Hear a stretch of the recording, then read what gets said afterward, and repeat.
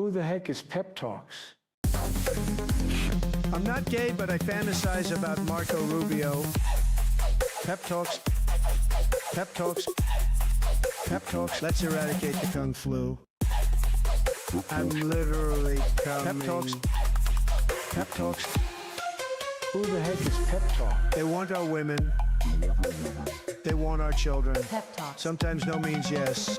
Grab them by the Pep Talk. Grab them by the Marco Rubio. Obama is a racist. Pep Talk. I'm literally coming. I'm Pep literally coming. Pep Talks. We found weapons of mass Pep Talks. destruction.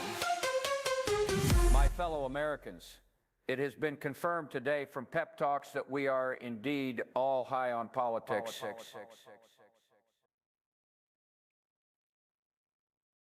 Yo, how's everybody doing? Welcome.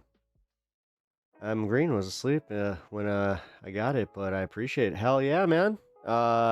Yes, you got a gifted membership. You can thank Mitesh for that when it's either Mitesh or Sylvie.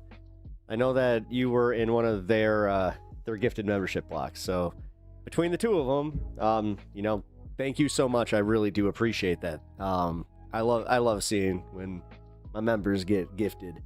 No, it doesn't.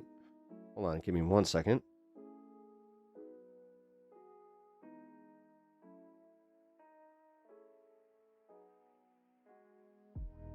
There we go. Well, everybody filing on in. If you're over on YouTube, please hit that like button as you do, because, yeah, it really does help me, especially lately, man. I don't know what the hell has been going on with YouTube, but they are making it so you got to get those likes. You really got to get those likes, so it's free for you, and I really appreciate it. Thanks, everybody, again, for just the support and everything. It's been freaking unreal lately. Everything with my mom going on, I really do appreciate everybody that has been watching and supporting the stream. You guys you rule.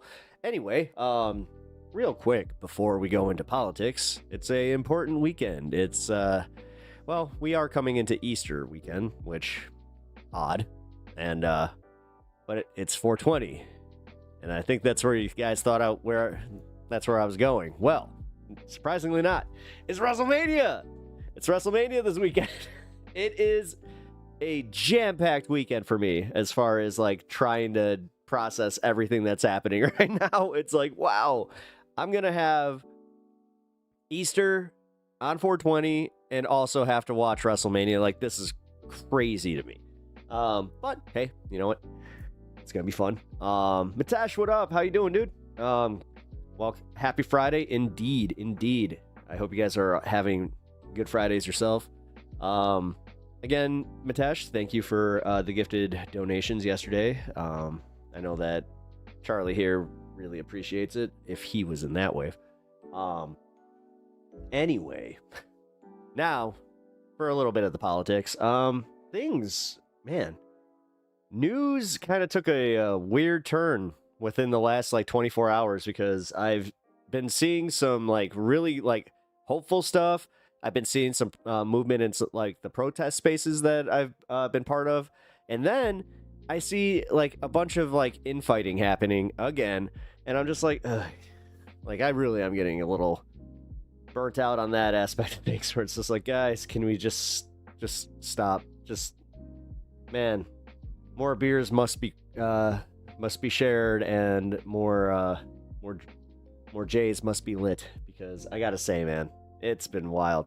Oh, Mitesh, you're here. Okay, so we got a special treat for the stand man. I went and got a bagel this fine afternoon, and I got Stan a bagel. So let's surprise him, because he doesn't know that this is for him. He thought this was for me.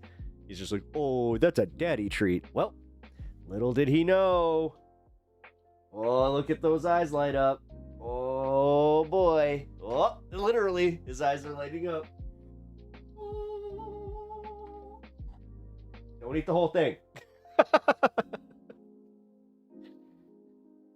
You gotta chew it. You gotta chew it. bone. Like a bone. You gotta chew it. What up, Ruben? How you doing? Choo choo. Good to see you, bud. What the hell is going on? This is not the list that I turned on today.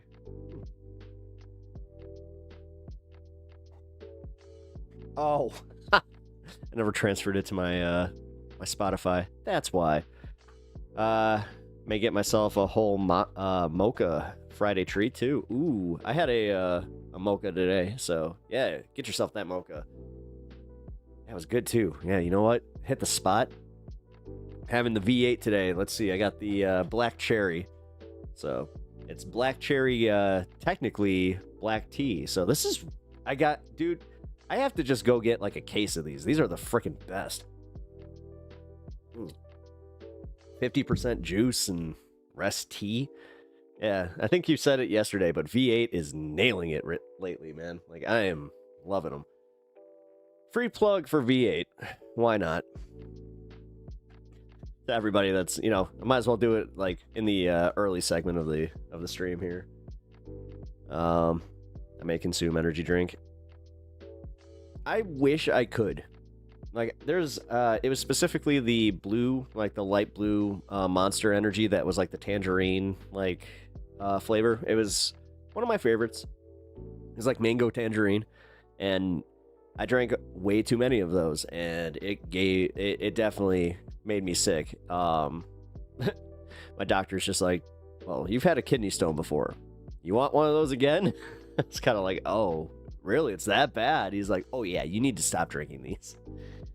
Okay, cool. But as I said, I'm jealous. Ghost is the only one I drink. Does anything for me. Ghost is good. Okay. No, that one's good. I was surprised when I tried that one, because yeah, that one doesn't have all like the artificial crap. So that one might actually be okay for me. I will say, there's also this other one that recently just came out that it's made with like mushrooms, and I was kind of shocked at how good it was. You know, like, you would think that a mushroom energy drink, especially when you see the flavors, you're just like, oh, it's the Ric Flair one. It was Woo Energy. It was not bad. Yeah, it's made with all like different types of mushrooms, and I was kind of shocked. But really good. They came out with a peach flavor recently. Oh, shit, really? Yeah, you wouldn't think it, guys. You wouldn't think it. It's not like the fun mushrooms like you're thinking. It's literally like, you know, different types of holistic mushrooms that are, you know, good for all sorts of different shit. I know that, like, it's like the mushroom tea kind of thing, but yeah, look up Woo Energy. Again, fuck, man. This is the second one. Second free plug in the, first 10 minutes? Yeah, first 11. Yeah, I've only been on for 10 minutes, so yeah. Hey, you need to, hey, you're pushing it, mister. Did you eat that whole thing? You ate that whole thing? Where is it? You ate it all. You ate it all. He ate it all. He ate that whole bagel, dude. Damn. That was supposed to last him for at least like the first half hour of the stream. That did not go according to plan. Okay, well, I guess because my old terrier, man, like that used to take him damn near an hour to get through. So I was just like, yeah, it's like a nice little treat. The looks he gives you is adorable. I know. He is very he is expressionable. No, what's the word? Yeah, his facial expressions are so animated. He's so animated. I do. I absolutely love it, but it is also kind of like, because for instance, like if I have to like shout at the cat to get off something, or stop clawing my baseboards. That's the new one. I don't know what the hell is going on with that damn cat, but he has started clawing the baseboards, and it really pisses me off. But yeah, so I'll just be like, stop calling the baseboards, and his ears go back. I'm just like, not you. And he's just like, oh. So yeah, I gotta be cautious with that one, where it's just like he's very, very sensitive. There have been times where, like, if I if I know where I'm like it's about to get loud in the house, not like, you know, fighting or anything like that. It's just like he's also super sensitive because he's got those big old ears. So like if I'm gonna turn like some really loud music up for, you know, just enjoying myself, he'll go outside. He'll go run around the yard, lay in the sun. Oh, that's his big thing. He loves to lay in the sun. He's a sunbathing pup. It's so funny though, because he has like those dark areas on him where he'll come inside and like he'll be like so nice and cold like on the top of his head, and then you get to like that dark area on his back and it's just like, whoa, you are scalding hot. Dude. My cat likes to paw at my face to get my attention, claws extended. That happened to me with Pav yesterday.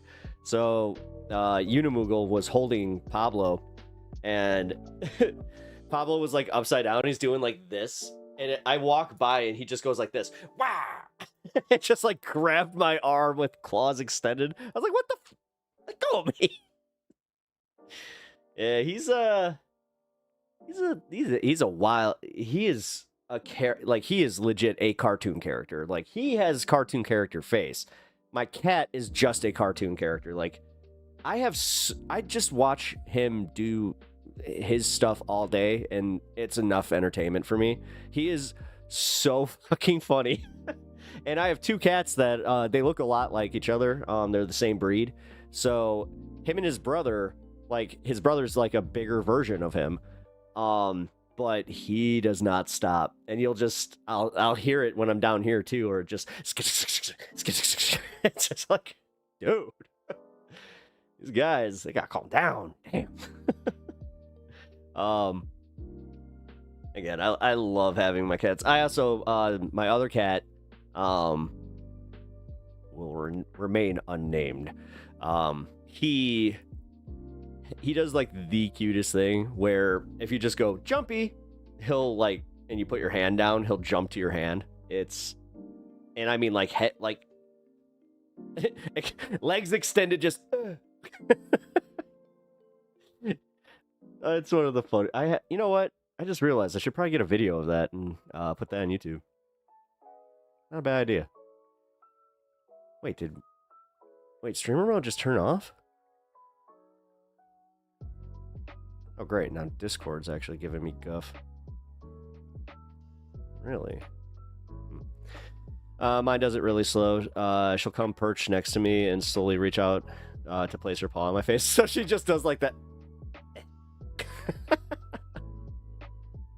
All right, now that's funny. I slowly dub thee my human. That's actually really cute. Man, yeah, I love cats. It's funny because somebody on here had asked me like what I prefer is between cats and dogs. I don't have a preference. I really don't. I see the merits in having both, and I just love having my cats and dogs. Like, I don't think I could have one without the other. But for real, most of my cats think they're dogs. Like, again, Pob, he acts like a dog. One of my favorite things that he does is he'll like when they're all laying like in the sun, like on the floor, he'll sprawl out and he looks like them. So, like, that's one of my favorite things. Oh. Here, sorry, give me 1 second, guys.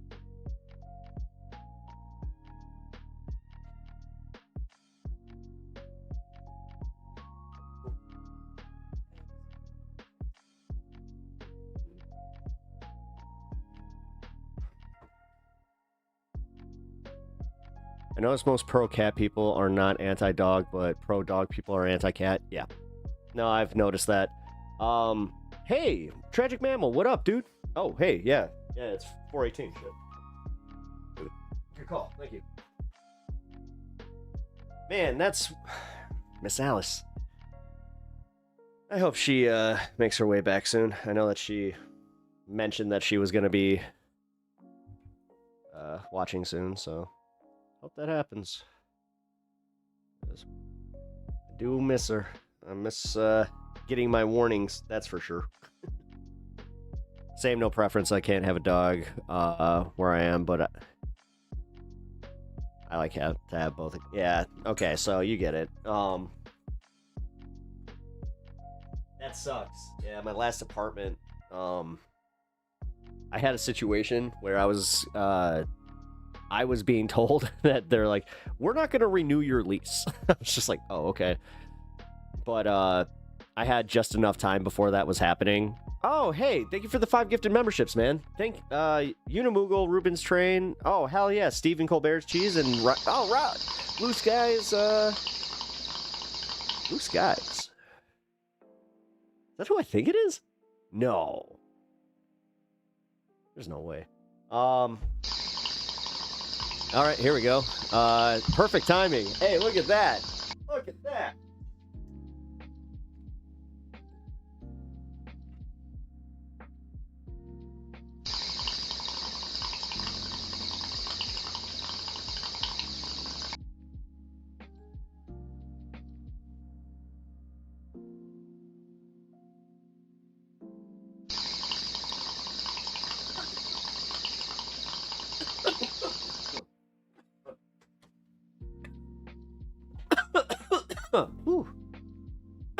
You fainted yesterday. Shit, are you okay? What happened? Oh, excuse me. My bad, I just coughed in the mic. Like, that was a cough into the mic. Landed on the dog bed. That is not the worst place to land during a fainting spell. Gotta say, that's actually, dare I, like, especially if it's kind of like that. It's like, oh. Huh. Bloodstone, what up? How you doing? Glad to see you.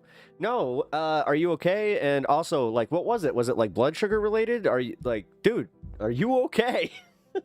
Low sodium, getting checked next week. Low sodium. Yeah. No, I actually, I had the opposite happen, where I had too much sodium one night, where it was, like, legit at my friend's house, and we just ate so much bullshit, and it, I forgot what the fuck I ate, but it was just way oversalted, and, it added to everything else. I was super dehydrated. I walked outside, and I just fainted. Like, I woke up in the yard, I was just like, what happened to me? Like, that's the last time I fainted, so that's low sodium. Man, it's crazy what can do this shit to you. It really is. Like, especially the older you get, like, legitimately surprised by it, where you're just like, oh, wait, I never had... Oh, that's right. It's essentially my body just telling me, like, no more, guy. You're abusing yourself. Let's not do that. This is my first fainting. I thought I had a seizure. I actually... did I talk about... I don't think I talked about this. I had a really, really bad headache on Saturday, where... I had, or Friday, no, it was Friday night, my bad. But yeah, last Friday night, I had the worst headache I have ever had in my life. It was scary, like, because I get migraines, and I can usually, like, the pressure is something that you can usually pinpoint. This is one of the first times I could not pinpoint where the headache was coming from, so I had a panic attack on top of the fact I was having some kind of, like, ridiculous, like, headache. It must have been dehydration or something. But I look back on it, I'm like, no, I was pretty hydrated. Like, I don't know what the hell happened, but I did look at my wife, and I was like, I think I'm having a stroke. And she was just like, look at me, you know, we did the tests, like the whole thing, and she's like, no, I don't think you're having a stroke, but yeah, we want to be careful. Like, we definitely want to, like, be aware of if you're okay, but potentially I have POTS. Sorry. POTS. I was told that I had that, but it's not what you probably have. I was told by a therapist that it was, you have POTS, pissed off teenager syndrome. So sometimes I just get huge head rushes and I can end up fainting. That sucks. Okay, yeah, but as I said, what is that acronym actually for? I forget about strokes. Yeah, you got to be like that's what I thought I was having a stroke. I really did think I was having a stroke. Scared the shit out of me. Like, it was the most afraid that I've been in a long time with anything that happened like that. And again, the fact that it sent me into a panic attack was wild. Like, that shit was just completely wild to me, where I was like, oh shit. You know, you gotta be careful, especially the older you get, guys. Like, here, you know what? Alright, let's invite the people into the politics. Why not?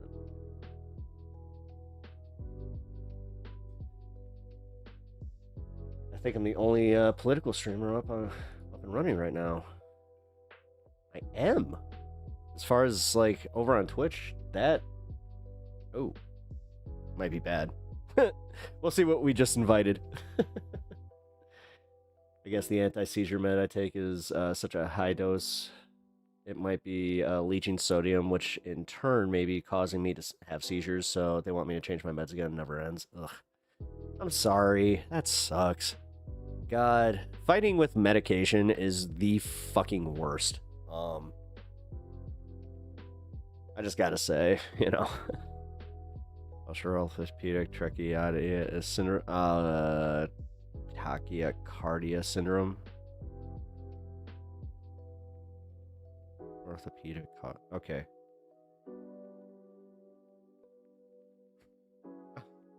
Oh yeah, thanks Matesh again. Seth Evans, what up, dude? How you doing? Coming in with the laughs. How you? Also, glad that you're happy. Hey, I'm a pretty happy camper today, actually. You know what? I'll just say this: I had a really good conversation with somebody, and it made me feel a lot better about a situation. So it's one of those things where it really like calmed me down from a bad place. So it was kind of nice, and then now I'm in a really good mood because of it. So. Yeah, I've been dealing with insurance, etc. Yo, dude. But what are you gonna do? Give up the THC? Well, I mean, see, that's give it up for THC. Yeah. That's.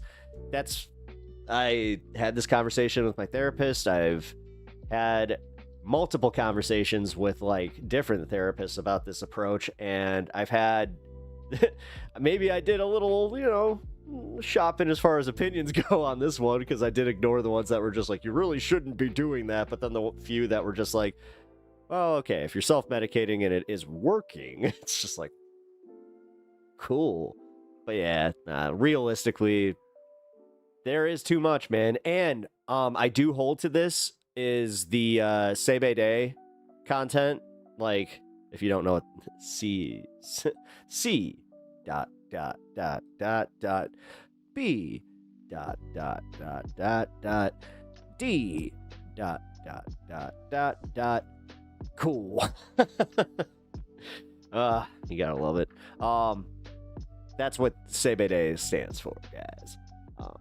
But you should definitely do a little bit of like a supplement, as far as like if you're going to be, you know, doing smokables or any of that kind of stuff, because the stuff now, they breed the CBD out of it, and it's so like concentrated that it is creating some problems, guys. So I have recognized it where I was like, oh, there's something weird about this.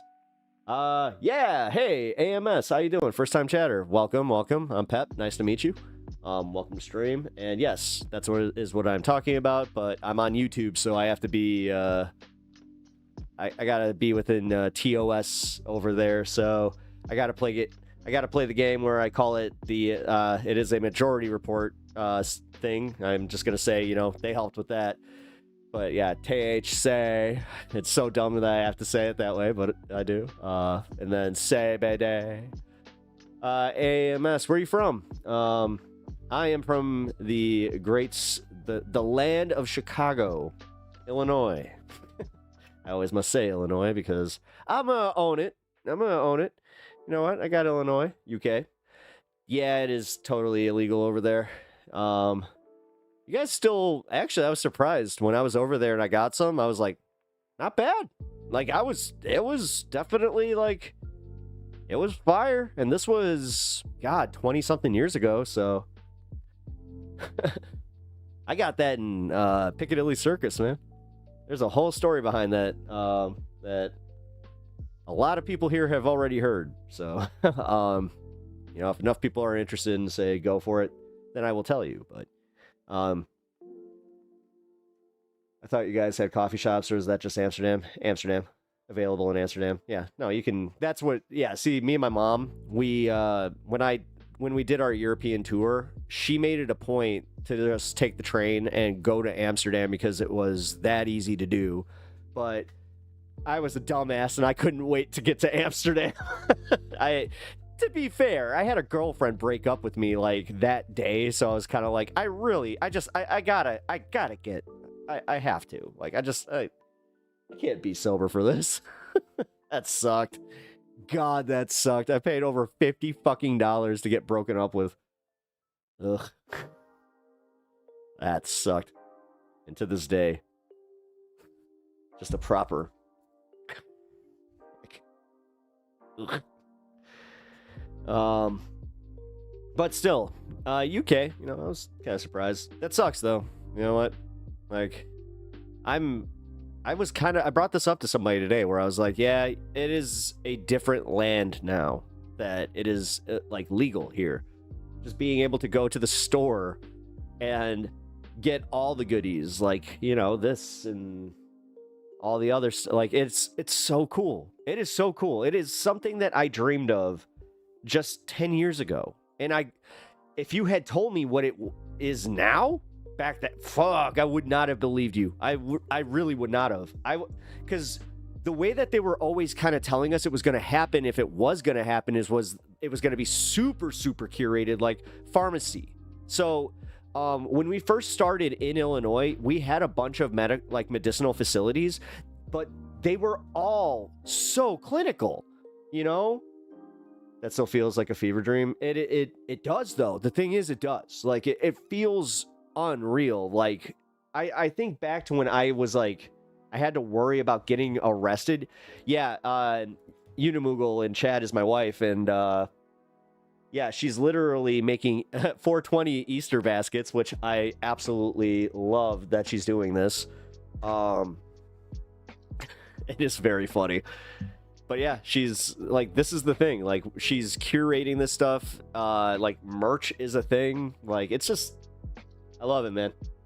But at the same time, I do feel bad for those that still live in the illegal states and countries because it's never had it. What's it like? Oh, really?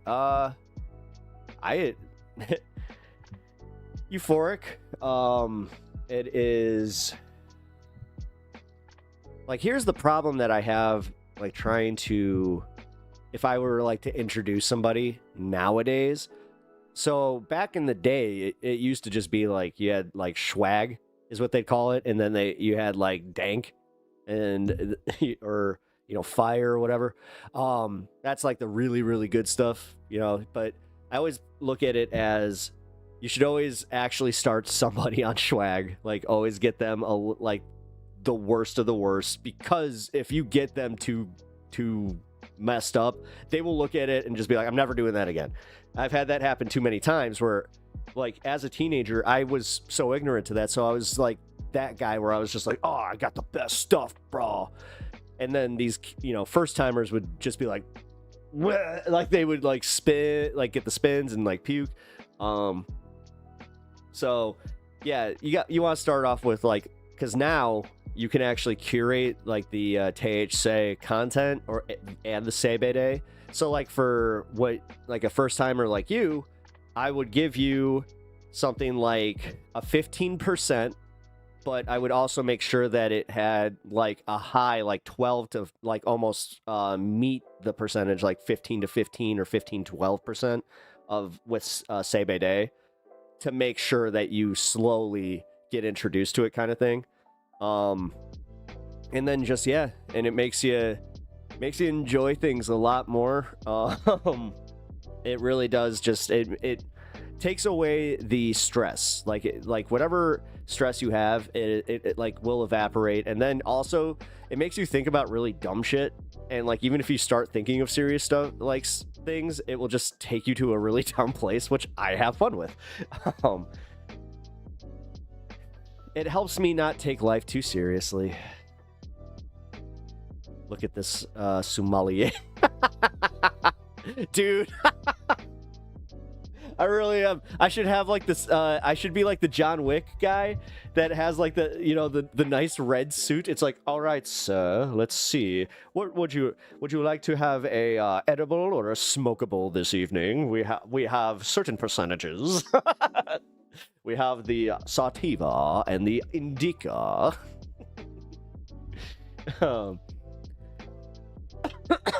If I were to try it, I'd rather not puff. Asthma, Eddie's. See, for someone like you, the edibles would be wonderful. Just start low.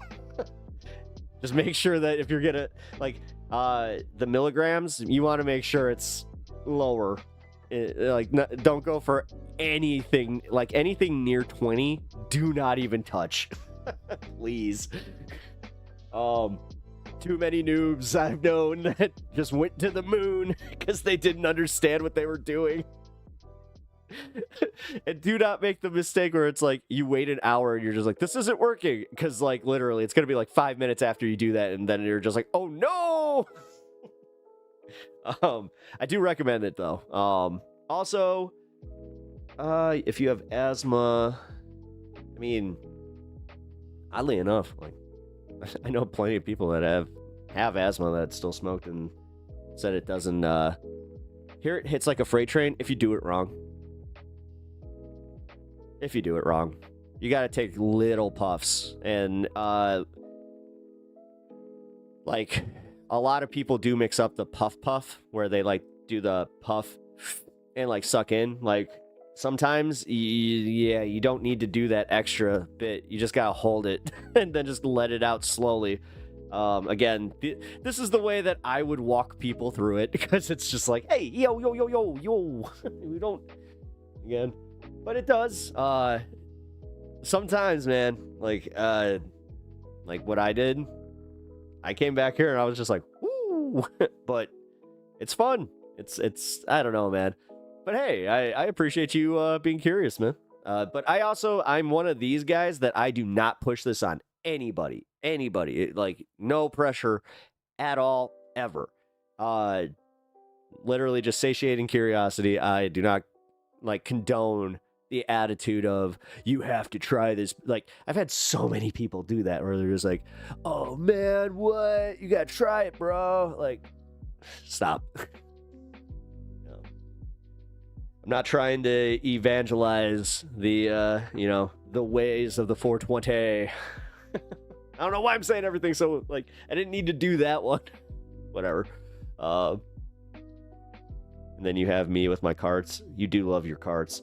I mean, what am I doing? Like, what am I saying? I love mine. Like, I make absolutely no mistake. I absolutely love my carts.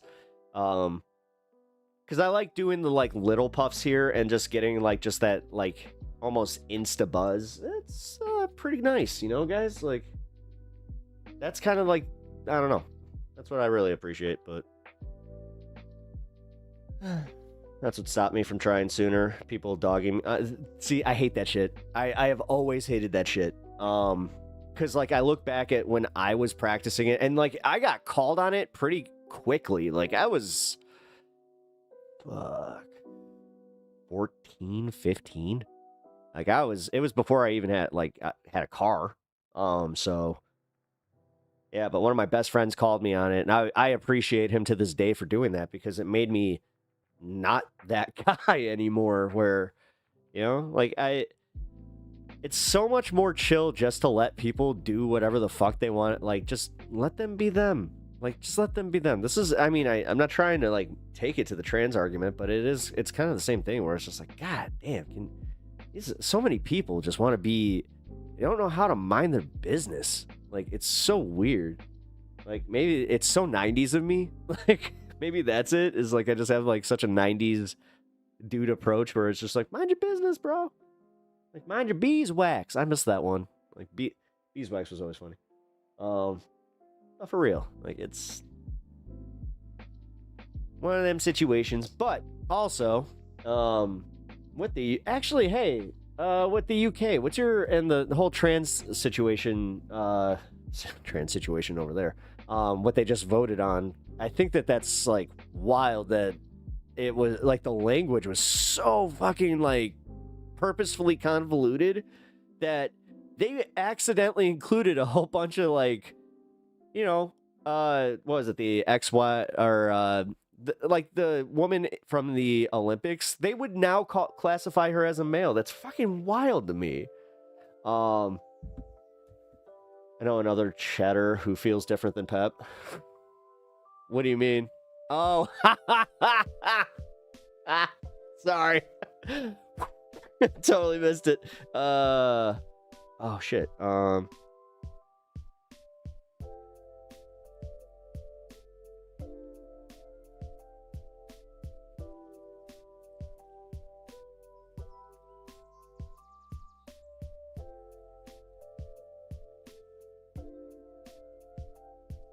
right.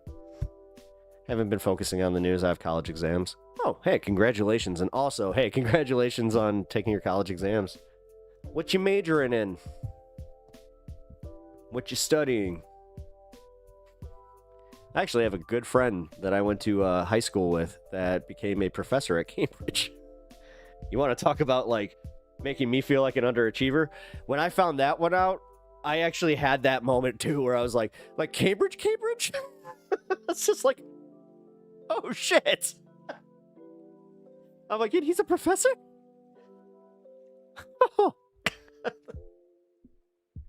It's like, oh, shit. Here I am. Nah, that always made, like, I've always been, like, weird about this stuff, where, like, even when I get, like, jealous, like, for maybe, like, a second, but then I'm just like, good for you, though. Like, I'm so happy, and then I'm, like, legit happy that I know, like, people like that, where I'm just like, oh, that's cool, though. I don't know. It's kind of the same thing, like, reverse with me, where I just hope people don't, like, do the envy game, and, like, I don't know. I just try to, you know, you do you, I do me. This is, God, I really have been thinking about that philosophy a lot more. And, I think, as I said, man, more people really need to just adopt that. God, especially over on the right. Oh, speaking of, adopting stuff here, there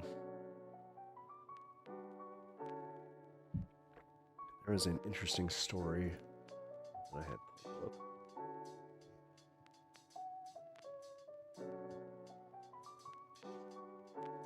Oh, where'd it go?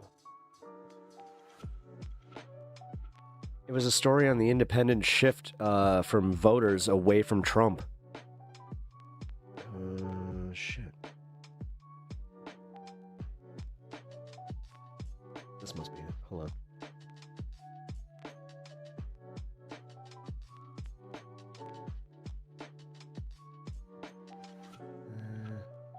Sure if it was their approval rating.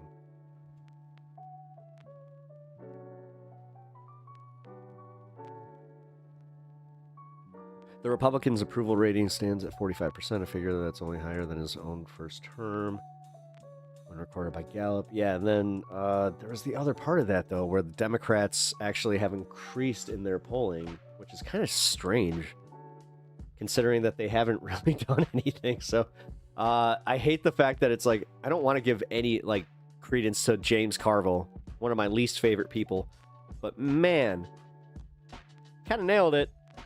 You know, the whole, just sit on your hands. Just when you shit on your hands, you just wait for them. Just wait for them to F up. Like, ugh. God. He really is just so annoying with that shit. Here, you know what? I'd rather play this. Whoa!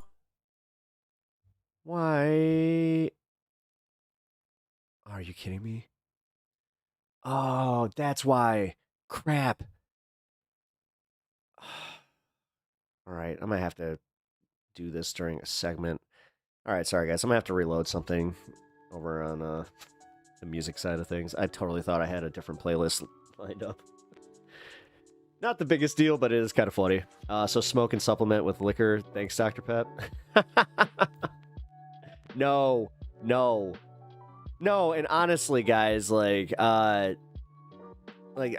is one of those things that I tried to explain to my mom too, where, you know, I don't know why, because at one point my mom had explained that, you know, her being sober for her was, you know, difficult, and you know, she was an alcoholic, so it's one of those situations. But actually, funny enough, Mitesh was talking about this yesterday, where he's getting like super into tea. That's what she did, and like that was the most effective thing that like worked for her, was getting into tea and like getting into.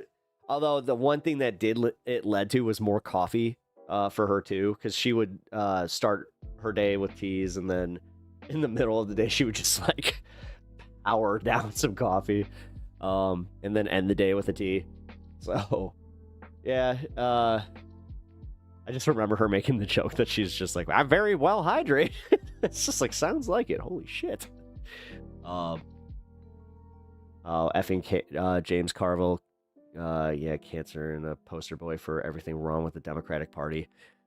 Yeah, him and Gavin Newsom right now really are like, yeah, they actually, you could use them as like the poster boys for everything wrong with the Democratic Party. But whatever, the discourse is starting to take an uncomfortable turn again. Like, we just had this situation happen, and now people are mad at Bernie and AOC, and I'm getting tired of this. Like, we need to definitely, like, forest for the trees this shit, and not miss the fact that, like, they are trying to talk about the fact that this is an oligarchy turning into a dictatorship. And you know, when you have people out there saying that they're just full-sale abandoning Bernie and AOC and their campaign because of him not acknowledging a protester getting removed, when he kind of did say like, hey, you know, this is a touchy subject, but I'm here to address this. I'm again, dude, I'm getting kind of tired of this. Like, we need to stop. You know, this isn't how you build movements, by just constantly just being like, nope, never gonna agree. It's like, wow. With people who literally are here to fight for your rights and also agree with this. But we're here to also say, hey, oh my god, we're leading towards a dictatorship, and this dictatorship is going to like lead towards more pain in the world. But yeah, the only thing that helped me get sober was getting tea backed. I hope you're not trying to quote my mom with that. You better be careful, sir. Or miss, sorry. I just realized that who you were. I thought I read Simply Steve, and I was just like, Simply Steve, how dare you? And then I'm like, oh, Tragic Mammal, hey! How dare you?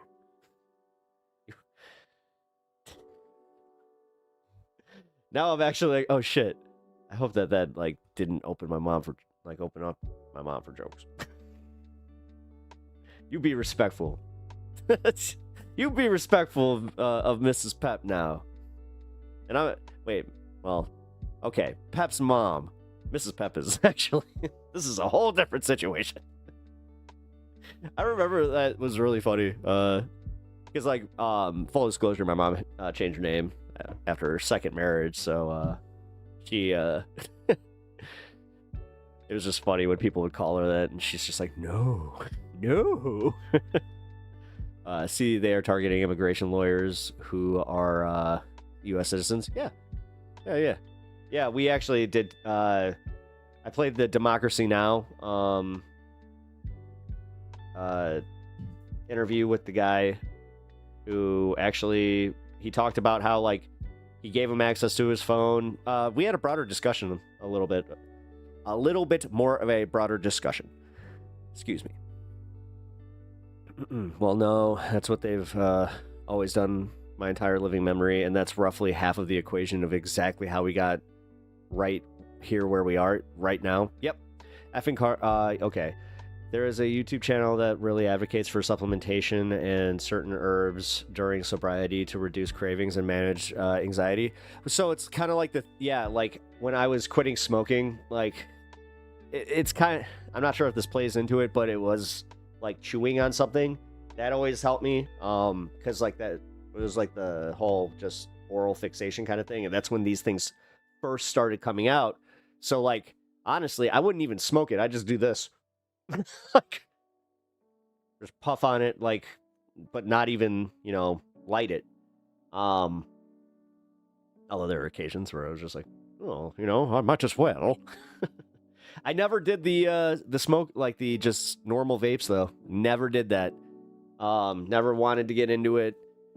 Saw how it could definitely lead towards what it did, where I hate to say this is the one time where I would see those like parental ads and like those anti-smoking ads, and I was like, kind of got a point. I felt so uncool. It was just like, oh man, it was the punk rock leaving my body, just like, no, come back. It was just me with Liberty Spikes, just like, you've betrayed your sensibilities. I used to use my pen. Yeah, I used to like chew on. What I would do is like the old Bic pens, I would just literally like take the ink part out and just chew on the back part of it. I had a specific one that like I'd keep in my pocket. God, I did have that. Like, I had some weird things that helped me get by. I'll admit it. Whatever.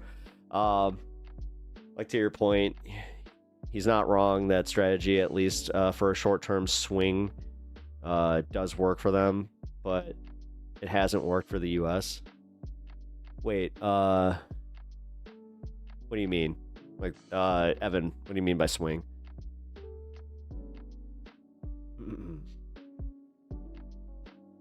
The joke is on me, man. I put those tea bags right in my eyes. Don't even drink the teas.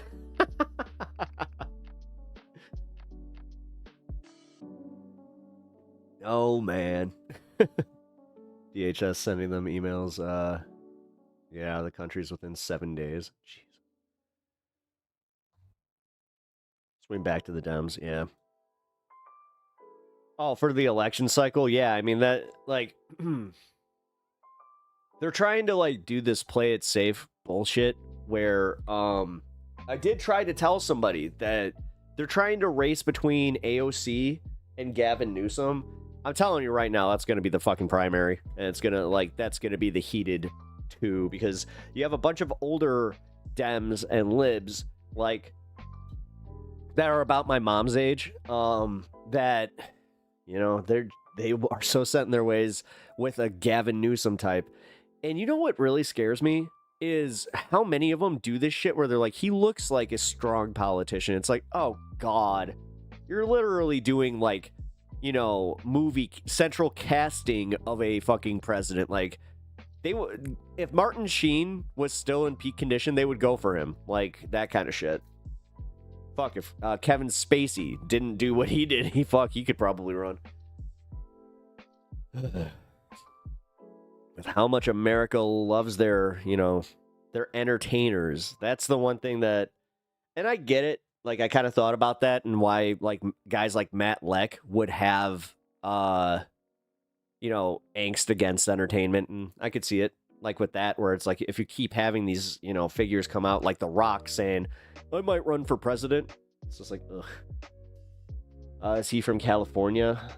Yeah, Gavin Newsom. Yeah, he is the governor of California. California. You know who the ex-governor of California was?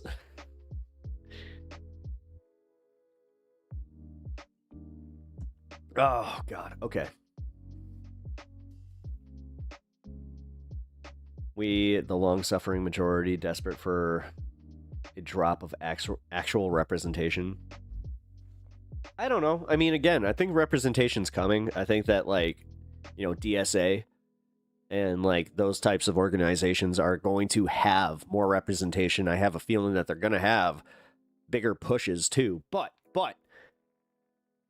this is where I was saying funding does matter. And we have to be very, very, like, we have to figure this out, yeah. No one cares about DSA, LMAO.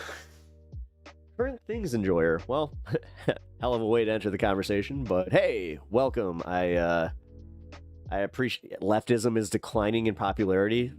Have you seen the like the podcast ratings? Have you seen it? See, here's the thing. I love how Donald Trump likes to go by ratings, because going based off him and like the way that he looks at things, no, you're wrong.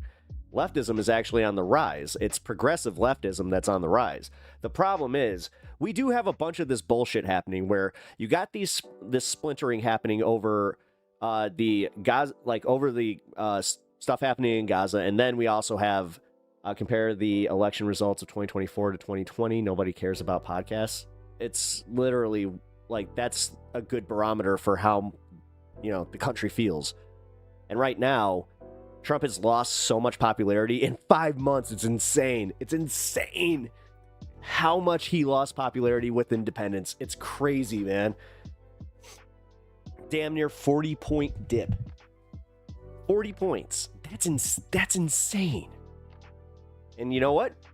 That's where they're starting to look at guys like Bernie and AOC. That's why AOC and Bernie are selling out these fucking huge fucking arenas, which, again, crowds don't matter. I'm just going to say that much. The crowd size does not matter, but yeah, podcasts are a good barometer of what's going on. Exactly. Knocking Joe Rogan off the top platform by almost 3 million people. That's a big deal, man. Like, again, I'm a child of the 90s, when Trump talks about ratings, funny enough, I actually kind of understand where this dude's coming from, because I'm just like, you know what? He's got a point there. They've taken a ratings hit. You know what? ABC, nobody's watching him. And he's not wrong, because nobody's watching cable anymore. The thing is, like, when he said the same thing about Fox News, he wasn't wrong. It's just like, Fox News is the #1 cable network by a wide margin. And still, they do numbers that Hassan fucking Piker will beat. Like, that's kind of crazy, like, when you really think about it. But that's also where I'm saying, yeah, like, alternative media and, like, looking at the podcasting, that is a good barometer of where the, American electorate is moving. Like, if you're, like, by your logic, Candace Owens, like, they would be at the very top. You wouldn't even see a leftist podcast popping up on any of these things, but yeah. Oh, you're just getting mad because I'm making good points. So that's the funniest part. You guys, like, you start going on your little tirades the second that, a streamer calls you on your bullshit and also just says, like, nah, you do know we're right. That's why you're so worried. I don't know, man. Maybe stop focusing so much on playing team politics and getting all butthurt that your side is actually fucking up. Like, that's also the thing. The right wing has full control of the country right now, and the country's in chaos. Good job. Good job. And you can't blame Biden anymore. Good job. You are, dude. Like, hey, what up? Anna, how you doing? I'm here, I swear. Nice. Carry more weight if you didn't insult people. Whatever. Again, he's big mad. It's okay. It's okay. That 40-point drop on Trump isn't what I saw read today. Trump's at 46% approval, which is a drop about 4% since the election. No, it was a 40% drop for the Republicans. It was a 40-point drop for Trump from independents, specifically. It was when they were polling on, like, the independent support for Trump. But, oh, we're already popping off. Yeah, I mean, let's say I was a little risky today, and I marked the stream over on over on Twitch politics. So we know how that goes. It's like, the second that I market politics from Just Chat, we're gonna likely have some either Russian, like Russian streamers or bots, or we're just gonna have like, you know, the standard fare that are kind of just floating around, they're swimming around looking for blood in the water, and then they see they see this leftist streamer and they're just like, let's go. Yum, yum, yum. Is all people, all parties, all voters? Yeah. No, I mean, well, to people who answer that shit. Because again, that's my favorite one, is when you look at the actual, like, American polling base. It's anybody that has a landline, which, bro. Newsweek.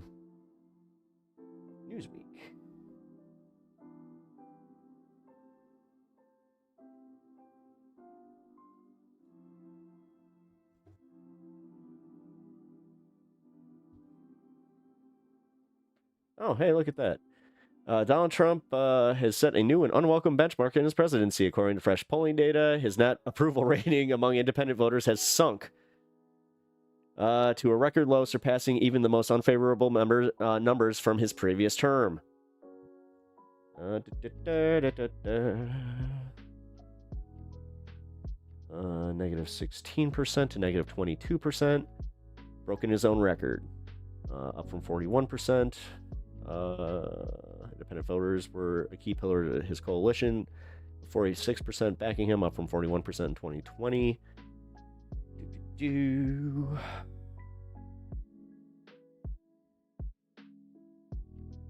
Yeah, 54 to 37. All right, so my number might have been a little off. Sorry. I do have to be a little more careful with that. So was it from negative 16 to negative 22? Negative. The fact that we're starting at 0. That's my favorite part. It's the fact that a lot of them were at 0%. When you go back to his approval rating from his last term, you're like, oh. Yeah, Newsweek is conservative. Yeah, no, I know. We have covered that here. Yeah, Newsweek definitely swings conservative. I remember Robin over in chat helped us with that. Yeah, I was thinking of pursuing my PhD in the US, but I'm unsure. What would you advise? I would actually just stay in the UK right now, depending on what kind of scholarship you get, and honestly what kind of student visa protections you have, because I'm telling you, man, like they're going to, like, you know, we actually just watched something about the Philippines and their immigration customs. We're getting close to that kind of shit where it's just like, damn, like, because Philippines, I didn't know, man, they do not fuck around. They really do not fuck around. I'm not sure, like, if you guys know who Vitaly is, but he's a prank streamer who, you know, he started on like Vine and shit. That's how I knew him. But yeah, when I saw he was back and he was doing like IRL prank streams, I was just like, oh god, that makes so much sense. You know, and then I had that thought too, where I'm like, he's got to be over like in his 30s at this point. Sure as shit, he's 33. But yeah, man, he got arrested and he's going to the gulag, like the straight up gulag, and he's gonna be there for guaranteed three to 4 years, just waiting for his trial. There is no pretrial release, nothing, nada. They are making an example of this guy, and it's mostly because of guys like Johnny Somali and like the advent of IRL streaming. Like, dude, it is bad. It is getting bad out there. I'll say that, man. I saw that senior assassin thing. Like, it's actually causing problems near where I'm living, where they have to put on businesses like no squirt guns, all this bullshit. And then on another business, you had just no streaming. I'm just like, oh, shit. Like, they really are. They're going on lockdown with this shit, but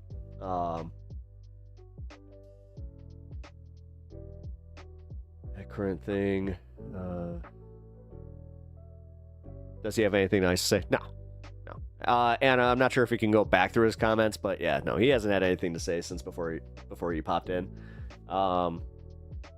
You're a child of the 90s and the man-child today with all the toys behind you. You're a victim of the media hype. Bah. No one in IRL gives two shits about Hassan Piker. You're all losers squawking on Twitter. What a fucking tool. No, for real, man. I just love that, like, you truly are like, you wouldn't even have to, like, type that little tirade if you weren't actually bothered by this shit, so. Have fun being bothered. Dude has the GPT brain rot. He really does. God. Yeah, ChatGPT, man, I gotta say, yeah, people who use ChatGPT to, like, get every answer for everything scare the shit out of me. It's scary. Like, they're taking a significant part out of, like, you know, research out. You know, like the whole deductive reasoning. Like, it's like, nah, I'm gonna give that up to this algorithm and hope that it, you know, that I can see through it. Fuck off.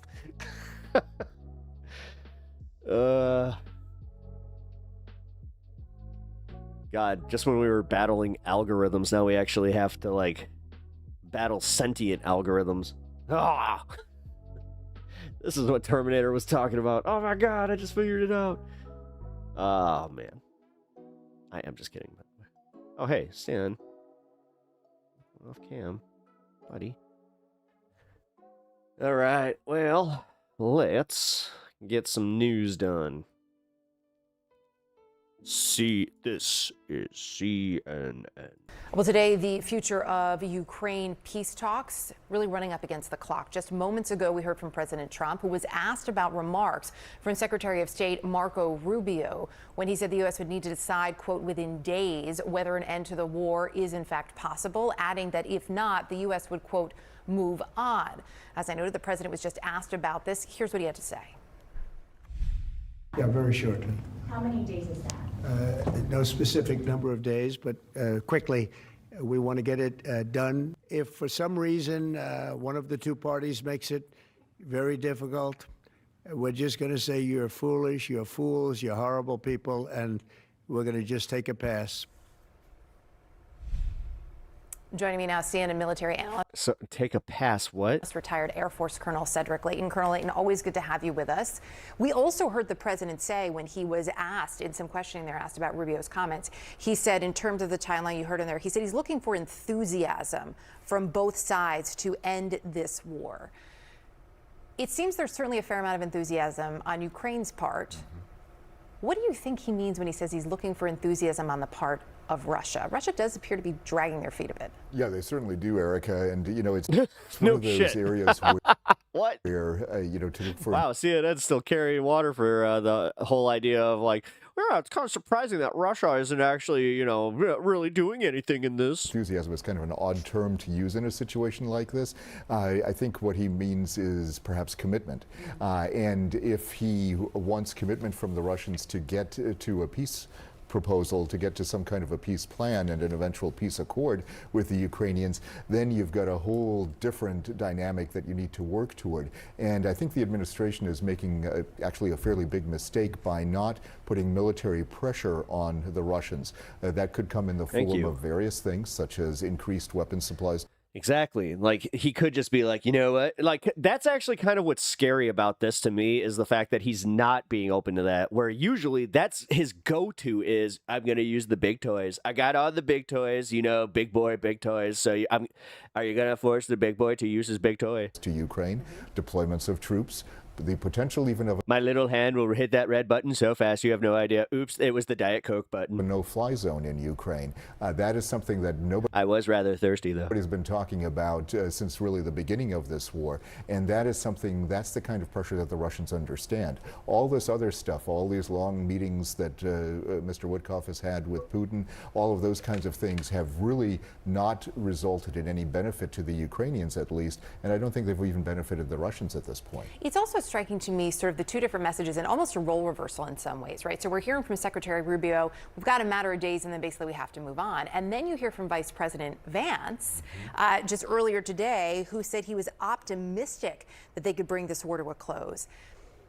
Does that read as messaging to you? And if so, is that messaging to one country over another in your view? No, well, it seems very confusing to me, Erica, because you know, an administration of whatever party should be talking with one voice when it comes to these kinds of things. And when you have the Secretary of State saying, okay, we're going to move on, whatever that might mean, and then on the other hand you have the Vice President saying, I'm optimistic about getting things done, that implies that they're not going to be moving on. So obviously foreign policy is the province of the Secretary of State, at least under normal administrations. So if that is the case, that they're going to potentially move on, that could mean a case of perhaps benign neglect when it comes to the Ukrainians. That could be bad for them, but it could also be bad for Russia. And that could mean that now this gives the Europeans a chance to move in from a diplomatic standpoint and take over where the United States has left off. So to that point, you read my mind, so thank you on that. In terms of Europe moving in, do you believe European leaders could come in and actually work out some sort of a deal here where the U.S. cannot?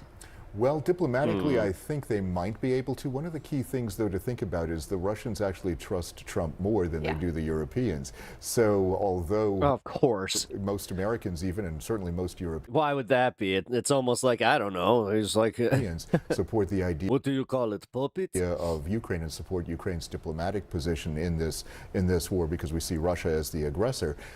He's like a Russian nesting doll, little Putin inside. Russians are far more. You ever seen Men in Black? Comfortable with the Trump position, and if they let that slip by, they're going to actually lose a potential advantage that they have. But the Russian side will lose that advantage on the diplomatic front, and that could be critical for them to basically consolidate the gains that they've had and potentially even gain more. And so for them, this would potentially be a dangerous situation, and it could result in those gains being reversed either militarily eventually or diplomatically. It is remarkable to be at this point, right? And to now be looking at, is this sort of the next 48 hours? Is this what we have to work with?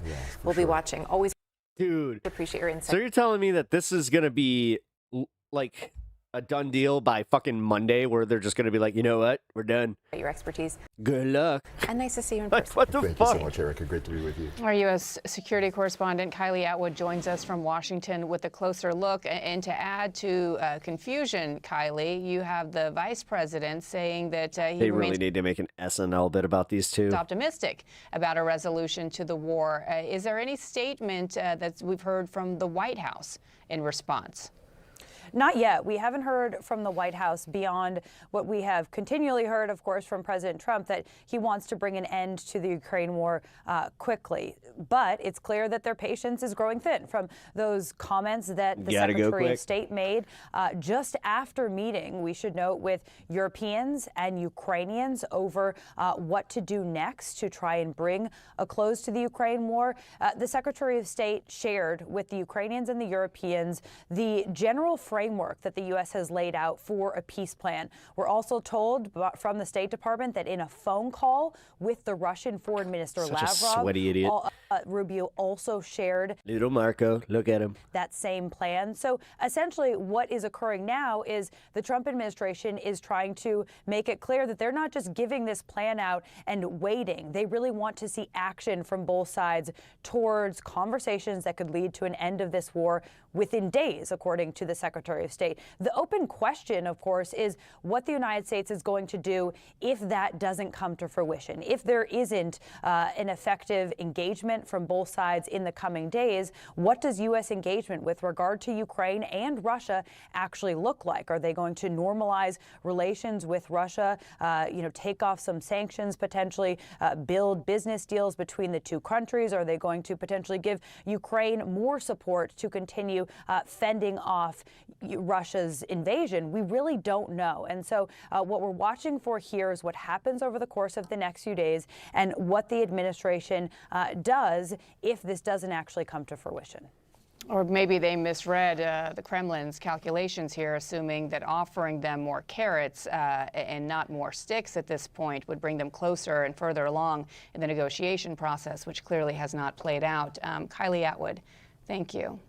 All right, let's stay on this with Chief National Security Correspondent Alex Marquardt. He's in Washington for us. So, Alex, where does this leave Ukraine? How does Ukraine interpret these comments by Senator Rubio?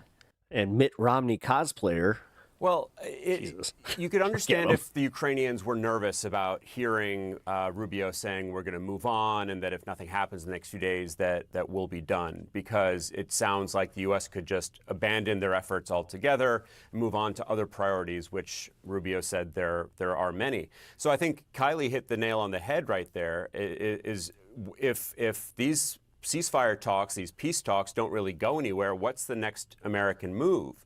And I was speaking with a U.S. official earlier today who said that essentially the U.S. would move on from the negotiations to the next phase, which would be involving significant policy discussions and decisions. So we have heard the president, for example, talking about putting more sanctions and tariffs James Clown, hello. on the Russians, shifting, Hello from London. as you said, Bianna, from the carrot to the Welcome, stick welcome. approach, because there have been a number of concessions that the Americans have already given to the Russians, meeting with them repeatedly at a senior level, talking about no NATO membership for Ukraine and no American troops in Ukraine. But is the U.S. ready to punish them more, to get to some kind of peace deal? Dude, he keeps doing this thing, though, where it's like, it's almost too late. Because once it's done, like, once he does the thing where it's just like, you know what, we're done. And then the EU moves in. He keeps doing this. It's so short-sighted. Like, it's the same thing with the Panama Canal with the, like, well, you know what, now China's going in. We got to look into what China's doing. It's like, dude, you did this to yourself. Everything is so self-inflicted this time. I do at least love that a lot of this is just blatant incompetence, and it's going to end up biting them in the ass. Impose consequences for invading Hopefully. Ukraine. But certainly, if I were President Zelensky and if I were sitting in Kyiv, I would be quite nervous, because we have heard the Trump administration erring on the side of the Russian talking points. Yeah. And actually yesterday, President Zelensky accused Steve Witkoff, who has dude, I just become realized the that primary YouTube chat intermediary froze. with the Hold Russians, on. of adopting the Russian narrative and saying that that's really troubling. And that's something that we hear behind the scenes as well. And of course, there was that blow up in the Oval Office between President J.D. Vance and President Zelensky. We've heard President Zelensky very afraid that the Americans are taking more of the Russian position than their own. But really, we have to keep such a close eye on what's going to happen over the next few days, because if the Americans do pull back, we don't know what that next move is going to be. We know that Keith Kellogg, the special envoy for Ukraine, has talked about a 100-day time frame. Those 100 days are running out by the end of this month. And the Trump administration is not showing much patience. Yeah, I'm thinking he's going to. Showing much appetite for I wouldn't be surprised if by Monday they literally say he's just going to back out. continuing with these You know what? We're done. conversations. And if they cut these conversations short, it is Ukraine who stands to lose more than Russia. Right, Alex Marquardt live for us there. Thank you so much.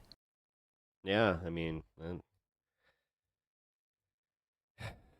not exactly a hot take there to say that Ukraine is going to lose out on a lot more than Russia, but it is also just like the fact that he's pulling this like taking my ball and going home. It didn't happen. And then on top of it, like, I just hope that, you know what, we do need to just back off the whole, oh, he said he was anti-war and he was going to fix all this in November. Oh, God. Save it for the proper time when they say promises, kept. Then you can use that. Just don't, this whole rubbing it in the face kind of thing. I'm just like, you know what, even I don't have the energy to do that right now. It's just frustrating. Because, like, we're literally living through a constitutional crisis. And I'm just kind of like, oh, yeah, we kind of need to solve this. Like, we really need to solve this. Good luck, Ukraine. Yeah. Yeah. It sucks, man. All right, here we go. Let's get an update from the Legal Eagle, of all people, on what's going on with the Kilmar Abrego Garcia situation. Because there's also more going on that is just, I didn't have the whole, president of El Salvador photoshopping pictures of the drinks, saying, look at him enjoying margaritas, and you could tell that it was blatantly photoshopped. It's like, cool. That's like, what the fuck? Oh, God. Makes you do wonder. It's like, did they use AI to do the fucking Photoshop? They probably did. Hello, Legal Eagles. I wanted to give you a quick legal update on the Abrego Garcia case because two extraordinary things happened since we released our fairly comprehensive video yesterday. In yesterday's video, which I'll leave a link to, we covered basically everything that happened from Mr. Abrego Garcia's erroneous deportation from Maryland to his extraordinary rendition to the CICOT gulag in El Salvador, literally the one country he couldn't be deported to. And we talked about how the district court judge is absolutely furious and has ordered expedited discovery. Specifically the depositions, meaning the questioning under oath of the government witnesses, some of whom are lawyers for the government, and how it looks like the judge is not going to entertain objections to privilege, even though these are lawyers because they were put forward as fact witnesses. Well, the latest government affiant, who previously filed a declaration under oath, apparently realizes he's in trouble and doesn't want to say more things that will get him into yet more trouble. Joseph Mazzara, acting general counsel for Homeland Security, filed a new status update with the court. And all it says is, I, Joseph N. Mazzara, declare under penalty of perjury as follows. 1. Please refer to my prior declarations for the foundation of my personal knowledge. Which is funny because, as we talked about, I'd argue those declarations do not establish personal knowledge in any way. And then he goes on to say, quote, 2, given the government's prior clear and unequivocal notice to the court regarding how the government will facilitate Abrego Garcia's return within the contours of existing law and regulation, there are no further updates. So, yeah, they are really got nothing for you. Doubling down on the whole, we're not going to do anything and you can pound sand approach. And the judge is not going to like that. But the second thing that happened is perhaps even more extraordinary. While all of this was going on, the government asked the Fourth Circuit Court of Appeals for a stay of the judge's order. But the Fourth Circuit moved lightning fast and denied the government's request. So things are proceeding in the district court.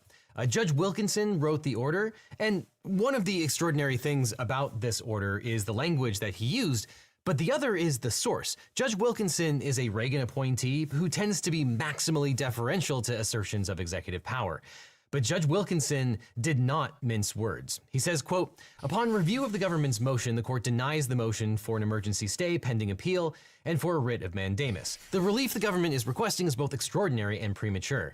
While we fully respect the executive's robust assertion of its Article 2 powers, we shall not micromanage the efforts of a fine district judge attempting to implement the Supreme Court's recent decision. It is difficult in some cases to get to the very heart of the matter. He called him out. But in this case, it is not hard at all.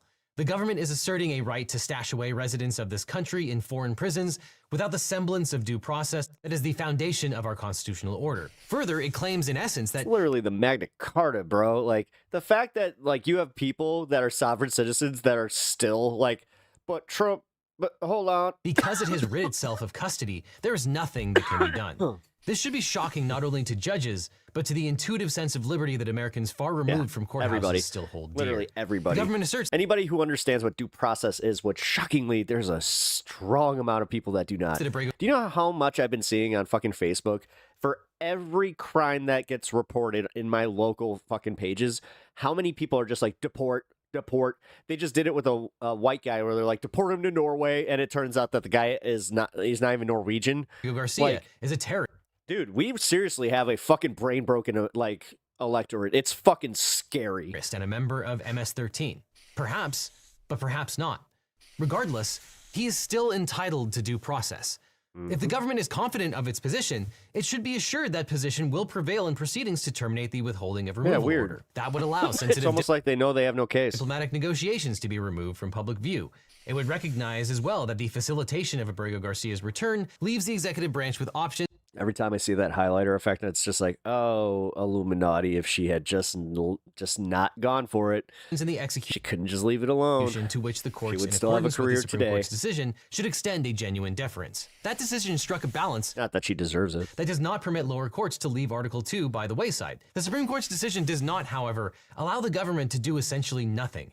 It requires the government to facilitate Abrego Garcia's release from custody in El Salvador and to ensure that his case is handled as it would have been had he not been improperly sent to El Salvador. Facilitate is an active verb. It requires that steps be taken, as the Supreme Court has made perfectly clear. Facilitation does not permit the admittedly erroneous deportation of an individual to the one country's prisons that the withholding order forbids, and further, to do so in disregard of a court order that the government not so subtly spurned. Dude, this judge was cooking on these guys. He was just like, you guys are really playing with fire here.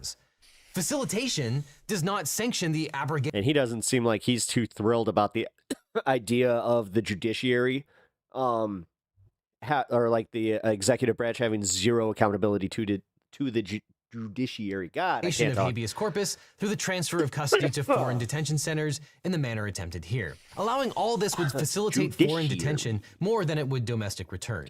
It would reduce the rule of law to lawlessness and tarnish the very rules for which Americans of diverse views and persuasions have always stood. Now the branches come too close to grinding irrevocably against one another in a conflict that promises to diminish both.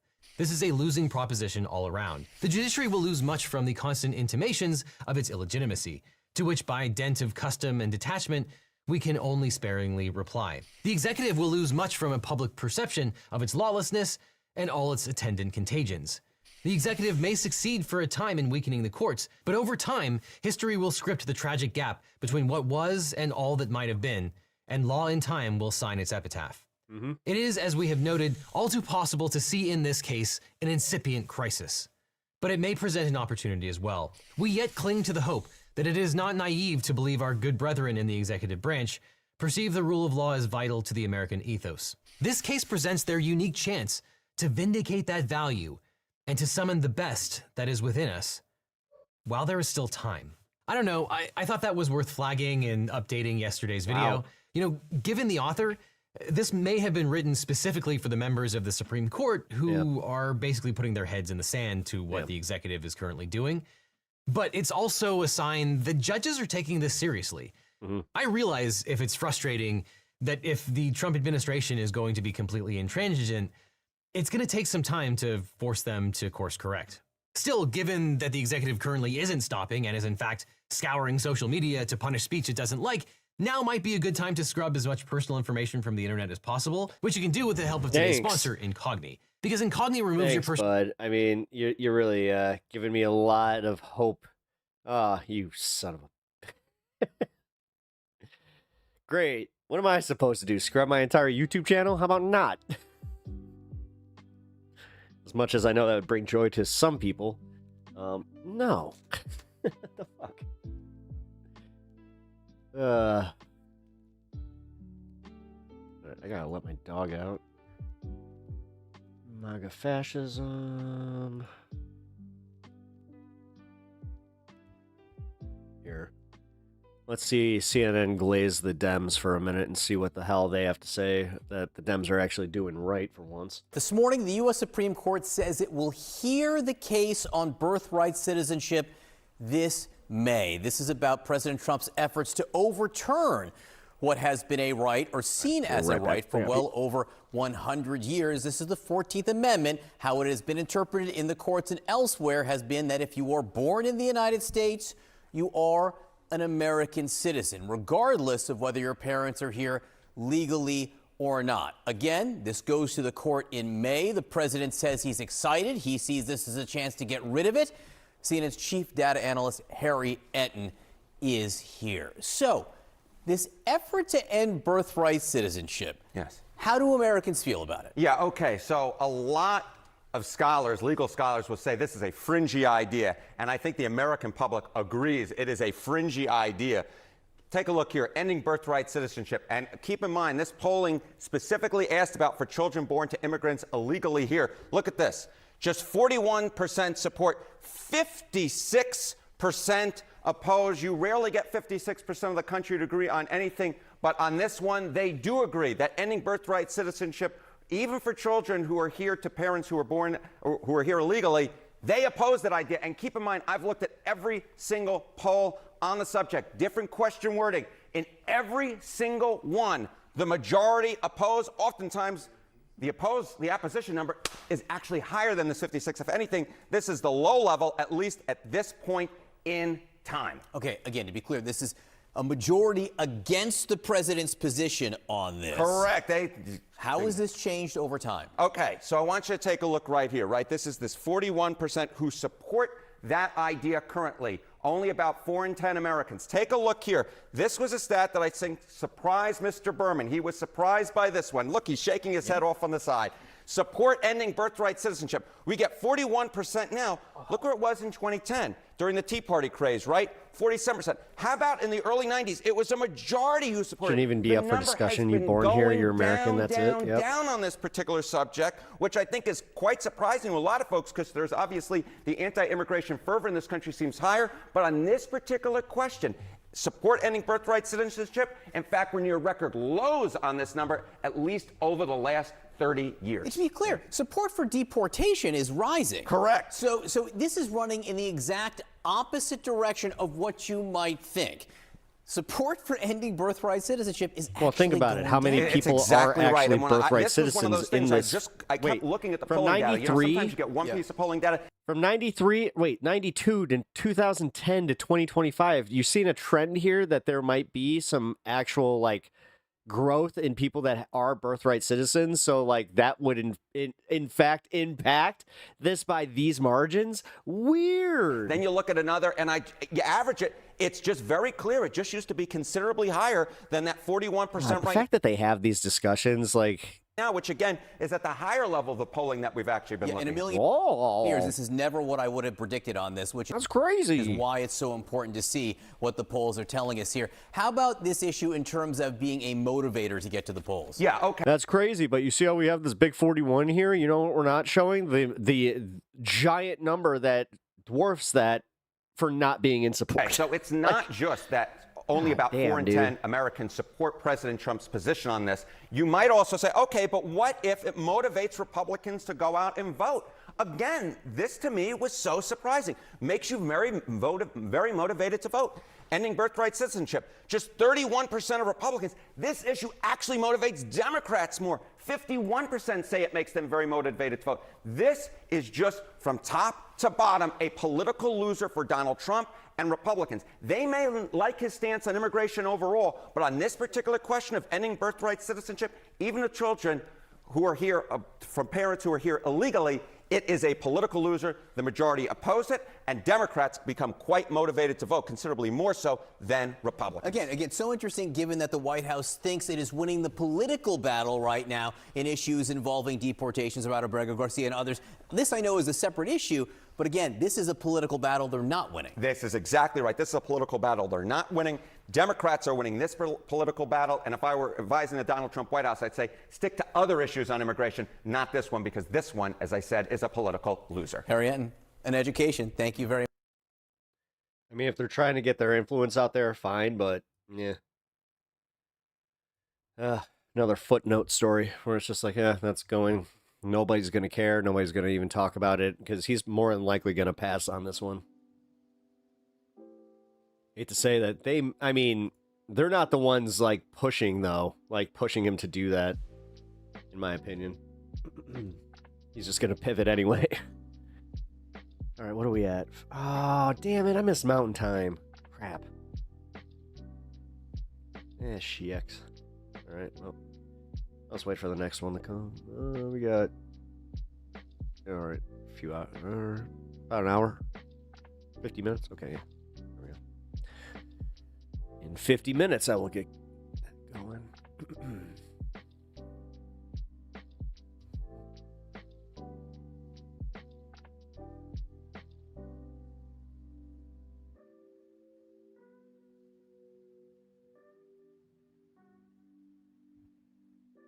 There we go. Let's see.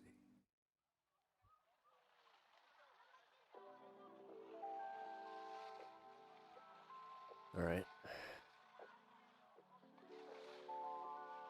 Trying some new lo-fi music, but I need to I do need to run this through my generator thing to find out if there's a copyright or like so I think I've explained this before, is there's some channels out there that do this really dirty shit where they'll go to Spotify, they'll get a bunch of copyright-free music, they'll put it on their channel, shift it a little bit, and then they'll claim copyright for anybody that's playing it. So, and they do it specifically to target guys like me, you know, streamers that just make just enough money to like hit them for revenue share. That's the main game. They're trying to get it so where I just ignore it, but I'm not one of those ones. Ooh, We're good. Cool. Tea party. Yeah, tea party. You know what? Fuck. I need some. Actually, need to make some tea. I'll do that in a little bit. Yeah, sorry for this for the little munching. I did kind of realize I was like, oh god, I haven't eaten like nearly enough today, so I was like, I need to have a little bit of a snack. Which I do not appreciate when streamers eat on stream, so I'm trying to not be that guy. Like, but I get it. I do get it. Like guys like Hassan, I totally understand why he has to do what he does, which he's not on today, strangely enough. So I was hoping that Market Politics or just chat might get a little bit more engagement here, but hey, whatever. Let's see.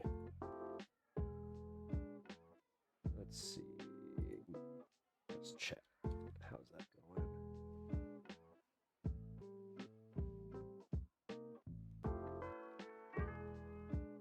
We'll do just chat.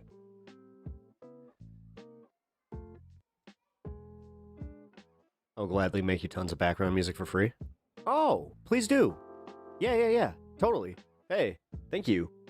Yeah, go for it. I love it. Hey, I'm all for, like, I love lo-fi. Like, I love lo-fi, jazz. Like, I like music that I don't necessarily have to pay attention to, but I also just, like, it's pleasing, you know? Like, I have listened to jazz and read comic books for as long as I can remember. Like, that's my routine, so. And then it's lo-fi for streaming and usually, like, gaming. Like, it's kind of funny. I used to play, like, lo-fi music in the background while I was gaming. So it's so organic for me to just hear this and just do what I'm doing. That's kind of cool. Lo-fi for the win.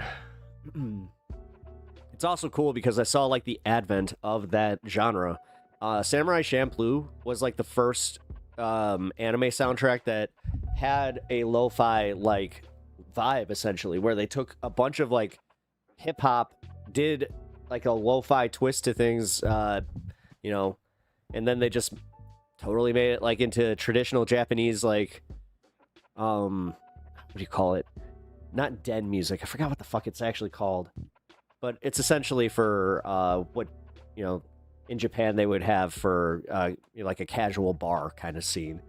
But, man, I really like how they did that.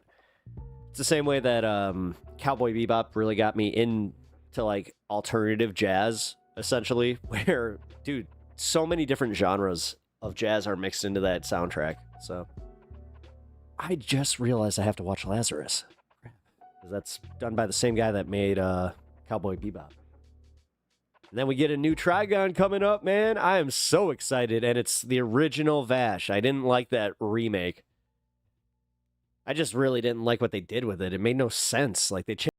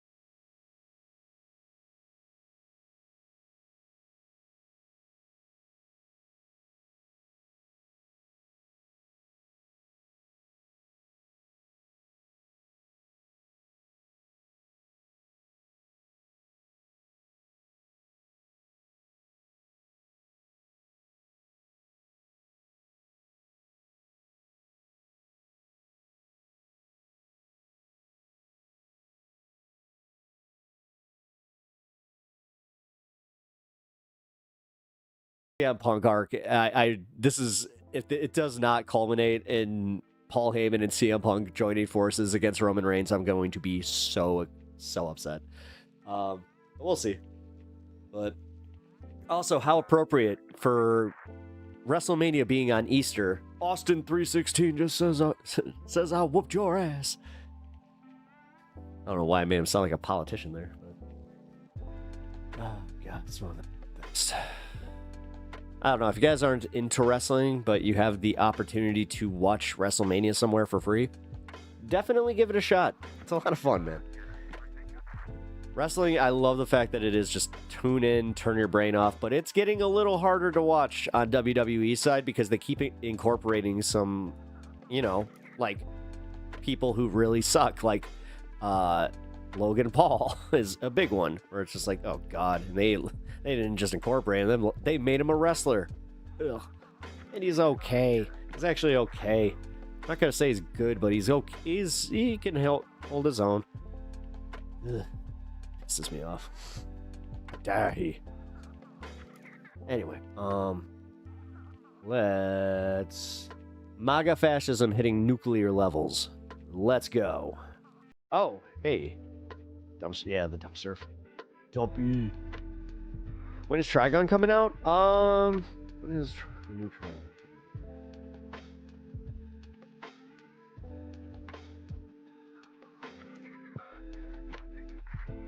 2026. Trigon Stargaze. Next installment in the Trigon franchise is set to be released in 2026. Plot takes place 2.5 years after the events of Trigon Stampede, according to Wikipedia.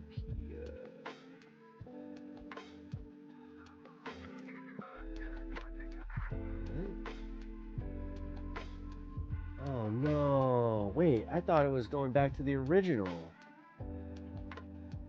I heard it was going back to the original. Wait a minute.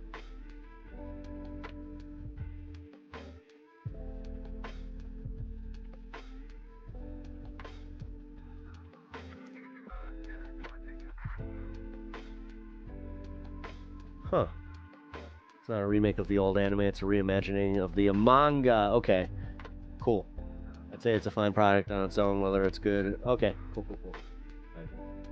Alright, I'll be fine with that. The manga's good. Wow. Actually, there's an arc in there that'll be really cool, because, I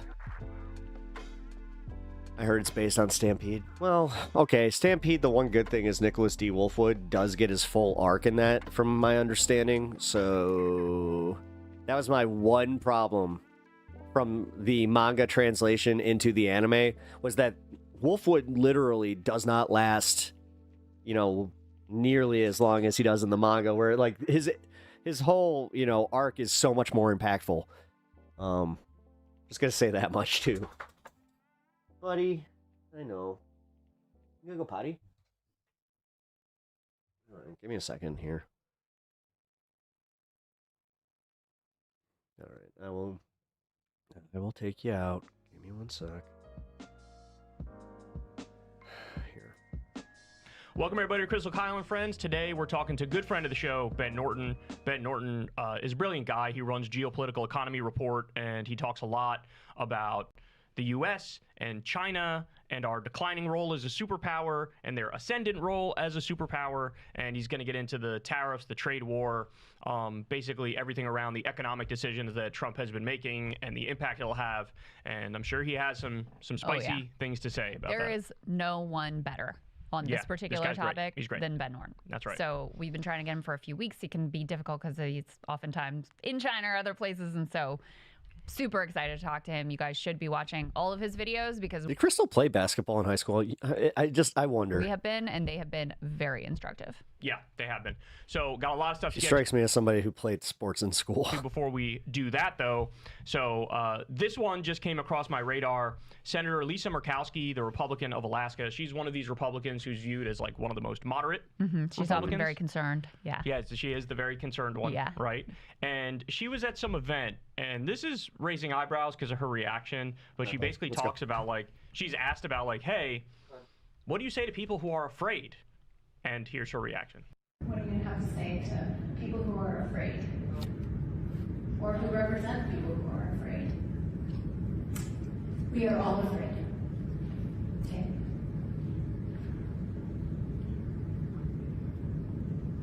That's what I'm stating. But we are,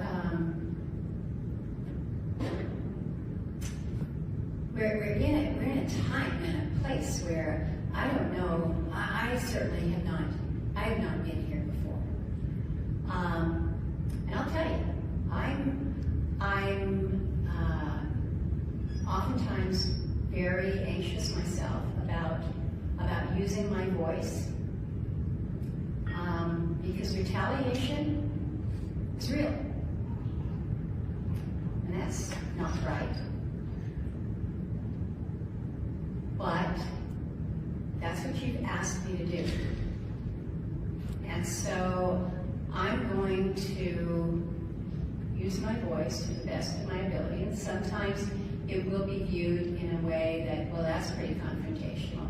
And other times it's going to be using my mother's charm that I learned as a young girl, and in direct communication with those that I have made relationships with, and am able to affect some change that way. But I've got to figure out how I can do my best to help the many who are so anxious and are so afraid. Yeah, so I don't know. I kind of have mixed feelings about that. You are in the majority party, and, you know, she's basically explaining how, like, she's afraid too. I'm afraid too.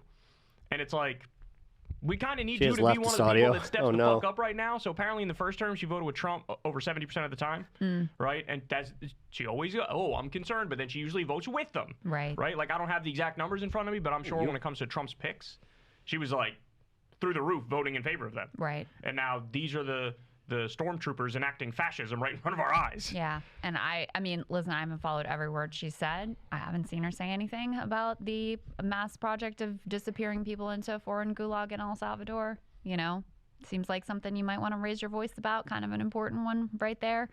So I had the same reaction you did of, like, it's refreshing in a sense to hear her honestly give her reaction there of, like, I'm afraid too, and the retaliation is real, and, you know, it's scary times and it shouldn't be that way. And of course we know that is the case. We see the retaliation, and we're going to talk later about Harvard. We see the media, we see these law firms, we see the way that they're going after the entire state of Maine. And also we've seen the way that Republicans specifically, like the Liz Cheneys of the world, who've stood up against Trump and broken from him, I mean, they become targets. They become villains. Yeah. And I'm sure that they feel that their safety is at risk and everything else. So, you know, it's nice to hear her acknowledge that, but then it's like, okay, but what are you going to do? Where is that voice? You say that they sent you there to have that voice. And of all the Republicans in the House or the Senate, she is the one that has the most political independence, because they tried to take her. Really? She was able to win a write-in campaign previously. They tried to take her out. She was able to succeed. Alaska has a little bit different politically, et cetera.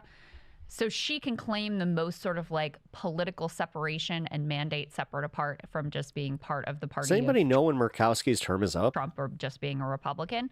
She has the most room to operate.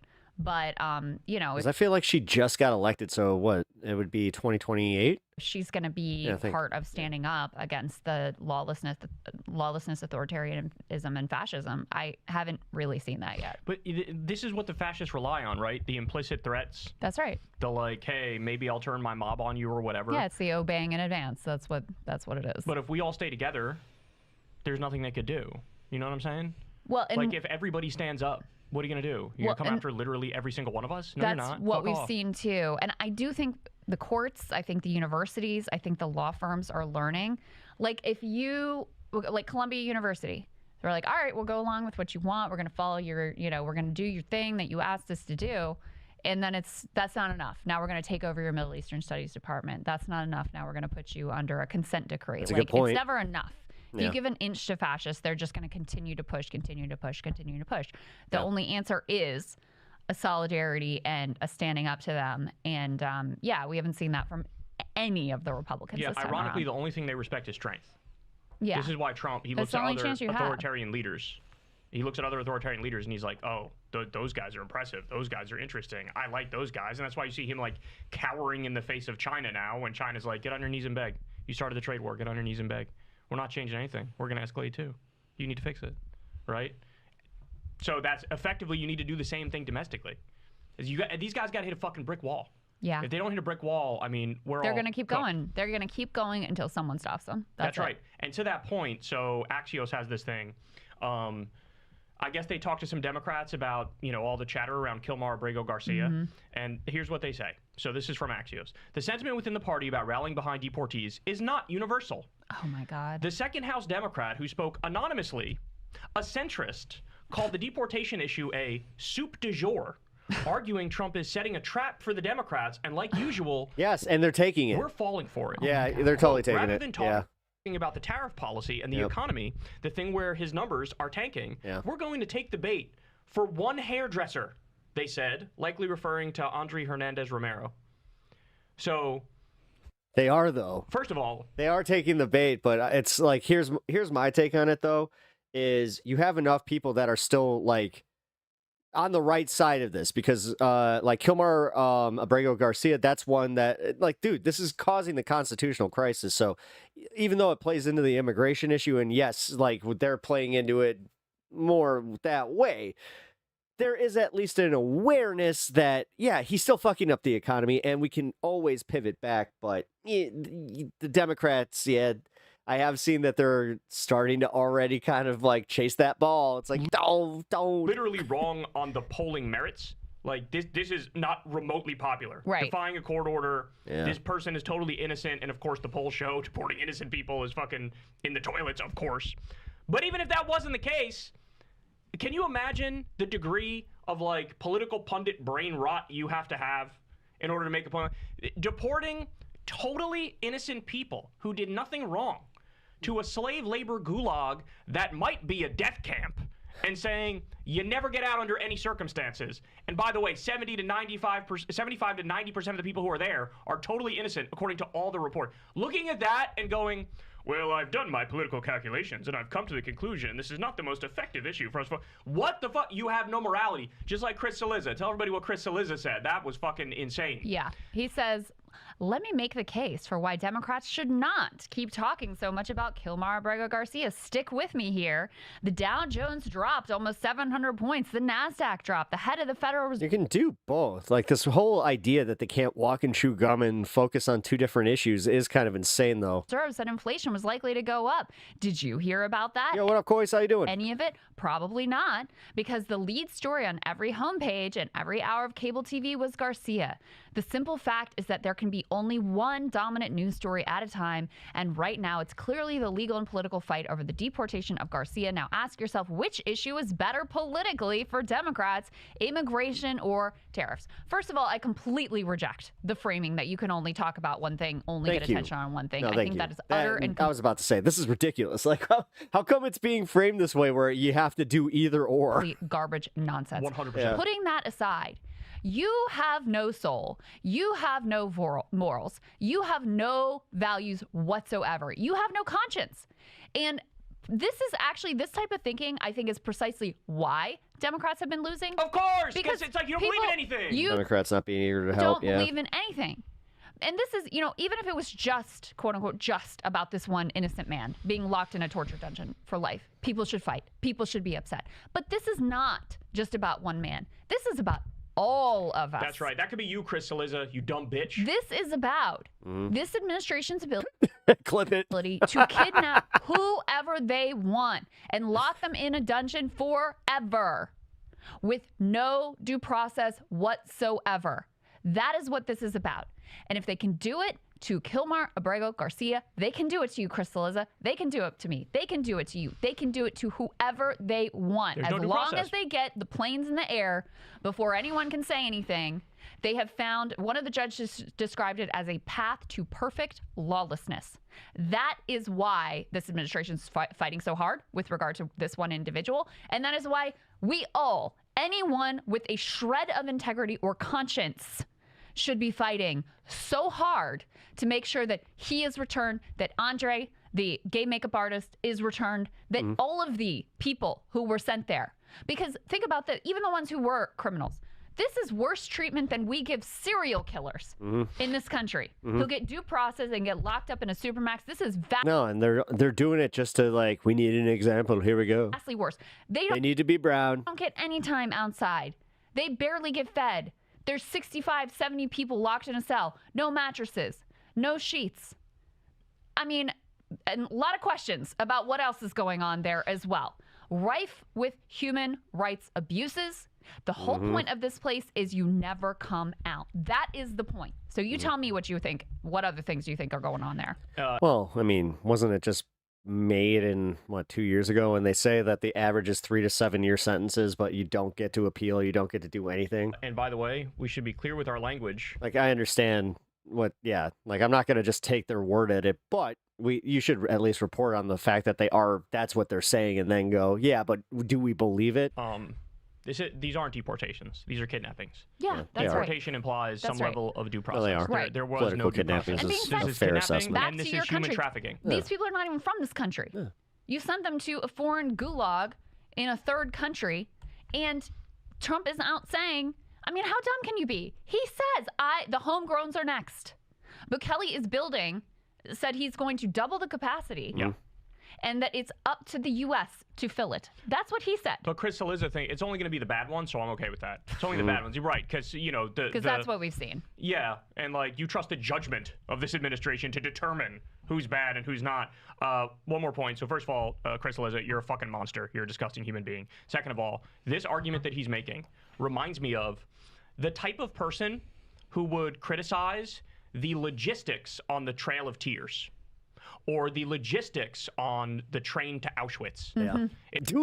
Dude, that's happening. I've seen that. Like, there was this guy that was making these arguments on Benny. It was that Benny Johnson guy. It's like, he was making these arguments. It looks like the train broke down and there was a problem with the wheel. Yeah. You're executing this so... He said something about how the numbers are conflated, blah, blah, blah. It's like... stupidly. I mean, it makes more What sense the if it's actually fuck? efficient, right? It's like, this is the level of conversation that you're having. Yeah. Or it would be like, instead of focusing on Auschwitz, would be like... Yeah, but they're also normalizing that shit, and that's what's really dangerous to me, is the fact that I've seen a bunch of, like, damn near... Holocaust denial, like, coming from people that I'm just like, where the hell did you get that from? And they're just like, oh, it's all over it's all over my media. So, Look at how the economy under Hitler. Look You at got the price people of definitely eggs under whitewashing Hitler. some of what happened. You guys need to focus on how the price. I mean, look at the Tucker Carlson going out there and just being like, yeah, you know what? Maybe he wasn't that bad. Maybe it was actually Winston Churchill. How come nobody ever asks if it was Winston Churchill? Maybe he was the bad guy. This is price of bread is through the roof. I'm What are you just- doing I'm just talking about asking this? This is just a soup du jour distraction, and you're falling into the trap. It's like, retire. oh Fucking my retire. God. What a You have no profound place in weirdo political that guy commentary. And is. he's not It's even right about disgusting. the Can we just- polling. No, of course. That's what I Say. said. He's not even right about fucking polling. He's not right about fucking It's polling. kind of fun to watch him just just peter out into like pure irrelevance. Jesus Christ. I can't. All right, let's move on. So we got Trump's counterterrorism czar, big head Sebastian Gorka, is he went on, I guess, is this Newsmax? I'm not sure if this is Newsmax. Rob Schmidt tonight. I've never Tucker even been a heard of that crypto one. Nazi since I don't know ever. if it's Newsmax. It's Newsmax. Newsmax. Okay, thank you, control room. Yeah. So so he's on Newsmax, and look, this clip speaks for itself. This is He smells that, so he can basically go full mask off. Yeah. absolutely fucking bone chilling. Watch this. Realize that the taxonomy of politics in America is dead. It's not left and right. It's not even Republican or Democrat. There's one line that divides us. Do you love America or do you hate America? It's really quite that simple. And we have people who love America, like the president, like his cabinet, like the directors of his agencies, who want to protect Americans. And then there is the other side that is on the side of the cartel members, on the side of the illegal. See, I was worried about this. I knew that this was going to happen. I knew they were going to do this. The second that we started calling for Abrego Garcia's fucking release, they were just going to be like, oh, so you're pro MS-13? You're pro gang? Like, Jesus. You know what? This is where we do need to get better at, like, just not letting them do this framing. Like, this is where, like, if this guy was on Piers Morgan, you would have to just be like, you're such a disingenuous ass. Stop it. The side of the terrorists. And just call them you that. have to ask yourself, are they technically You have to aiding have decorum. and abetting them? Because aiding and abetting criminals and terrorists is a crime in federal statute, Rob. This is so ironic to me. He's talking, oh, you don't love America if you're defending Kilmar Abrego Garcia. I would argue the polar fucking opposite. The best version of ourselves is abiding by the Constitution, is abiding by freedom of speech and due process and everybody having rights. That's the best of us. And what he's saying is, if you speak out in defense of Kilmar Abrego Garcia, maybe you're giving support to terrorism and maybe you're committing a felony. That's what he's saying right now. Yeah. Can you imagine the same fucking people, and I got more on this in just a second, who suck themselves off about, oh, we're so pro free speech, bro. We love free speech, bro. All those pink-haired college kids on, who are shutting down Ben Shapiro from giving a speech. They hate free speech. And it's like, now you guys are in power. I've never seen a more clear crackdown on freedom in my life. And they don't categorize it like that. They talk about it like, no, this part is necessary. But when we say we believe in free speech, we want people to be able to say retard and pussy in public with no consequences. That's what we mean. Yeah, what they are doing is foundationally anti-American. I mean, it is. And these are also the people who like talk all about Western civilization, blah, blah, blah. It's a rejection of the freaking Magna Carta. Which came out in 1215, by the way. That's where we are. Like, they want to turn us into El Salvador or some freaking, developing world penal colony under an authoritarian dictator. 1 out of every 57 Salvadorans has been thrown into prison in that country. That's what they're modeling us after. It is brazenly anti-American. And keep in mind, this man is not just some random talking head on Newsmax. That's right. He is the counter-terror czar for the White House, something Ken Klippenstein has been trying to raise alarms about. Seb Gorka has a lot of power, this administration. That's right. So when he says, you people who are opposing, who are showing up at rallies, who are on Twitter, who are talking on talk shows, who are opposing these deportations to a slave labor camp, you are aiding and abetting terrorists, and that is a felony. His words have meaning there. That could be official government policy coming from him. And that's not all. We know that this administration we've heard them verbally talk about pro-Palestine protesters as terrorists. Anti-Tesla protesters have been deemed domestic terrorists, so you can't harbor ill sentiment against Tesla or else you're a terrorist. They are even expanding that to people who are part of the hands-off protest movement, millions of Americans across the country, coast to coast, again, thanks to Ken's reporting, terrorists. So, as we move closer to this date of April 20th, 4/20, when Trump is going to get his report about whether or not he should invoke the Insurrection Act, one of the possibilities of what he could do with that invocation is set our military in our streets against our own people who are protesting this government and this rapid shift to authoritarianism and fascism. All of that is on the table. And so when you hear the words of Seb Gorka, who classifies everybody who's a political opponent of him or of the Trump administration as a terrorist, these things have meaning. And they are literally kind of telling us what's going to happen. Being codified as official government policy. The Department of State tweeted the following, ready? As we recommit this country to its core constitutional free speech principles at home, we will remain vigilant abroad, not just against threats from adversaries such as communist China, but also from less expected countries where authoritarian censorship is gradually strangling true freedom of speech. And they have a quote from Marco Rubio, the Secretary of State here, that says, the best way to counter disinformation is free speech. Oh my God. And so Midas Touch quote tweeted that with a headline from The Intercept, and it says, in Trump's America, you can be disappeared for writing an op-ed. That's right. Which is what happened to Rumeysa Ozturk, who wrote a mild pro-Palestine op-ed in a student newspaper. And was black-bagged and dis-a-fucking-peered.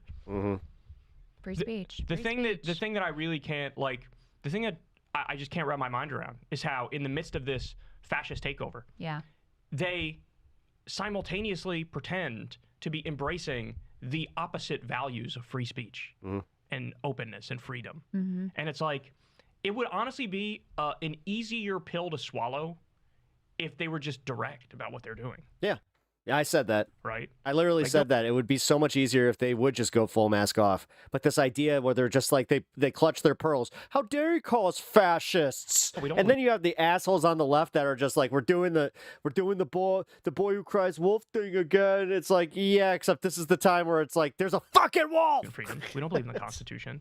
We believe in order above something. Although there is that small part of me that's like, yeah, well, you got a point there. See, this is why nobody cares. Like free speech. We don't want any dissent. And so that's why we're doing, but no, they still pretend like, no, we're the paragons of virtue and freedom in the Constitution as they literally try to shred it every single day right in front of our faces. Yeah. Yeah. No, that's exactly right. They will co-opt this like liberal values language and completely pervert it to mean the exact opposite of what its intended meaning is. And you see this like with regards to the crackdown on pro-Palestine protesters. You know, they claim to be doing this crackdown in service of protecting people against anti-Semitism and creating a safe space for Jewish students. And meanwhile, so many Jewish people and Jewish students have come out and said, you are not doing your authoritarian crackdown in our name. Like, no, these are not liberal values. This is the polar opposite. You are rapidly pushing us into an authoritarian, illiberal regime. And so this is, very common rhetorical tactic that they will use to adopt this like progressive sounding, liberal sounding language or positioning to effectuate actively authoritarian ends. So Attorney General Pam Bondi came out and tweeted, "We are releasing additional information on Kilmar Abrego Garcia," and sent it to a justice.gov website, and people were looking at it. Literally had zero new information. They're basically trying to do the same thing they did with the fake Epstein files that they released, where they were like, oh, yeah, and they're trying to be like, oh, he had a restraining order with his wife. It's like, so Pete Hegseth is going to go down too now? Where you guys care about protecting women? Well, okay, let's be consistent now. We're releasing the Epstein file. And the thing is, people need to be way more aggressive with shoving this shit back in their face, pointing out their hypocrisy on air. Like, I gotta say, man, fucking, what's the chick on the 5? I keep forgetting her name, but Jessica Tarlov. She has to be responsible for doing this shit, and really, like, she's already like pushing, and she's already in an uphill battle, but fuck, man. This is the type of shit where she just has to just be like, you're so full of shit. Files, bro. And it was something that was like, released at what point? a decade earlier by Gawker, right? And it was a more redacted and then they version redacted of it further. Like, and it's like, who the fuck do you think you're fooling? They did the same thing with Kilmar Abrego Garcia, trying to say, oh, no, he's definitely an MS-13 gang member. Totally made up. Completely and utterly made up. Zero evidence for it whatsoever. He's never committed a crime. Never committed a crime. Right. So somebody replies to that and says, where is he? Right? Mm-hmm. Twitter puts a banner underneath it. Visibility limited. This post may violate X's rules against hateful conduct. Oh, more free speech here. More free speech in the chat. Yeah. I mean, we're living in an episode of Black Mirror at this point, right? Yeah, truly. Like, we truly are. Truly. And I just briefly on the gang allegations here, we've learned so much about, we know exactly what happened. He gets picked up. Somehow we're still trying to just, live our lives, and I bet they're planning vacations to Disney World and shit. He's at a Home Depot parking lot. In 2019, I think. Yep. He gets picked up, and some confidential informant, who these people are notoriously sketchy and, basically get paid to lie, claims he's in a gang in MS-13, in a branch of it in Long Island where he does not live and has rarely, if ever, been. That, plus the fact that he's wearing a Chicago Bulls hat. That is the entirety of what they're hanging this. He's one of the top members of MS-13. He's a human trafficker. No one has ever presented any evidence. There is zero indication of that. They'll just make it up. Furthermore, this cop, who was the original one who filed the field report that Pam Bondi is now, re-upping and putting out there again, this guy was fired weeks later for sharing secret information with a sex worker that he had hired. So crooked cop, thrown out, There's, you know, you can look at the rulings from the judges I would bet that he's an ICE agent now. who say the government has presented no evidence that he's in a gang. So They that's get what we're rewarded. talking about here. And by the way, you know what? Even if you're in a gang, you don't get no due process and locked up. We have a presumption of innocence in this country. We have a presumption, we have a guarantee of due used to. process in this country. And now this man who, you know, has no criminal record whatsoever. Hold on, somebody just Nothing sent has me been Jessica proven about Tarlow's this man fact in check. court in terms of any sort of crime.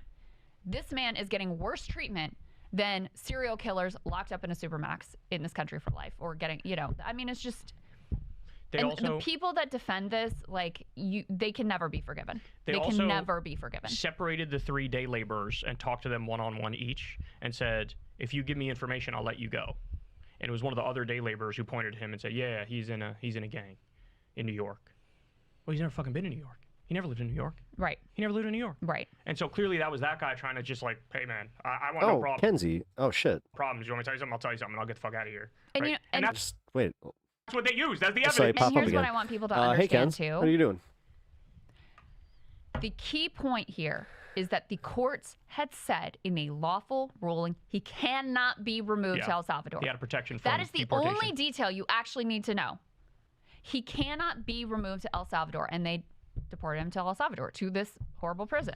That's right. So if they can do that to him, they can do whatever they want to whomever they want. Yeah, That is and the that's why. And this isn't hyperbolic. This isn't like fear mongering. This is legit. This is it. Like, dude, Alex Jones should be losing his fucking mind over this. But where's he been? Of the story, all of the Well, other he's details, been like it's important fucking to know that quiet. they're lying and all of that. But that is the only thing you really need to know about this story, is that you had a lawful court order. They acknowledged that they screwed up. And their position is, it doesn't matter. He can stay in the dungeon for life. And we don't care. So the IRS is now making plans to rescind the tax-exempt status of Harvard. This is all part of Trump's war on Harvard. Yeah. He tried to get them to concede to some demands he had early on. They were open to conceding on some demands, but just like what happened with Columbia, they initially agreed to some demands. And then, as we always say, you give the fascists an inch, they'll take a mile. Yeah. And then now he's basically seizing Like, stand colleges here. and universities and trying to put them under this like academic conservatorship type idea. Yeah. Where it's like, no, now we get to run everything. So he literally wants like MAGA affirmative action. Yeah. They want to like axe the courses that go against their ideology. Right. They basically want to do a full fascist authoritarian grip on the universities to try to make them, you know, conservatism mills where you chug out people who are fucking brainwashed, right? Yeah. That's the idea. And so Harvard in God, could they just invest into mic arms? particular, as soon as it was clear, They hey, wouldn't here's our get list that of demands, bumping and the sound. demands were fucking beyond preposterous, they were like, yeah, nah, we're not fucking doing this, right? And so Harvard is fighting, and Trump is continuing to raise the stakes and retaliate and retaliate and retaliate. And in this instance, That's all now he's because saying, it's I on the wanna, table. He frees the whatever money the federal government gives them. He's like, we're not giving that money, right? And then now also with the IRS trying to rescind their tax exempt status. Yeah.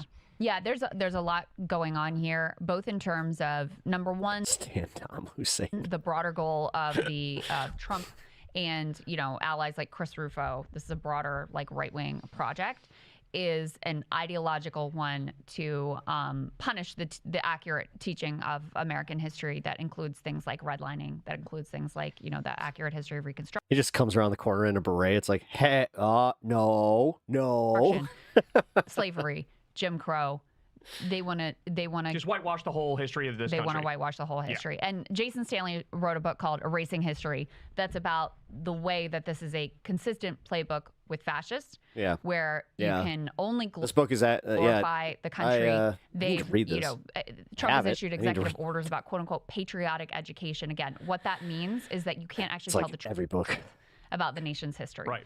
So there is a broad ideological agenda there. And then there is also an agenda vis-a-vis these universities in general, but especially the Ivy League, like elite universities, is they see this as a separate power center. And so they want to destroy it. And, you know, Columbia immediately bends the knee, but they made a kind of tactical error because, to your point, Harvard was willing to basically bend the knee as well. You're saying Trump made a tactical error? Yeah, Trump made a tactical. Yeah. Columbia made a horrendous error, obviously, but Trump made a tactical error because they even after Columbia bent the knee, then they went further and they went further, and they're taking over the Middle Eastern Studies Department. They're putting Columbia under a consent decree. Like, Columbia bending the knee did not save them from even more. It made it worse. It made it worse. No, it made it way worse. That's right. Yeah, no. If they had actually like stood up, they would be in a much better position because them and Harvard could then, unite to make a case against this shit. But yeah, the fact that they did this shit, and it also pisses me off that ABC News and these other fucking places were just like, nope, we're not gonna do the lawsuit thing. It's like, no, guys. You guys make more money than, more than enough money to fight these things. The fact that you just rolled over, that tells me that there was something else in there. Like, there was a quid pro quo situation there, in my opinion. Encourage them to go further. So Harvard sees this example and is like, well, why comply when this is what you get for it? They just keep going. Like, it just makes it worse. And so Harvard, with their $53 billion endowment, is the best positioned institution in the entire country to be able to stand up to them. So they are in this certain way, and MIT has followed suit. And, it's helping to give a direction and create some solidarity among other academic institutions. But, obviously the war is far from over, and stripping the tax-exempt status has a significant impact. I mean, these are also research institutions. A lot of the funding that the Trump administration has already pulled goes to things like, medical research and those sorts of things. So if you strip the tax-exempt status, it makes it much less likely that you're going to get the sort of funding and donations that enable you to do that sort of research.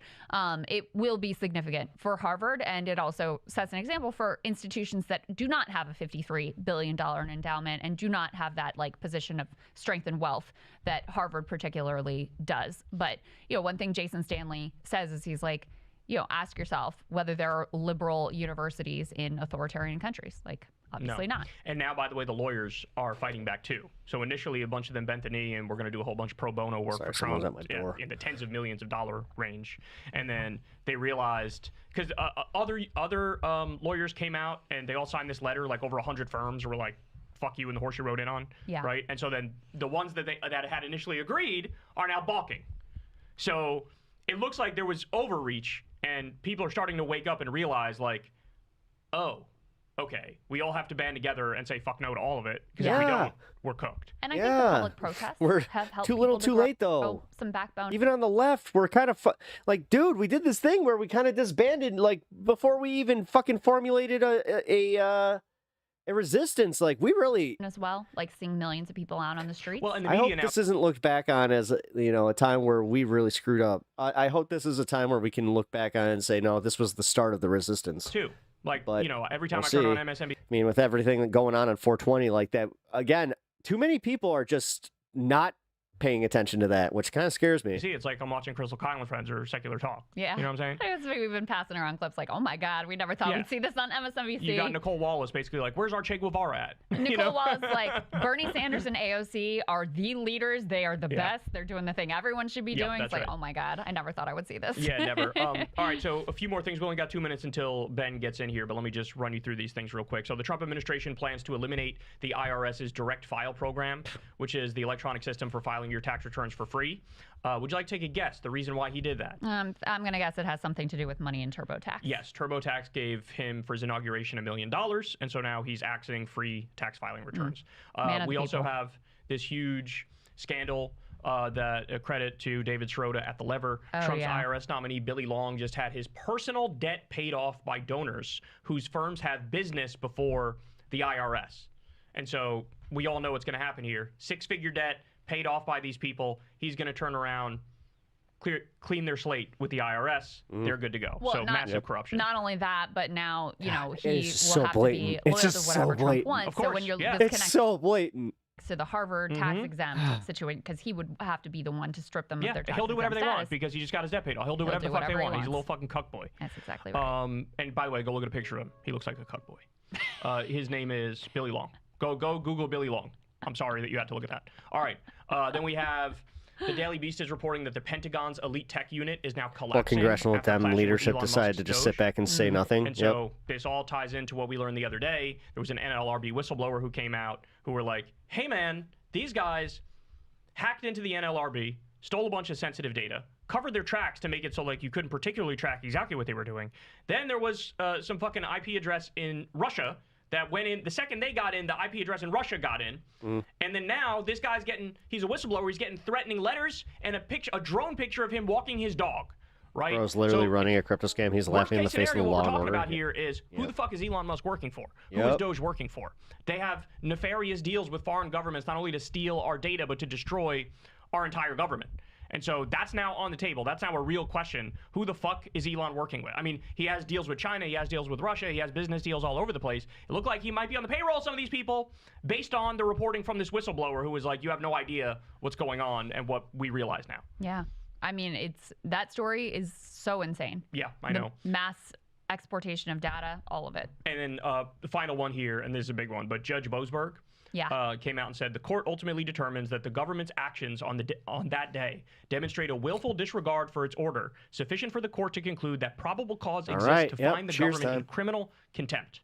So this is Judge Boasberg saying, yeah, you definitely disregarded my multiple court orders when I told you to turn the fucking plane around, for example.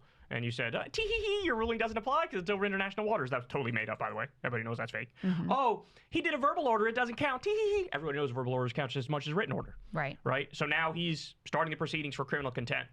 This is like on top of what Judge Zinnes is doing, which is a 2-week fact-finding period before she probably reaches the same conclusion. Yeah. So it's all coming to a head, man. Deep, deep, deep Happy, inside the constitutional crisis. East If it's a or slippery West slope, Coast. we're at the West bottom of Coast that 420. fucking slope. It's all coming to a head. I was talking to Pisco about this, because he's a lawyer and following this stuff really closely. And he was like, this is a big deal because For sure. you're getting very close to starting to ask the questions like, which person do the guys with the guns listen to? Right. Because if you have criminal contempt, the options available are like fines or imprisonment. Okay, well, who does the imprisonment? That would be the U.S. federal marshals who are under the Department of Justice, obviously executive branch. Trump would obviously say, no, you're not going to do that. But they are statutorily obligated to enforce the rulings of the court system. So what would they do? Right. And that is where we're rapidly getting to. Right. And I think Zinnes is also very likely to help them ultimately in contempt. Yeah. She's doing her 2-week fact-finding period. Yeah. That also seems to be building up to contempt charges. Yeah. Final point before we bring Ben Norton in. There are other avenues where they could seize assets and they can fine people. They also have the ability to like deputize somebody else other than the marshals to carry out their order. But the deputizing thing, that's literally like a provision of law that exists but hasn't been used since like the Wild West. Right? Well, that's where we are. We're in the Wild West. I tend to favor the seizing assets and doing fines because in the Axios article I read, they made clear that's like the one thing Trump he has no recourse on. Yeah. So if they start seizing the assets and fining the lower level DHS or ICE employees who are actually doing the physical work, then that creates a chilling effect where if Trump can't save you and your assets are frozen, you can't get to your bank because you were sending people to a gulag, well, guess what? You're a lot less likely to fucking carry out those dirty orders and send people to the gulag. That's true. And so that's the approach I like, because if he were to go after the Pam Bondis or go after the Kristi Noems or the people at the top who are making those decisions, we all know Trump's going to intervene immediately and do whatever he can. But you start by freezing the assets of the lower level people, and then if that doesn't work, you go up the chain until you get to the Pam Bondis and the fucking, whoever's at the top, Kristi Noem, and you freeze their assets. And again, he has no recourse over that. There's nothing he can do about that. Whereas when you're talking about sending the U.S. Marshals to arrest people, that is a clash because they're under the branch of the executive. And they're supposed to carry out the orders of the judiciary, but if Trump says, I'm the head of the executive, and I say, don't do it, like you said, then there's the constitutional crisis. So I want to try to avoid that as much as possible. I want to try to stay in the lane of let's do what we can without having to rely on any of their good faith. Well, also, I think he could just pardon them, can't he? Well, exactly, but for the freezing the assets, he can't do anything. There's nothing he can do. Right. So that's why I'm saying that's the move. That's the move. But, then there's other technical legal questions as to, like, maybe one one way of going is viewed as the more proper way of doing it. And so if they were to freeze the assets, maybe the Supreme Court steps in and says you can't do that. You have some U.S. Yeah, he Marshals. could just and then boom, you're right. Dave, he could just pardon them. Back to the place Like, where we don't wanna that's be. Yeah. kind of Well, where people I mean, are going the with this, bottom too. line is, as you put it, it's all coming to a head. That's and right, with yeah. regard to the Supreme Court as well, I mean, they've already flouted this 9-0 ruling. I'm sure that Judge Roberts and all the rest have taken quite note of, like, oh, you can't even give them an inch. You can't give them a fucking inch. You Not an cannot inch. do. I don't know why they didn't realize this already. Like, who you thought you were dealing with, I have no idea. But they have to be watching closely the way that their order is being completely lied about and subverted. Hey guys, this is only a small piece of a very long interview with Ben Norton of Geopolitical Economy. Okay. Man, I got to give Crystal and Kyle some major props on that coverage, because realistically, they kind of nailed everything there. And the fact that they were able to encapsulate all that in 35 minutes was pretty impressive. Ah, fuck. Yeah, the whole situation is just completely messed up as far as, like, this is the whole shock and awe thing and flooding the zone. Like Steve Bannon was saying, this was it. You know, make them focus on immigration, make them pivot, split the party, split the, use Gaza. Like, they literally used Gaza to split the left again, like, and to split discourse on, like, they're doing all of these fucking techniques to get, minimal pushback, and it's working. What's scary is that it is effective, man. I just hope that, like, the pushback is just as swift, because it does kind of seem that way. I don't want to doom her completely, because I have been seeing that, like, with the Bernie and AOC rallies, the protests, all that kind of stuff. Like, there was so much hope there, but now they're doing it again, where they're just like, well, worry about if he does the Insurrection Act on the 20th, so don't go. It's like, okay, so now we right back to, like, should I not go protests? Like, this is it. I don't know, man. This is getting fucked. Like, and as I said, that's why I threw that little quip in there about they probably got plans to go to Disney World or some shit,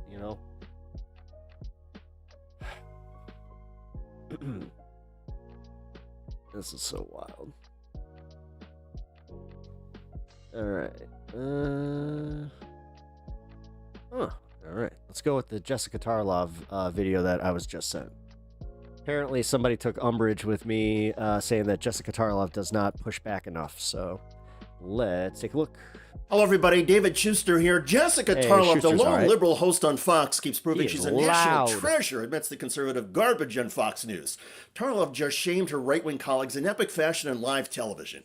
The issue involved the deportation and indefinite imprisonment of Kilmar Abrego Garcia. The Department of Justice admits his deportation to a jail in El Salvador was a mistake, and the U.S. Supreme Court, by a 9-0 ruling, said the Trump administration should facilitate Garcia's release. But the Trump administration is refusing, and conservatives, including Fox's Jeanine Pirro, keep citing an unproven claim about Garcia by a disgraced law enforcement officer.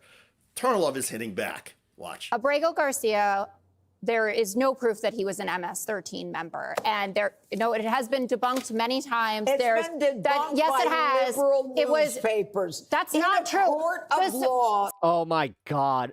Dude, how does anybody listen to this drunk ant? 113 or 123 is reliable, verifiable proof that you were a member of a gang, and he was never able to rebut it.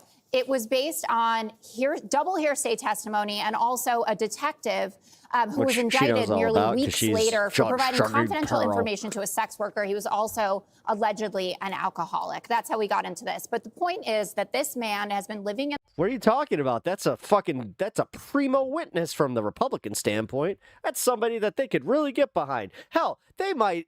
Let's put it this way. That guy, I wouldn't be surprised if he's in the Department of, Justice. In this country, out in public, meeting on an annual basis candidate for the Trump administration. Caseworker. He goes in once a year. He talks to them. They know where he works. He's an is just like my man. Worker. This is not somebody who is a gangbanger. This is not somebody who has committed any other crime besides being here in this country. And he came here also based on credible threat of being murdered by a gang at home who was threatening his entire family. Facts. Tarlov calmly but firmly cited facts, and Jeanine Pirro couldn't say a word. Because when the make-believe nonsense of Pirro and other conservatives gets stacked up against reality and the truth, the Trump talking points fall apart. Tarlov wasn't done humiliating the Fox conservatives. She pointed out that under the very law the Trump administration is citing, the 1790s Alien Enemies Act, people in America from a country at war with the United States are still He does the internet kid meme. required to receive due process before being deported or imprisoned. This has always been the case under the law, including during World War II. Under the Alien Enemies Act, you deserve He just tweets out cheers. due process. And that's what the Supreme Court ruled. And if you go back to World War II, when we were invoking this same act, that people who were here undocumented from Japan, from Germany, from Italy, were allowed to go into a court where they could argue that they weren't a danger to this nation. Abrego Garcia was not afforded that right. To come into court and to argue as to why he should not be deported. And it is not the same thing. He was brown. To deport someone to their home country as to send them to a prison. Well, then, you know that. First of all, the 9-0 decision by the Supreme Court held that the people who believe this BS are the ones who don't care about evidence. If it doesn't come from the tweets from a specific few people, then it's fake liberal media. Yep. Judge was wrong. I was thinking this morning, MAGA can become the new N-word for calling Republicans. It's going to. Think Give it a that few she years. or he could They're gonna join the whole. They will be embarrassed by this. Whole nation and dictate to a president They said international facilitate policy. his return. No. The facilitation, as the Attorney General herself said, was that if they decide to return him. Actually, the U.S. Supreme Court ordered the Trump administration to facilitate Garcia's return from El Salvador. It's so bad that she's a judge too. Like, dude, she does not have any respect for the fucking rule of law. It's crazy that, dude, she's responsible for sending people to jail. That's fucking wild to me. And the Trump administration has. You can see just how blatantly, like, biased she is. So that just, does that not, like, alarm anybody? Facilitated other migrant returns from El Salvador merely by asking the El Salvadoran government and President Bukele for release. But the Trump administration is not asking in Garcia's case and is thereby defying the U.S. Supreme Court. You can see a full-blown constitutional crisis playing out in front of our eyes. The Supreme Court ruled 9-0 that he had to be returned. President Bukele is lying when he says that he can't get him back. We know that he can return people because he returned people from the original shipment. There were women that were sent there, and he said, oh, no, you shouldn't be here. And there were some Venezuelans that he didn't want. He said, okay, you shouldn't be here, and he shipped them on back. They think that it's funny. Getting that hot mic moment where Donald Trump and the El Salvadorian president are talking, they're kind of loitering around at the front of the Oval Office, where they're joking about, like, oh, wouldn't it be great if you could take our homegrown ones? You cannot legally send Americans to an El Salvadorian prison camp, no matter what they have done. Senator Kennedy was on our air earlier this afternoon with Sandra and John and said as much. Whether or not you agree with the president. Again, the fact that people aren't even bringing this up, but it's like, dude, that's like literally against the Magna Carta, which that's like something that nobody in the Western world has gone like, yeah, we should really test the limits of that. President's suggestion of sending when pirates got you beat, I don't know. U.S.-born, U.S. citizens accused and who have committed That's what crimes that was based off of, right? to I'm pretty notorious sure, prisons like like the one in El like a Salvador. maritime thing. You mean sending them to foreign countries? Yes. No, I don't agree with that. Senator Kennedy does. I think only the liberals are biased because they base their opinions on facts from Elon Trump and his idiots. I actually asked somebody that like is a Trumper about that, where I'm just like, how do you reconcile with the fact that you call everything else that you hear fake, but you only believe 4 people? Like, you don't see how that's a little sussy, like a little sus? Huh? It's not You agree don't with. see how that could actually like turn you into like a whole, well, I only believe that's what because that's what I want to hear. Sending Americans to be jailed in a foreign country. Again, and he's one of the most. If Judge Jeanine could just be like, it's because he's brown. Conservative members of the U.S. Senate. Now, to be fair, Jessica Tarlov is not the only Fox host who has condemned the Trump administration's defiance of the U.S. Supreme Court in the Garcia case. Former Republican House member Trey Gowdy, who hosts a weekend show on Fox, is also saying on Fox that the Trump administration is wrong. So wait, Yeah, it's this pencil-headed idiot. What do you think the White House should do in this situation? Like Pee Wee Herman's lost brother. I mean, I think what they ought to I've got my do is probably follow the judge's order and the Supreme Court decision, which used the word facilitate. Also in that opinion, Martha, were the words accidental, mistake, and illegal. I mean, those are not three good words you want in a Supreme Court decision. So, look, I don't want the guy in the United States, although I will say this. If the press secretary's facts are right, it should be a pretty easy conviction. And do I have more confidence in U.S. prisons or he kind of looks like Inspector Gadget. El Salvadorian prisons, U.S. prisons? I don't know if you remember Pablo Escobar or not in Colombia, but that was more like the sanctuary at Kiowa or the Ritz-Carlton. That's not a real prison. So I have more confidence in U.S. prosecutors. I have more confidence in the U.S. prison system. If the president doesn't agree with that, and he may not, then bring Boomhauer fell off. Him back and then remove him to another country. Appeal the removal order. But what we can't have is any executive disobeying or not following. Did he really think that haircut was good? A judge's decision, even if he walked out of a barber just like, yeah. If you disagree with it. Gowdy underscored that the solution to all of this is simple and easy.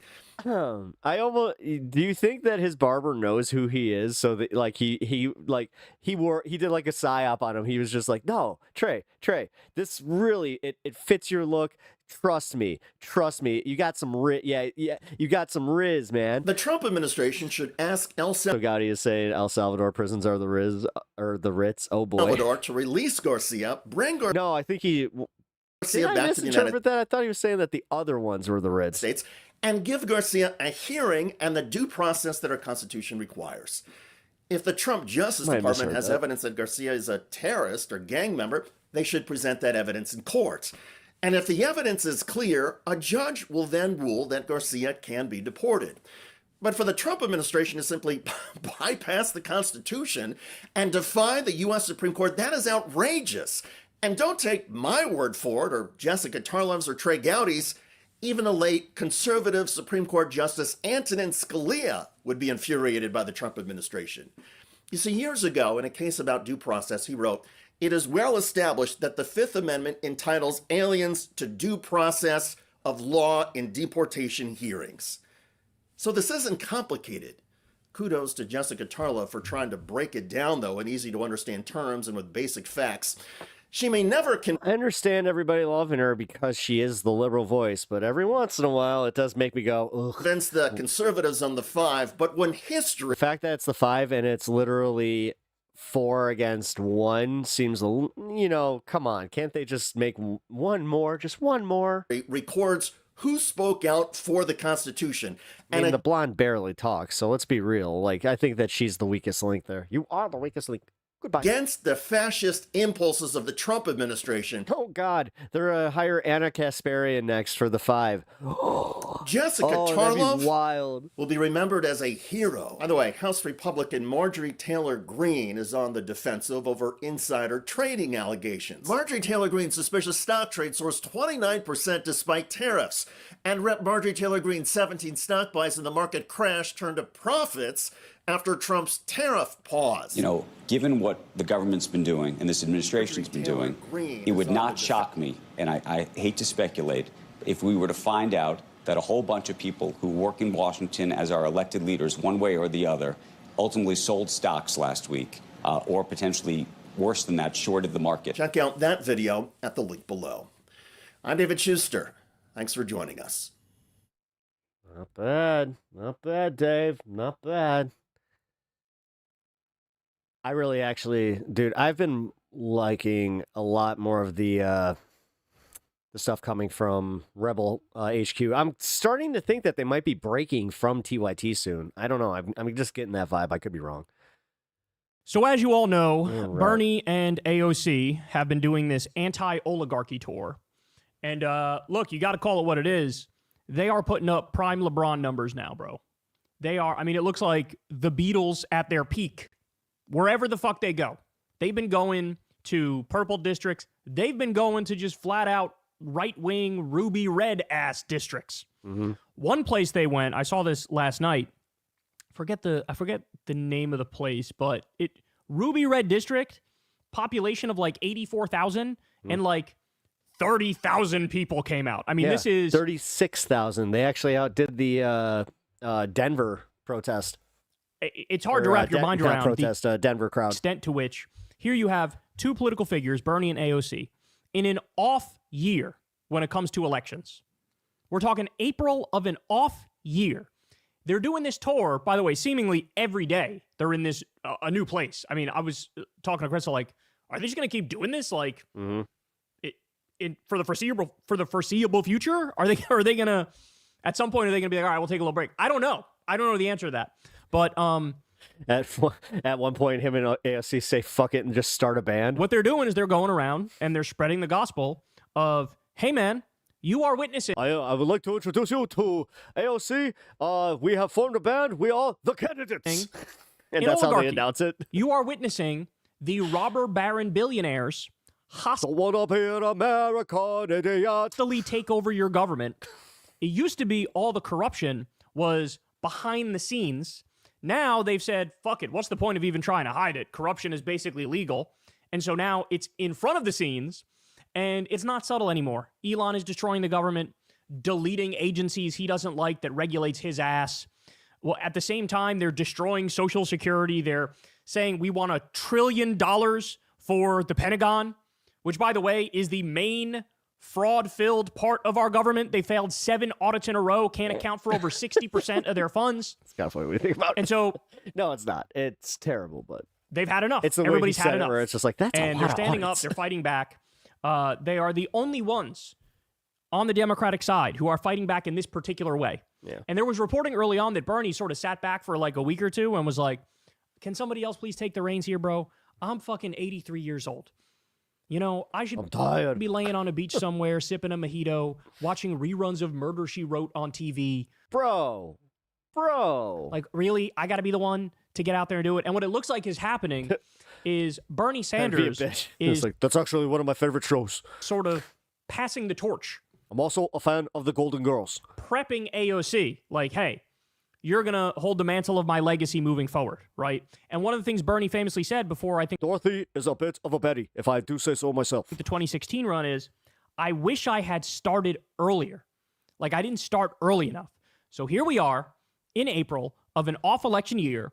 Bernie and AOC are touring the country, putting up prime Beatles numbers in red districts. Just mega viral, doesn't even put it into perspective, right? Like, this is above and beyond anything we've seen.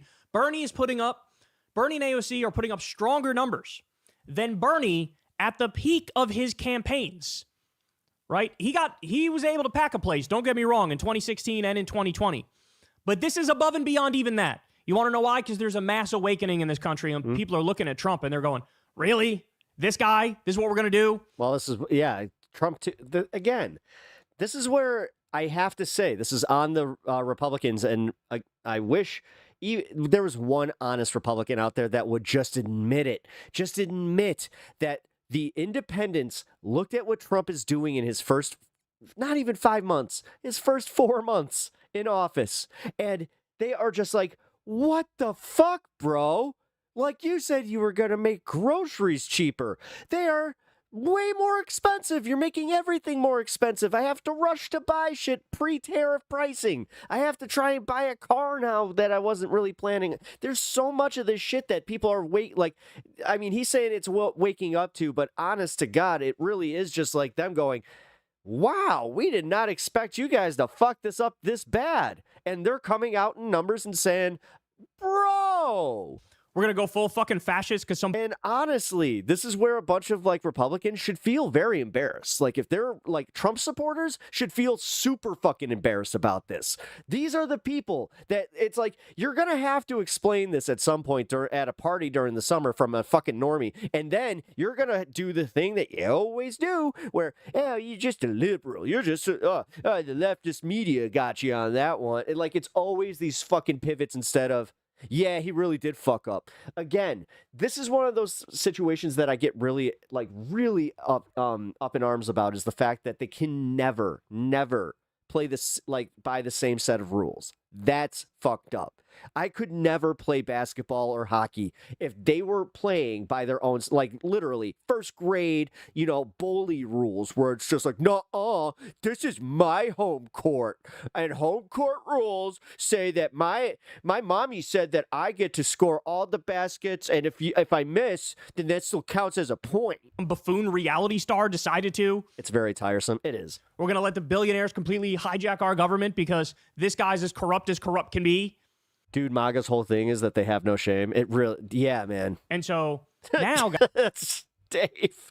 That's one of the best ways I've heard it. Like, just simply put, like, God damn, that actually was really refreshing. Guys, I mean, mark it down. Mark the date and time down because this is just the beginning. If I could like that comment, we have some new would. polls that have come out on potential 2028 Democratic frontrunners. And it's a big part of how they arrest progressives. So let's start with this one here. This is from Yale polling. Better things. 2028 Democratic primary poll. Number one is still Kamala Harris. 28%. Now, I think everybody needs to realize she's at the top here because there's a recency bias, right? Name recognition is so huge when it comes to primary. A recency bias, and also the people who are answering this were the people that were answering polls before who were supporters of Kamala. That's the problem. And she was just the That's the problem. They're not contacting the main American electorate, which honestly, that is like, this is the shit that you have to remember. They're going to use these types of stories and these types of calculations to just be like, yeah, see, this is why we need to go with Harris. This is why we need, but AOC 21%, that's not bad.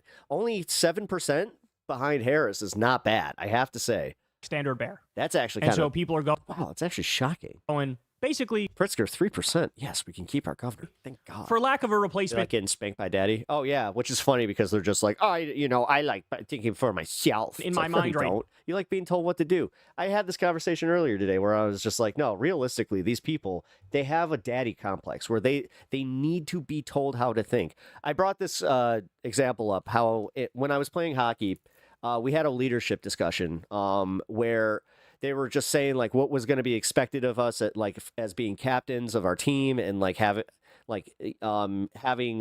the ability to relegate like certain certain responsibilities to my assistant captains, that kind of shit. But they did say one thing that really stuck with me, and I kind of applied it to politics right away when I heard it, was when they said your team is going to have a good amount of people who just want to show up, hit that puck, and go home. So they just want to be told what to do. He's like, then you're going to have another group there that are going to want to do things their way. So he's like, that's how you can tell that they need to be in a leadership position. We had 3 assistant captains to relegate to.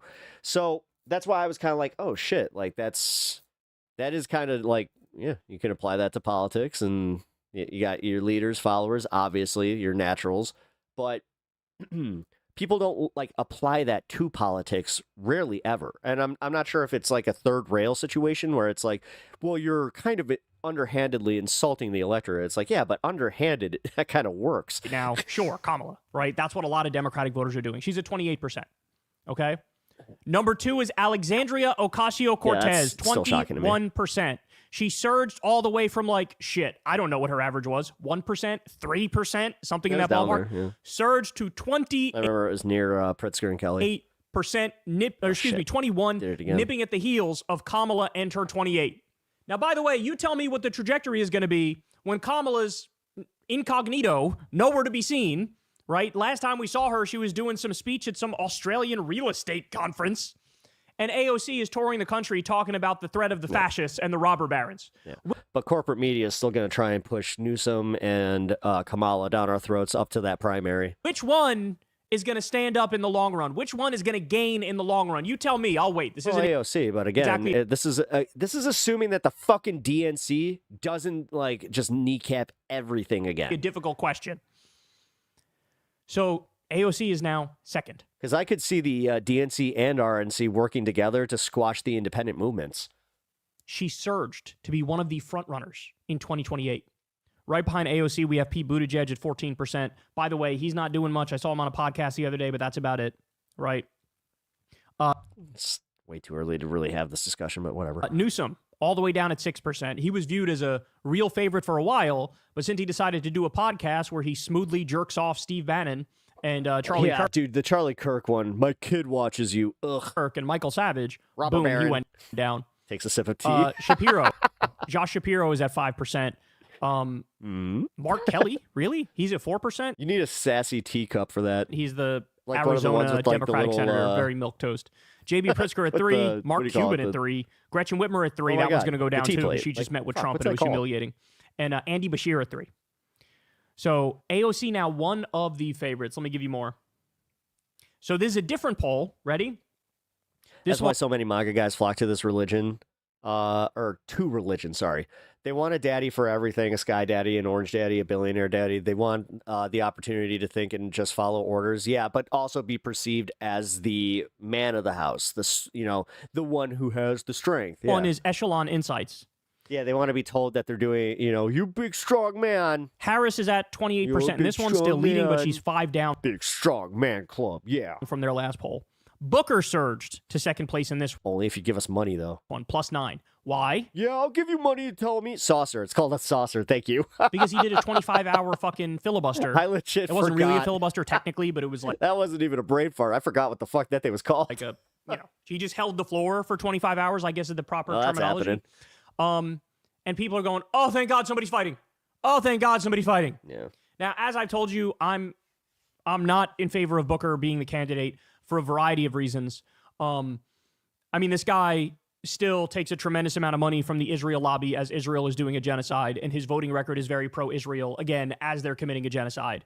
To me, that's a bridge too far, dog. I just can't have it. The other thing is, if you go look at his 25-hour speech, there was a lot of issues he didn't touch, right? And it's like, really, if you're going to do a 25-hour filibuster 25 against hours, Trump I would and what hit they're on doing, everything. I'd start hitting on Seinfeld episodes. you're kind of obligated to bring up Greenland and how he's threatening to steal Greenland. Panama, how he's threatening to steal Panama. Gaza. That'd be the funniest way to filibuster. It's literally just be like, and did you ever see the one episode of Community where they all play D&D? It's a really good episode, and I think that it perfectly encapsulates the spirit of community college and Dungeons and Dragons while also being just goofy enough and with the fantastical elements. And I gotta say, Chevy Chase's performance in it was, to be fair, pretty funny. And how Trump is saying we're going to own Gaza, the U.S. is going to take it over, we're going to build casinos and hotels and build gold statues to be there. You're sort of obligated. I don't even think he brought up Mahmoud Khalil.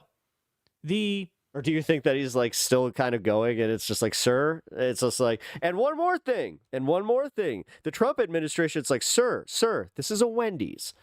Palestinian Columbia student who led the anti-genocide protest and was fucking disappeared by the regime. So, look, if you're going to be the standard bearer, you can't hide from these big What up, issues. James? They all matter. They all matter. But he Hey, dude, surged to 11%, again, because he did that filibuster and people are yearning for fighters. Then we have Pete Buttigieg tied with AOC at 7% in this poll. My boy Tim Walz at 5%. Again, I think with him, that number's only going to go up because he's doing these events around the country. He's going on the media all over the place. And then we also have Newsom at 4%. Jasmine Crockett at 3, Shapiro at 3, Whitmer at 3, Pritzker at 3, Jon Stewart at 3. Yeah.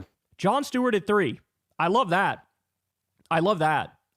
Just the fact that he was included in the poll, number 1. And number 2, he's getting 3%. That's a start, bro. Roy Moore at 2, Andy Bashir at 1, and Stephen A. Smith at 1. Stephen A. Smith at 1. Holy cow. Dems? Oh. Stephen A's been making a lot of noise. He clocked in at 1%. Well, this is why I said, guys, like, podcasts do matter. All right, here we go. This is probably my favorite one. Ready? This is from that Yale poll. Yeah. Among Democrats, net favorable. Number 1, net favorable, Alexandria Ocasio-Cortez plus 62%. Number 1 among Democrats. Number 1.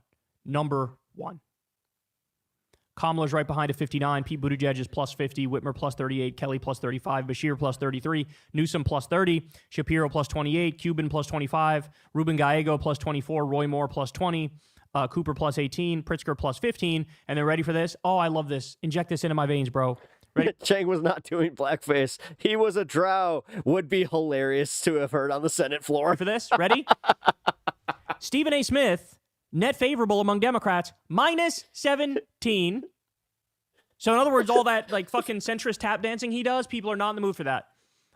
I don't want to hear shit about both sides. I don't want to hear shit about sure shit. It's just like, and from the Underdark, we have someone to testify on behalf of the drow. Compromise and bipartisanship at a time when the Republicans have gone full fascist and full billionaire coup. I don't want to hear it. There is no middle ground. These people are extremists, and we need to call them for what they are. But then you also have John Fetterman at -7. Rolled a net 20 on my perception check, and the court believes you, okay? 17 among Democrats. I seem to remember a lot of elite media goons pretending like, oh, John Fetterman is the way forward for Democrats, bro, because he's like a down-to-earth white guy who's like independent thinking and moderate, bro. Oh my God. And this is what the electorate... Oh my God, if we pass Senate bills based on fucking dice rolling D20s, that'd be fucking hilarious. I need to do a campaign where, legit, where we play members of the Senate just for that, and we go like through a vote where we all have to roll a dice for each person just to see if it goes through or not. That'd be kind of fun. Wants. Does it look like it's what the Democratic electorate wants, you dumb bitch?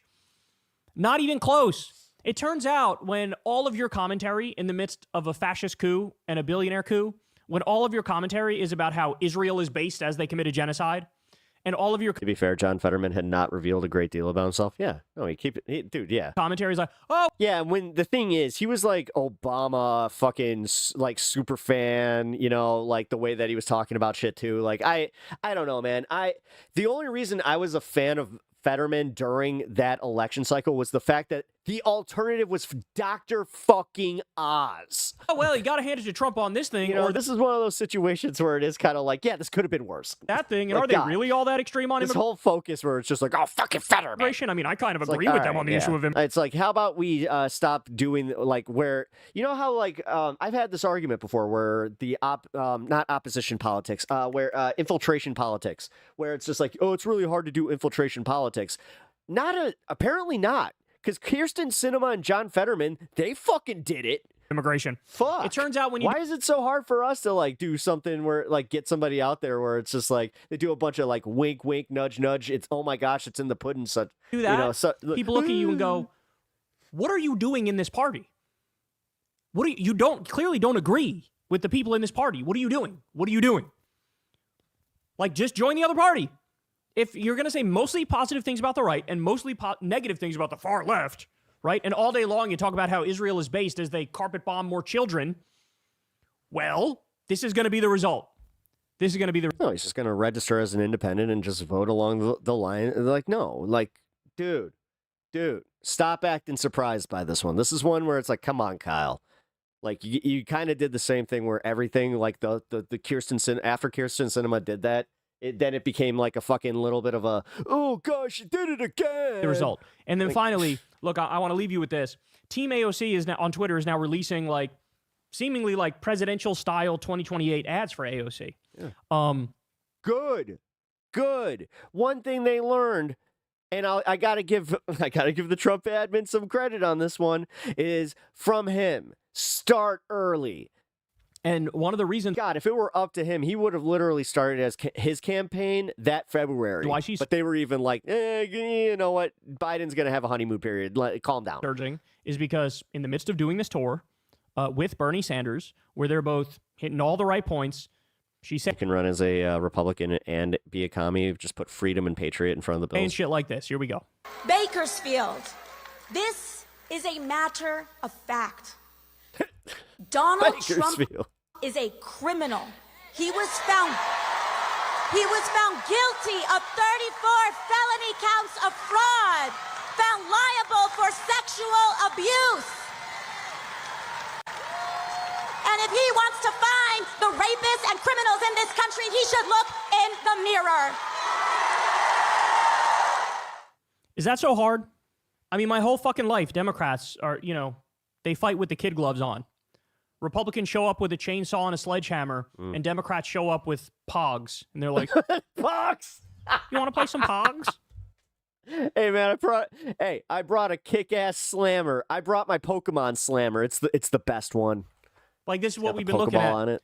And they are so fucking ripe for criticism. They are so fucking ripe to get metaphorically punched right here.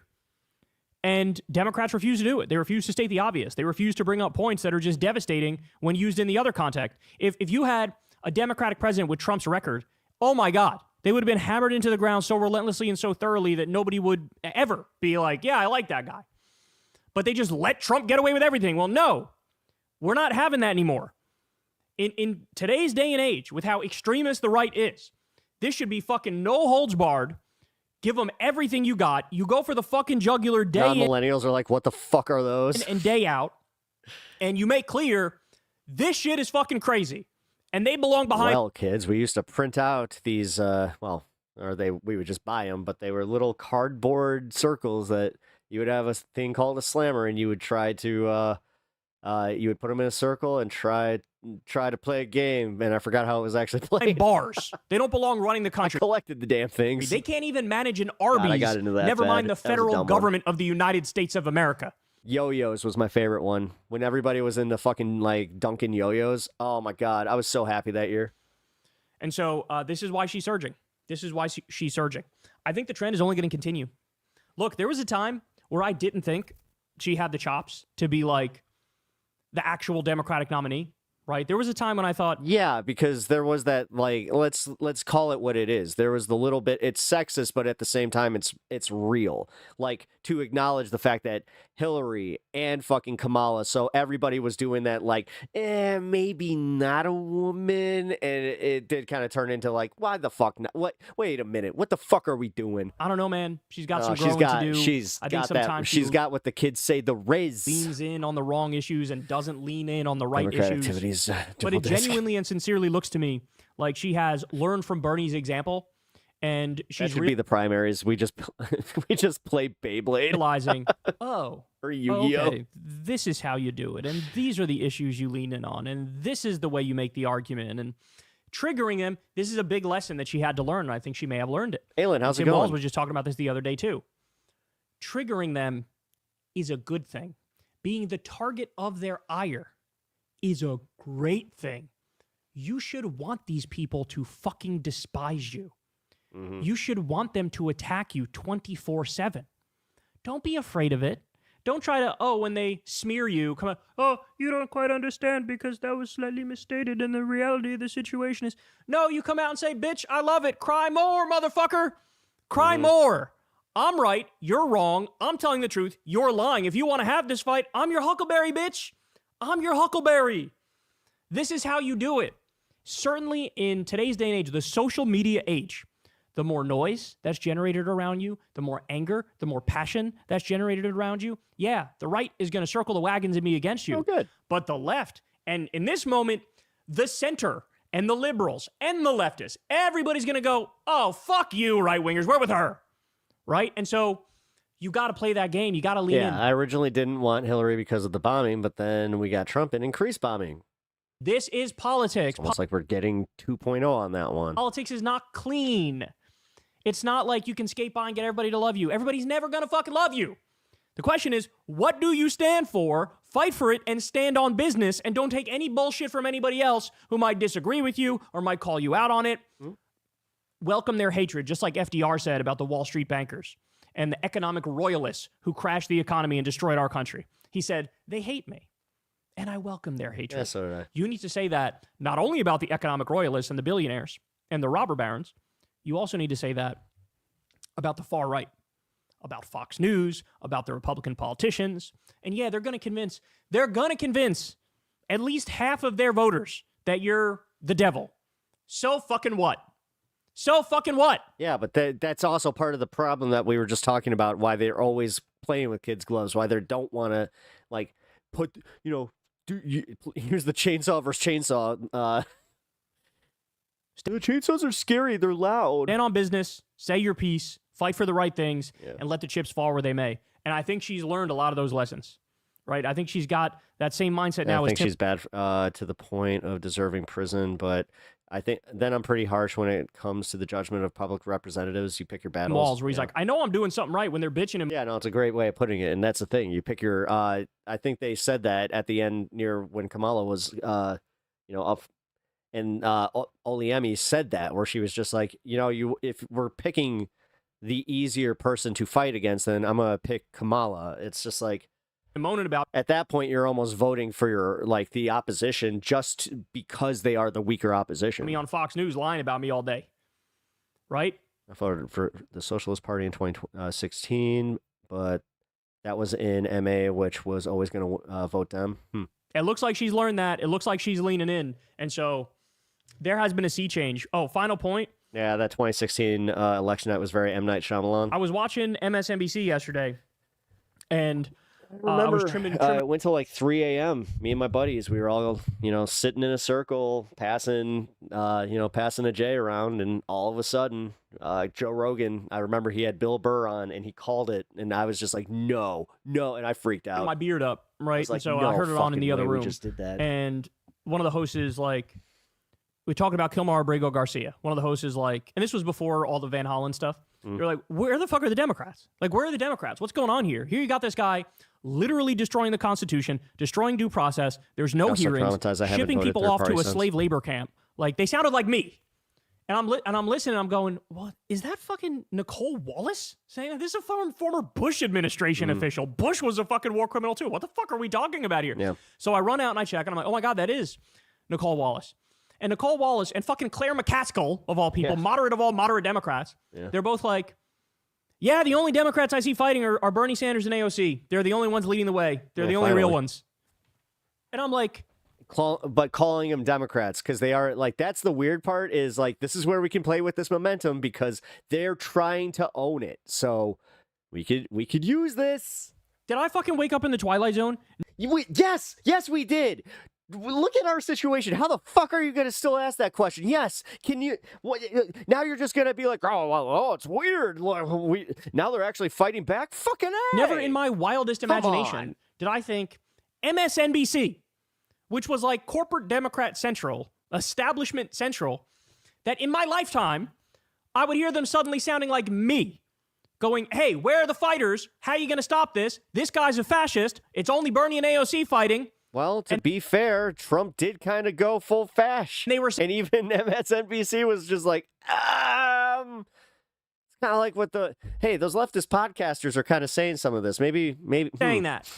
And so there has been a sea change, ladies and gentlemen. They're even having people like Emma on. Like, let's be real. MSNBC has been kind of pivoting more left, as far as having more guests on with different left-wing opinions. The people who were in the 2016 MSDNC Democratic primary trench warfare, Team Bernie versus Team Hillary. Yeah. Now, I would venture to say probably a majority of the people who were Team Hillary Clinton and not Team Bernie are now AOC. But this is the thing. You can't, we have to fucking not lose them. And I just got into this argument the other day with one of our viewers, and I was just very upset at the fact that it turned into another fucking argument about just steeped in theory, just fucking blatantly kind of saying, oh, well, we need to really educate these people and we need to do it this way. And it turned into oh, well, we gotta talk about steep them in theory. And I disagreed. Sorry. Bernie Sanders literally just got text halfway through that. I want AOC. I hate my ADHD. That's what I'm saying. I really do. So she's holding down all the Bernie people who support her, and now half the Hillary people are going, yeah, she's the only one fighting back against Trump. She's the only one taking the threat seriously. So I'm going to support her. Fucking of course I'm going to support her. So she has surged to being a front runner. And at this point, I don't think that's deniable, and I think the trend is only going to get stronger and stronger and stronger. Hey, y'all, do me a favor and like and subscribe. It helps out big time in the algorithm. Click the bell as well for notifications when videos drop, and watch that video on screen right now. China has already won the trade war. What? No, I wanted to see that. No. All right, fine. Whatever, I got another one. Here, let's wrap this one up, and then we'll go to the next. We're getting through these segments today, guys. This is fun. Yeah, genuinely surprised me. People just said, just want to hit the puck and go home, like you said. Exactly. No, that's exactly it, though. Like, did I not say? Like, that one stuck with me, man.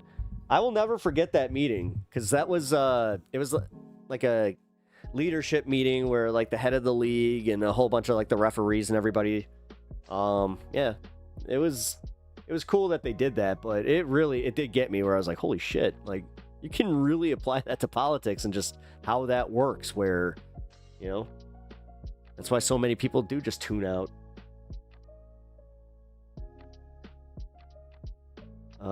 I was on some live on TT, and it was trash. On TT? What are you talking about? Or TYT? Voice, I'm sorry. Leftist wants to say, well, how can you hit the puck without knowing at least trigonometry? Fucking A! Legend of Sean. Legend of Sean. Fucking nailing it right there. This is why you are a legend, Sean. For real, dude. No, you're that's a... Wow. Way to add to that analogy. TikTok. Gotcha. Dude, I'm just telling you, man. That's perfect. That's literally fucking perfect. Because, like, you could also kind of, like, you can argue that, yeah, but yes, you do need, like, knowing some trig and, like, geometry definitely helps you, you know, especially as a goalie. Actually, all seriousness, knowing geometry is what helped me as a goalie. It's like it's the form of math I'm good at. Like, the only form of math I'm good at. Because I can actually see it. But yeah, then there's also, like, the non-practical applications where it's like, yeah, but then it's just, like, literally, who can skate better and who can just hit the puck more accurately, like, just more quickly. Like, what? You know what goes behind me? What you looking for? Oh, never mind. Tissue paper?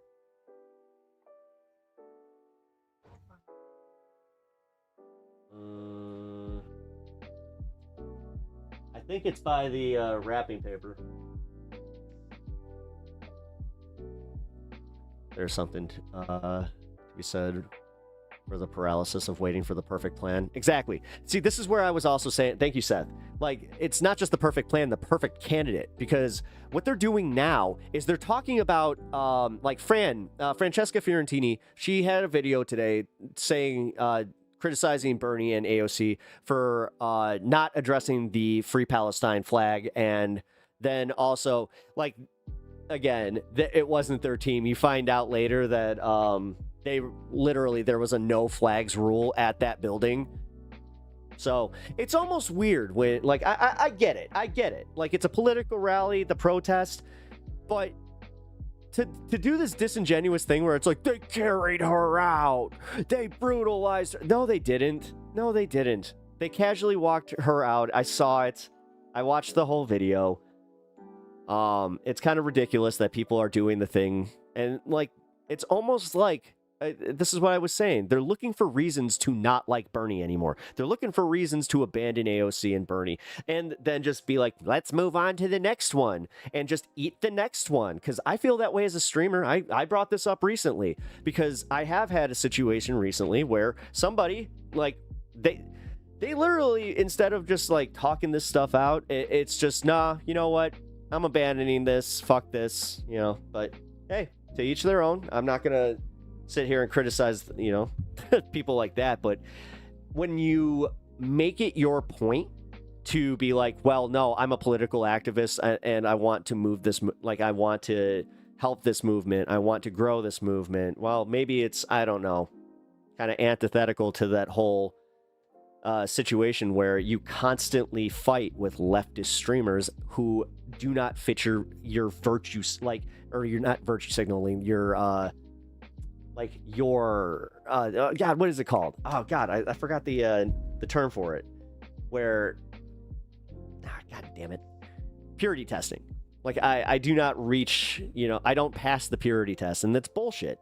Like, God damn. If there's anything I'm just completely sick of, is that bullshit. Because It's true. And then they do this thing where it's like, oh, the left isn't really that bad with it. It's like, yeah, fucking is. Yeah, it is.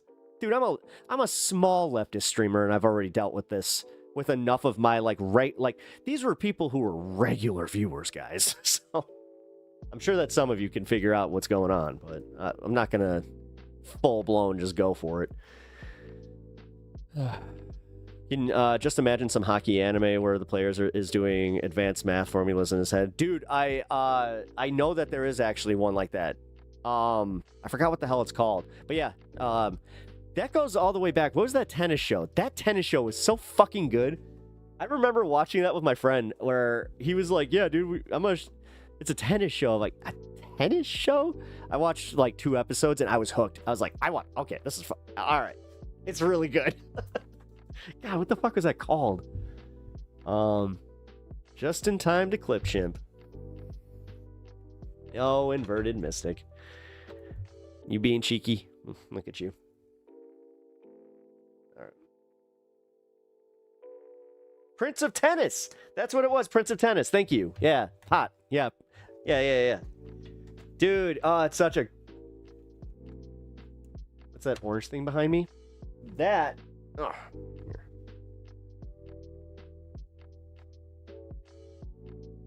Is my pepper.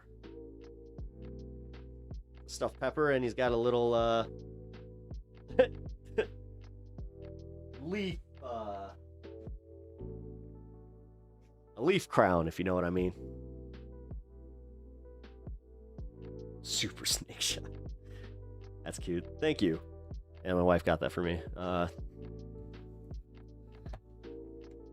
Snorlax was just something I literally saw that at Costco, and I did something where I was just like, I don't know, do I really need, this big box of coffee when the Snorlax could be in the corner of my stream forever? Yeah,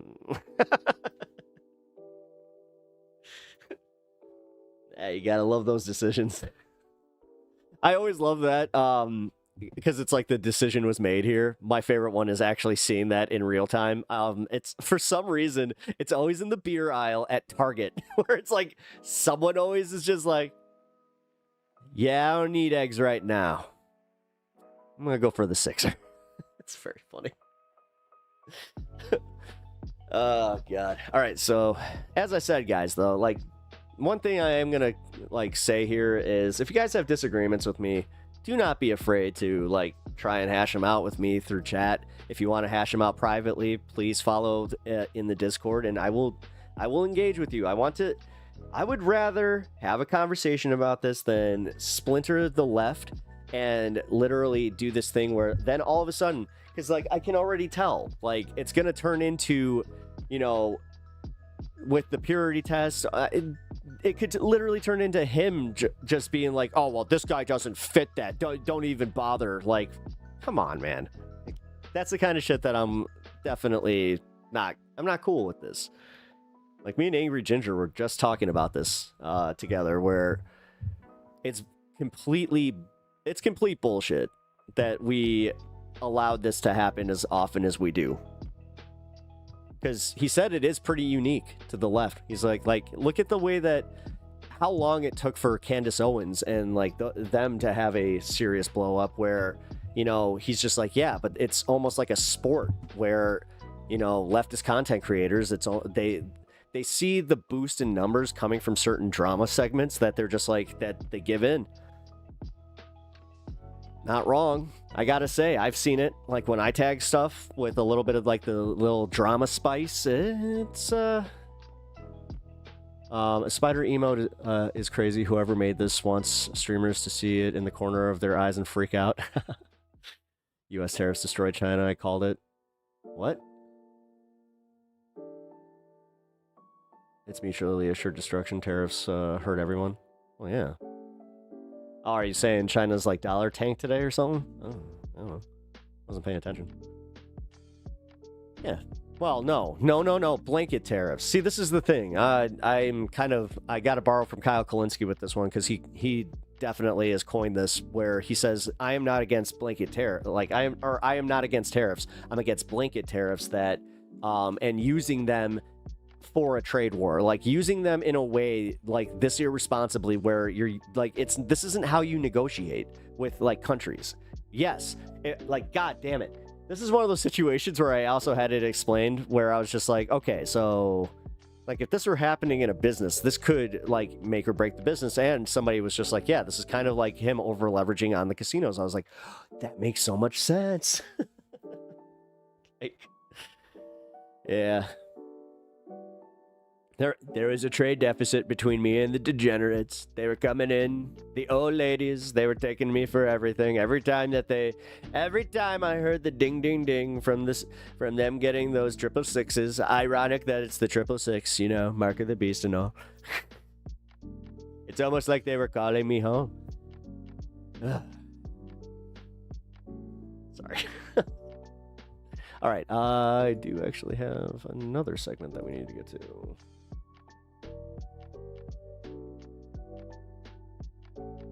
Dems have mass awakening and abandoned centras. Hey, Kirk, whatever. What up, dude? What the fuck was my brain doing right there? Whatever. No, what up, dude? How you doing? Hope you're doing well. Hope you had a good day. Not sure if you heard earlier, somebody came in here. They're like, yeah, they were an HVAC engineer from another country. So I mentioned you. I'm just like, hey, we got another HVAC bro in here. So, but as I said, dude, I hope you're doing well. All right, guys, I should probably do this. It's been, we're coming up to crunch time. All right. So if you guys don't already know, if you are newer viewers here, first off, hit that like button and subscribe to the channel if you haven't already, and follow over on Twitch.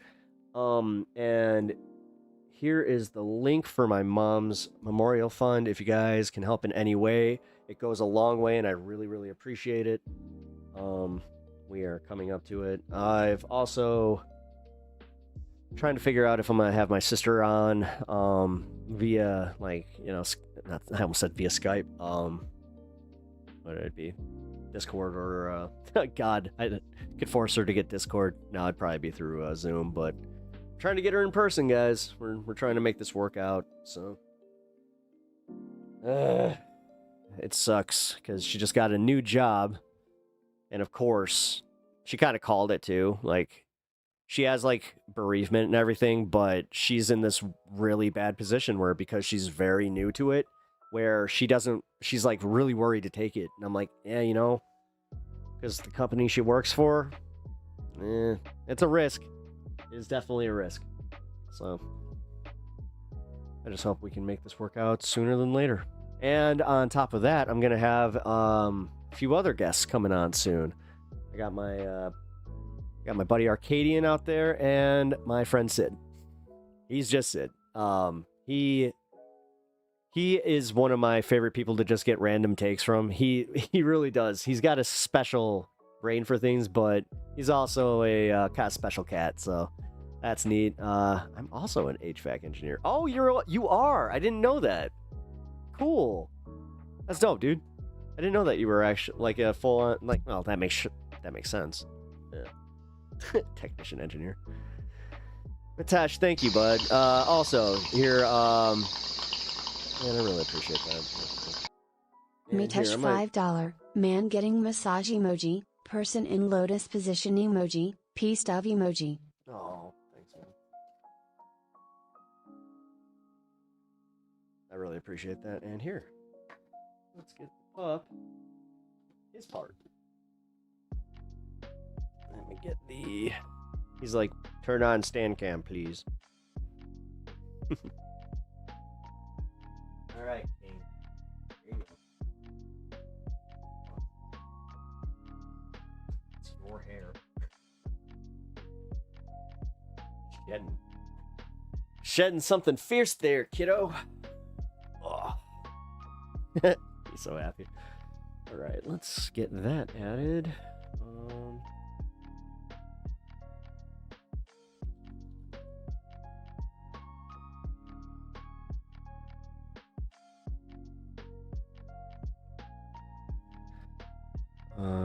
TOS was oddly. TTS? Oh, you got a crush on my TTS? Wait a minute. The first. Actually, that's legit the first time I've heard somebody say that. Good job. That's pretty funny. Oh, God. Are you gonna turn into that guy that did the, it was like the real life Her, if you guys ever saw that movie, where he fell in love with his like Alexa unit. Oh God, that's so fucking wild. We really do live in Black Mirror.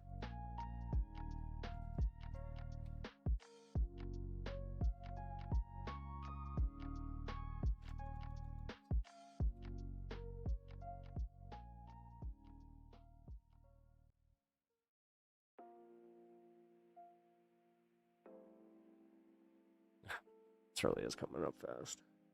Shit. You ever have that moment where you look at a calendar and then you're just like, oh, today's, oh. It's like, oh no. Oh, damn it. Oh, man. This really snuck up on me. Yeah, that was an entertaining one. Thanks for the company. Need to get past this Friday evening, 5 p.m. to 7 p.m. period. Going to do my food prep. Nice. Dude, you know that I, is she single? Yeah. Is there a GF chat GPT? There is. There actually is. Don't do that. We don't need Jeff asking if you're married and you're just like, yeah, here, meet her. Then we're just like, wait a minute, that sounds strangely familiar. All of a sudden he donates and then it's like, that's my wife. Sorry. Fuck, man. Who is she? Who? The TTS girl? On my way. Oh man, you guys are gonna fight over her? No, she likes me. Nuh-uh. See, when I donate $5, she reads it more. She reads it sexier, dude. I don't know what you're talking about. She's cheating on Jeff. Who is she? The single girl? Oh, he's talking about my TTS, like the TTS program. That's this. He was asking, is she single? I guess she is. I mean. Wait, that'd be funny. There's a male TTS. No, she is not. I have something to say about this.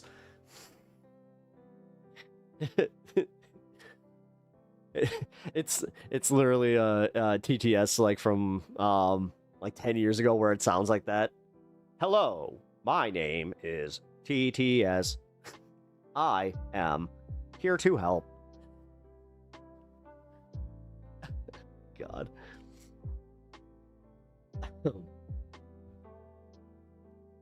Terrible. That's just terrible. This guy over here, he's making turnovers, terrible jokes. This is terrible. They call me the round mound rebound. Thank you for the $2 donation, bud. Kirk, when will you take me for a date? Kirk, when will you take me for a date? Oh my god, dude. Here. You got it. Alright. Had to toss that one to you. Would you be better with a lisp? Something about a lisp makes a woman more unique to me. And back hair? What the fuck? It's always the back part of like whatever like comment you're making where I'm just like, wait. Gotta read that again. Holy shit. And back hair. Oh, I see. We are at an even number now. Hell yeah. 2-2. Like that. That looks... No, not millions. It was just like 137 million. It's like, no. That is not the goal. I mean, I could make it the goal. It would take me forever. Literally I'll die as I will be a skeleton in this chair. What was he doing? He was trying to reach his million goal. How old was he? And where did he end? Oh my God, he ended at 999.995. Girl, I don't even know your name. Sounds like a good deal. See you tonight. Oh my God, I see what you're doing. Oh no, it took me a second.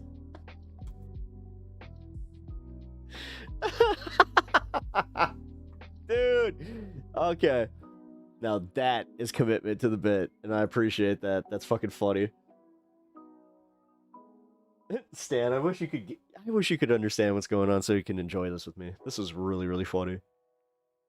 Tempted to send you a few Bitcoin now. I will not say no. I mean, dang. I think 1 Bitcoin right now would pay for that, for my mom's memorial fund and then some. Actually, that'd probably pay for my sister's half too. So half, yeah. I'm not doing. That's actually kind of the bitch of this is, yeah. We got other parts to this where it's just like, oh God, still have to move shit too. Like I get to make another trip down to Tennessee soon. That's gonna be really, really fun. Just an aside. But this time I am going to make it a thing. I'm gonna try and bring my computer with me and do like a few streams from down there. I think that would be a really good time. Pep, did you think I was asking Kirk on a date? No. I thought you were asking Kirk to ask her out. Like, I thought you were asking him to wingman for you for TTS, or it's just like, hold on, I'm a little embarrassed. Can you ask her for me? Hey, my friend over there, he thinks you're kind of cute. Oh boy, thank you. I gotta dig up my wallet for real. I thought Coinbase kept it when I changed devices, but I have my wallet address written down somewhere. See, that's the yeah, like I think I brought that up, but I got a buddy that like he did me a solid, but then that thing that happens to friends over time kind of just happened where he literally just moved and just like he got off all social media and I just have no idea where he's at. I mean, I don't even know if he has the same number, any of that. Man, that's wild. It sucks. But yeah. Either way, guys. Also, yeah, like if you guys are looking to support the stream in the free way, you guys can hit that like button and follow and subscribe. I really over on YouTube and follow over on Twitch. And if you guys have some Bezos bucks, then I will always take something from the Bezos guy. Screw him. Give it to a leftist streamer, really piss him off. He became a stripper and moved to Tanzania. I mean, I don't know. The last time I checked, he was in India. So, like, for real. He did some, like, yoga retreat in India and just, like, stayed there. I wouldn't be surprised if he has a mansion now where he just, like, does a bunch of, like, beekeeping and then he just funds a bunch of, like, left-wing causes, because he was always very politically active. He's actually the reason that I, like, went to normal conferences for, like, cannabis legalization, and then he was also the reason that, like, I did get more involved with Occupy Wall Street. Without him, I would not have been able to go to that protest. He gave me a ride to it, so that was pretty cool, because he had a parking space, like, not too far away from where the protests were. God, that was awesome.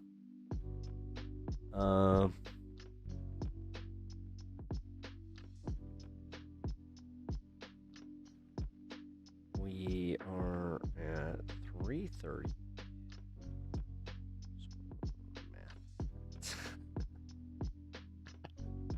I just told Unable, she's like, I want to bring you something, and I'm just like, well, she's like, but I want to do it at 4:20 in the show. And I was just like, oh, okay. And then I just told her, like, Do the math. I don't know where we're at. I got lazy. Oh, man. Yeah, guys.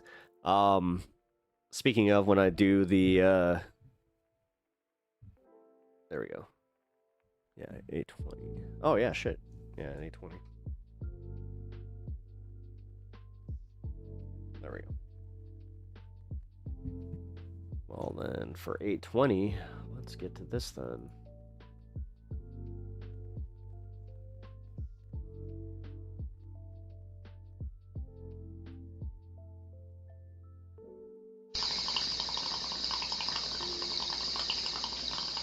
Oh, Kenzie, thank you for the 3-month membership. Work. Victory hand emoji. Oh, thank black you. heart emoji. Really Transgender flag that. emoji. Thank you. Really, really appreciate it. Wives, am I right? Hey, I got a good one. Yeah, I talked to her. She's getting more and more comfortable with the idea of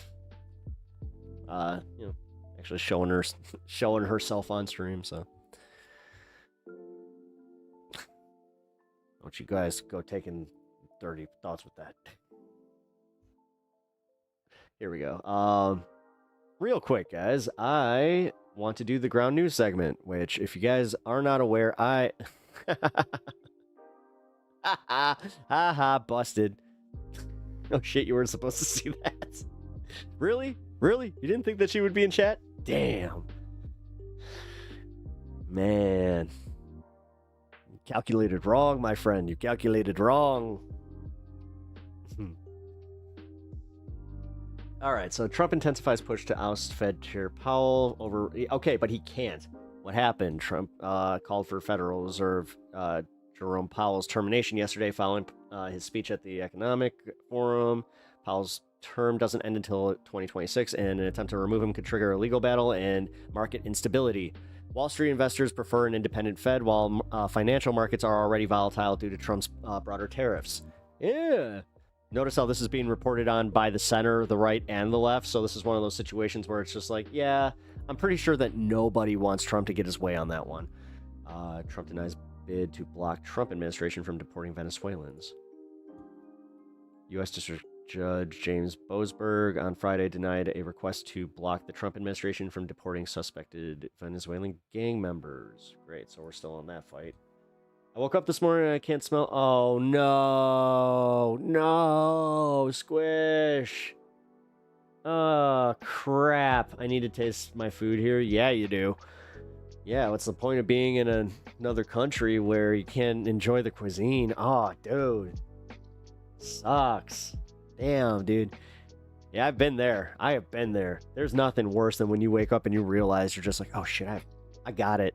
I got it. Oh, no, I got it. All right, Senator Van Hollen says Kilmar Abrego Garcia was traumatized at notorious Seacot prison and has been moved to another facility. Really? Okay. What facility was he moved to?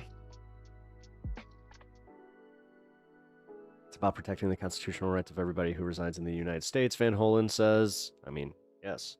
It's very clear that the president are blatantly, flagrantly disagreeing with and defying the orders of the Supreme Court.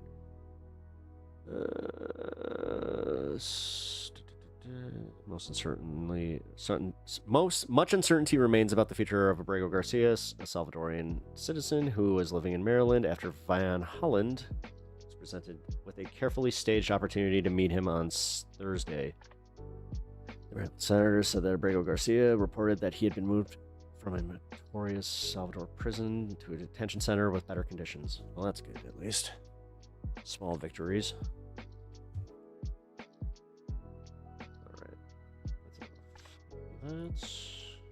Alright, so let's check blind spot. What is the right wing missing? Oh, hey, look at that. I kind of like how they mix this now. Oh, cool. Cool. I actually like how they did this. So now you can just, from the very top. Alright, so this is different. You can go high faculty. Here, let's go high faculty. Right wing. Big Ten schools create mutual defense compact against Trump actions. Trump claims tariffs are making America rich while also suggesting trade deals are coming.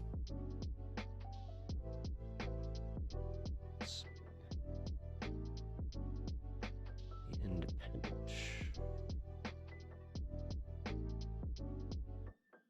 Oh.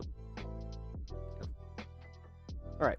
So, if you guys are enjoying Ground News and enjoy the format that I'm using, you guys can also check the ownership to see who has, private equity, who is media conglomerates, who's individual. Then you can see who's reporting from what side and for what conglomeration. Then, as I said, you can go back to Blind Spot, and now this is a big change. Hit that high faculty, go left. Yep. Let's see. And now, here's the thing. This is going to be more right-wing framing on these stories. So, Albany Republican headquarters vandalized with swastikas. Chinese vent anger at Trump's trade war with memes, mockery. Trump administration estimates 50,000 federal employees will lose civil service protections. No shit. So, this big process made in Japan. Extends federal hiring freeze for 90 days.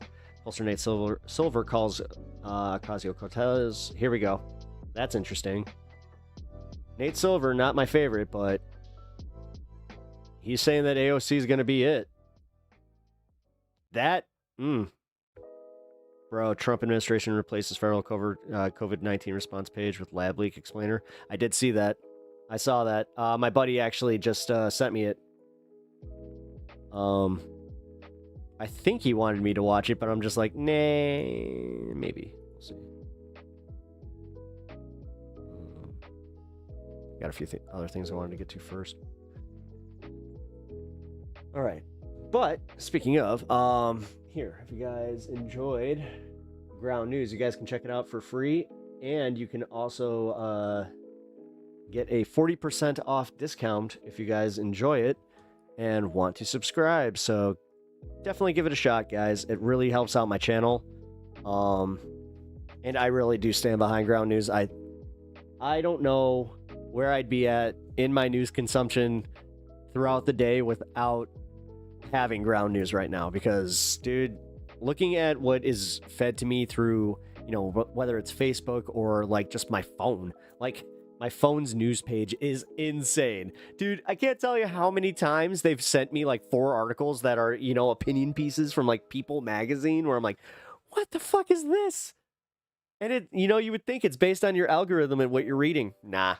I think that the algorithm is actually doing the thing where it's like, no, we're going to try and get you angry. I bet you that this is actually, I just thought about that. Maybe, just maybe, a bunch of Trumpers are saying a bunch of left-wing news. No, there's no way. As that left my mouth, I was like, nah, I don't think so. Trump's first quarter approval ratings are down. Yes, they are. Here we go. Let's explain the tariffs. I've been wanting to do this for a while, and Adam Conover made a video about it. So, this is a really good opportunity to learn about this. So ever since Trump's Liberation Day tariff announcement, the global economy has been on a roller coaster ride of stupid. First, the stock market crashed in one of the worst sell-offs since World War II, and people have been scrambling to buy iPhones and olive oil before the tariffs jacked up their prices higher than eggs. Of course, I got all 3, so I'm all ready to make the world's worst, crunchiest sandwich. Nintendo even delayed pre-orders for the Switch 2. Oh yeah, now Trump is really up. Sure, we're mad at you for sending innocent people to Salvadoran mega prisons, disappearing college students off the street. Yeah, but keeping me from a Mario Kart? And firing the scientists who are curing cancer. But delaying the release date of Metroid Prime 4? Now you done f***ed up, Donkey Kong Trump. I didn't realize that was coming. Donald D. Kong. Donald D. Kong. Donkey Donald Trump is probably... These tariffs were so destructive that just an internet rumor that Trump might pause them sent the market up trillions momentarily before it suddenly plummeted again. I mean, the tariffs are so dumb, so insane, and so self-destructive that even Republicans sounded the alarm. Tariffs are a tax on consumers, and I'm not a fan of jacking up taxes on American consumers. Wow. When you find yourself agreeing with the notorious Zodiac killer, something has gone very wrong. So after That's one of my favorite Trump things. A week of you know what? Ted Cruz's dad and the Zodiac killer never saw him at the same place never saw him at the same place, same time. Pushing the global economy to the brink of collapse, Trump finally blinked. He paused his tariff plans on most countries for 90 days, and stocks skyrocketed. For one day, then they plummeted again. Because after the so-called pause, Trump slapped 125% tariffs on our largest trading partner, China, then said electronics like iPhones were exempt from the tariffs before declaring that that exemption was only temporary. Look, at this point, it should be obvious that we are ruled by a mad king. Trump hath lost his faculties, and his every whim bringeth us misery. Because these tariffs are one of the biggest economic own goals in history. They're not going to bring down the price of eggs. They're just going to make you pay more for everything and put countless small businesses out of business. All because one senile billionaire won't give up on the one stupid idea in his head. And we're going to get into why. But first, real quick, I just want to let you know, if you want to support the channel, you can head to patreon.com/Adam Conover. And if you'd like to come see my brand new hour of stand-up comedy on the road in Charleston, Oklahoma City, Tulsa, Spokane, Tacoma, a bunch of other great cities as well, we're always adding new ones. Head to adamconover.net for all my tickets and tour dates. So a lot has been made of how stupid and insane the tariff rollout was, and that's because the rollout was in fact stupid and insane. For instance, Trump put tariffs on an island inhabited only by penguins and seals. You know, if we can't get penguins to fly, how the Can we just be real? I'm so glad he did that, because that was funny. Are we supposed to get them to pay? They can't even reach the wallets tucked into their cute little waistcoats. And the tariff numbers, the actual rates the Trump administration is charging, were based on math that no experts had ever heard of. And when they looked into it, they found utter nonsense. The American Enterprise Institute, a conservative think tank, now points out their plans Hey, that's a lie. It's definitely not the only stupid idea in his head. errors, serious math errors. Turns out that under that beautiful hair was not hiding a beautiful mind. Because not only was Trump's math bad, I prefer the Kingdom of Cambodia and the Kingdom of Thailand over the Kingdom of America. The very idea behind the math was completely insane. See, I don't know how they think, like, what do they think of our whole situation? Are they just like, you guys got it bad? Trump's formulas were based on the idea that we need to balance our trade deficit with each country, basically demanding that any country that sells things to us buy the same amount of stuff in return. But this makes no fucking sense. For example, take the landlocked country of Lesotho. They export diamonds and denim to the United States, things we want and need, but they can't buy American goods in return because Lesotho has a per capita income of less than $1,000 a year. These people don't have money, yet for the crime of not buying enough Harley Davidsons or whatever with money they don't have, they were slapped with a 50% tariff. I mean, this whole idea is crazy. In life, you buy from some people and you sell to other people. They don't need to be the same person. When I buy an apple for lunch, I don't have to sell the grocery clerk a fucking YouTube video. So since the tariffs that Trump unilaterally imposed on the entire global economy were economically illiterate nonsense, it's no surprise that markets tanked. But for Trump's groveling minions, that just meant it was a bull market for bullshit. I don't really care about my 401k today, but this is what I believe. I believe in this man. I mean, Jesus Christ, this is death cult level devotion. What's next? Is she going to send him one of her fingers in the mail? But no amount of sycophancy can change reality. After Trump's tariff plan was unveiled, the S&P 500 had its worst 4 days in its entire history. But you know what? Screw the stock market. The real victims of the tariffs will be average Americans. See, we import a lot of in this country. Imports of goods and services have been about 14% of our gross domestic product recently. That means we import close to $4 trillion a year of goods that the rest of us buy, right? All of the necessities of life, those are things that we import. And tariffs are a tax on all of those goods entering the country. So if you raise tariffs on some or all of the...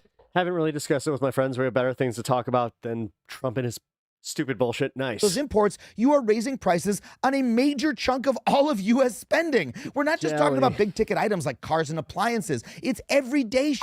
Diapers, paper towels, toys, shoes, coffee, and avocados. You know, all the supplies you need to raise a hipster baby. So it's kind of weird that the guy who ran on making things less expensive would want to crank up the price on the basic necessities of life. What is the rationale for even doing this? What are we supposed to get out of it? Well, Trump and his people say that the tariffs are going to restore American manufacturing. And you know what? That has a lot of appeal. A lot of people have nostalgia for the good old days, or at least what they imagine the good old days to be like. Back when you could work in a factory for 8 hours, go home to your wife who you trapped in a hot little room cooking for you, eat the fruit of her toil, and rest comfy in the knowledge that your hard labor with your own 2 hands made something real and gave you enough money to buy a big boat-like American car that your wife is not allowed to drive. And it's true. That kind of manufacturing work has disappeared in America.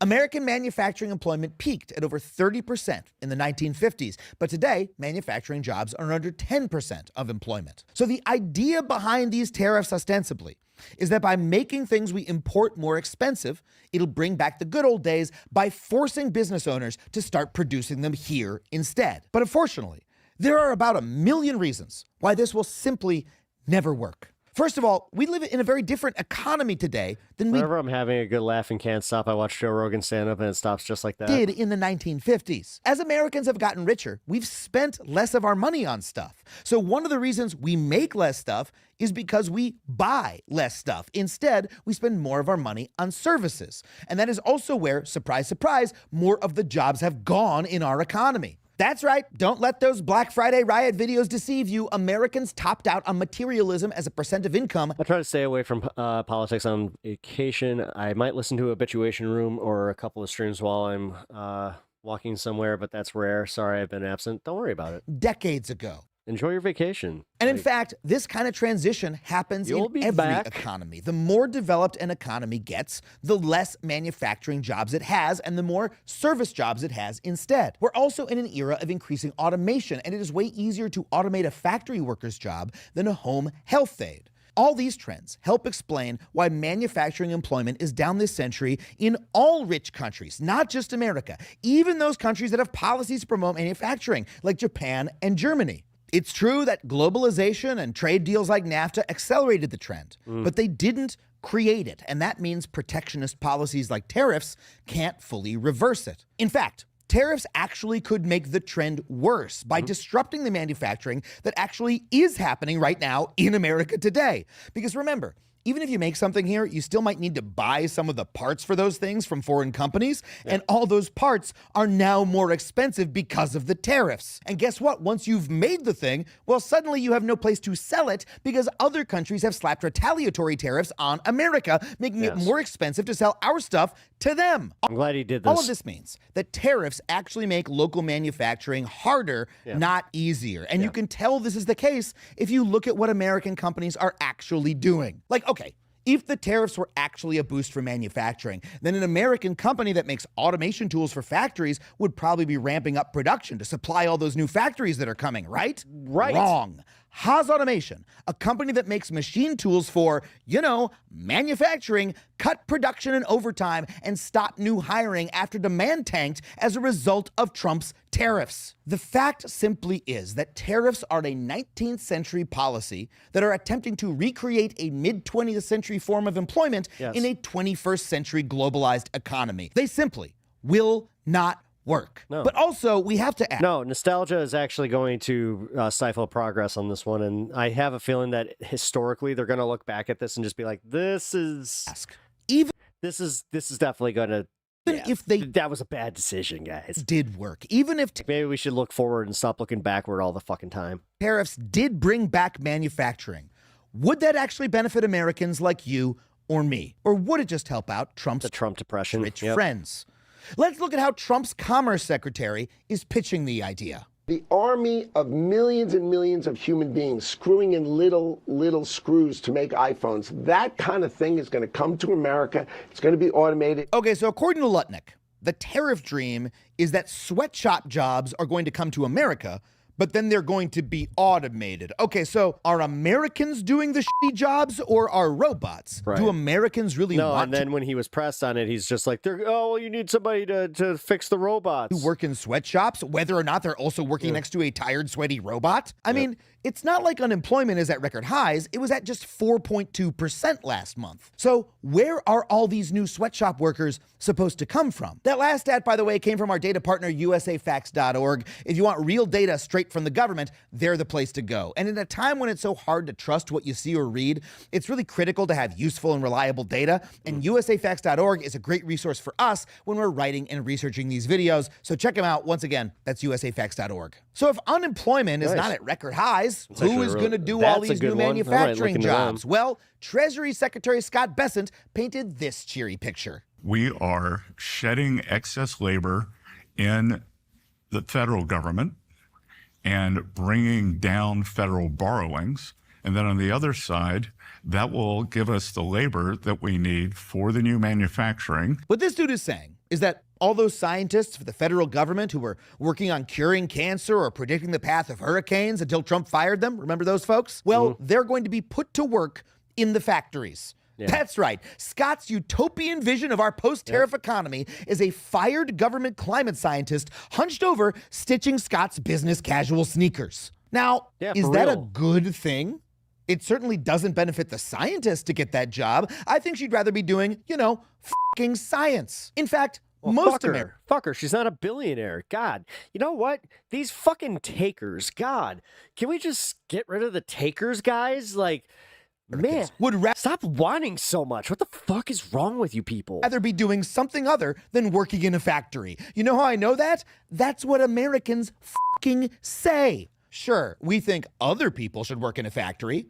Over 80% of Americans are kind of shitty. Americans say that the country would be better off if more people. It's the same with like we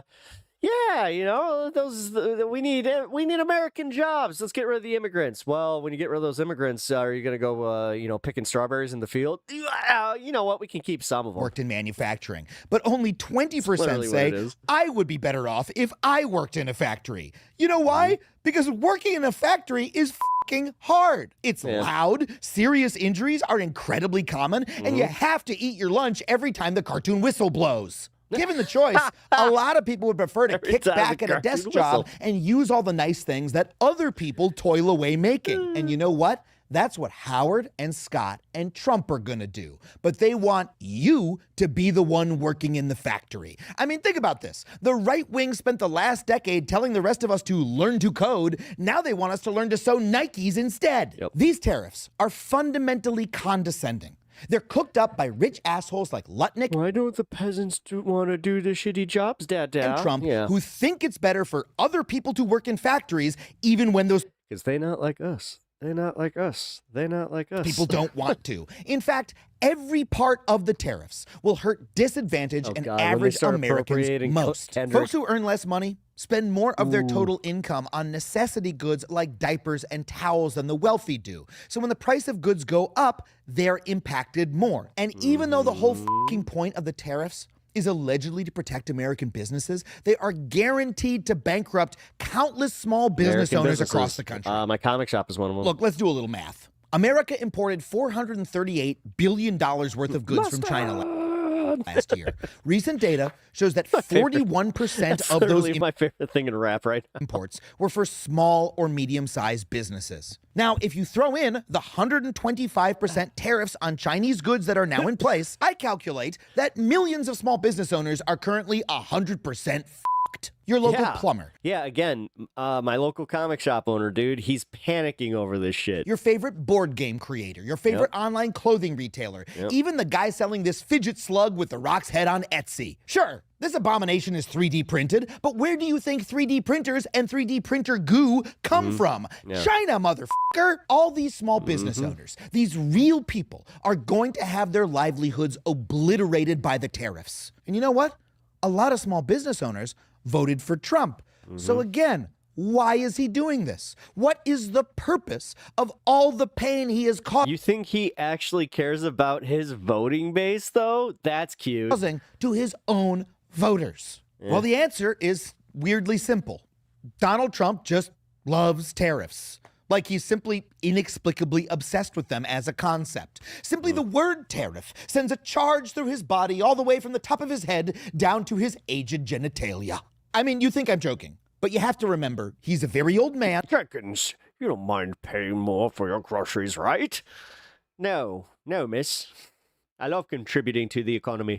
And his brain is melting. You know how your grandfather got weirder and weirder the older he got, until he started insisting on putting ketchup on his pancakes and accusing the gardener of stealing his bicentennial coins? That's Trump. For more than 40 years, Trump has been haranguing... I knew it. I knew the orderly took them. I totally knew it. I've been missing those Trump coins for quite some time. ...countries for taking advantage of America and demanding they... Somebody changed my diaper. I don't even know who did it. ...pay up. He took out an ad in the New York Times with this theme in 1987. He literally scribbled "trade is bad" on a speech draft during his first term. The man is clinging to tariffs not because they're a good idea, but simply because of the passionate belief that other countries are bad and so is trading with them, period. That belief is just a part of him. Tariffs are so deeply personally ingrained in Trump's personality, he is willing to crash the entire global economy just to enact them. In other words, we are being ruled by a madman. And it isn't just me saying this, it's the fucking hedge fund managers. Look at this quote from an economic research firm recently. In the last few days, we have had many conversations with macro fund managers, and their concern is that the White House is not acting rationally, but rather on ideology. And some even fear that this may not even be ideology. A few have quietly wondered if the president might be insane. Cool, Wall Street guys. Would have been great if you had figured that out before you got him elected, but you didn't. And now, the one silver lining of this economic crash is that we get to watch all of you Trump-simping billionaires lose your goddamn shit. Yep, it is kind of fun. Ken Langone, the Republican co-founder of Home Depot, whose company could be well and truly f***ed by these tariffs, called them, among other things, bullshit. Even the weird kid who Trump lets come over to his house sometimes, Elon Musk, railed against the tariffs to no avail. And billionaire Trump bootlicker Bill Ackman threaded a needle between hysteria and obedience by saying that the tariffs could cause economic nuclear winter while blaming Lutnick rather than Trump. But don't worry. Bill weathered the storm, and after Trump backed down, he proudly reinserted his tongue right back in Trump's ass, Patriot style. Now look, none of this is to say that globalism and unfettered capitalist free trade are wonderful things. They are not. They've been good for some people and some countries and very, very bad for others. Maybe people should have voted for someone who knows about politics or trade or anything really, and not for a failed businessman who can barely read. Yeah. Including a lot of working people. In America, free trade gave us a lot of cheap products at the cost of ruining some manufacturing communities. On last week's podcast, Trey Crowder literally told me about how free trade killed the economy. We're going to an awesome Korean barbecue today. What's cool is my friends work for the government. When I get to eat with my friends, I get to go to fancy restaurants. Nice. Economy of the town he lived in. Awesome. And how that turned the town towards Republicans.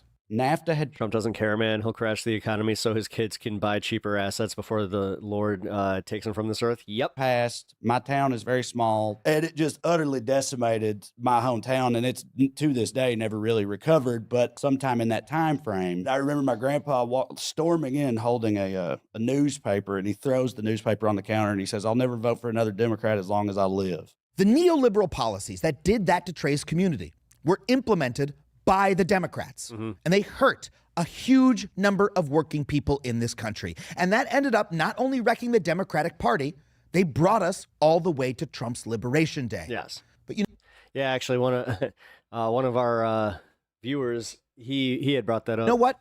If you want to do right by those people who were hurt, if you want a more just or fair economic system, which I do, you need to build one that, you know, is actually more just and fair, not one that hurts the very people Trump is claiming to help. According to the Yale Budget Lab, Trump's tariffs will cost the average per household consumer $4,700. Prices for clothes are going to spike 64% in the short term, and 740,000 fewer people are going to be employed by the end of this year. These tariffs are simply going to be a catastrophe for working people across this country. Sure, They might be great for Trump and some of his billionaire buddies, because now corporate leaders and heads of state from around the world will come and beg the Mad King for mercy. Oh, please, my liege, remove the tariffs and I'll kiss the ring on your tiny hand.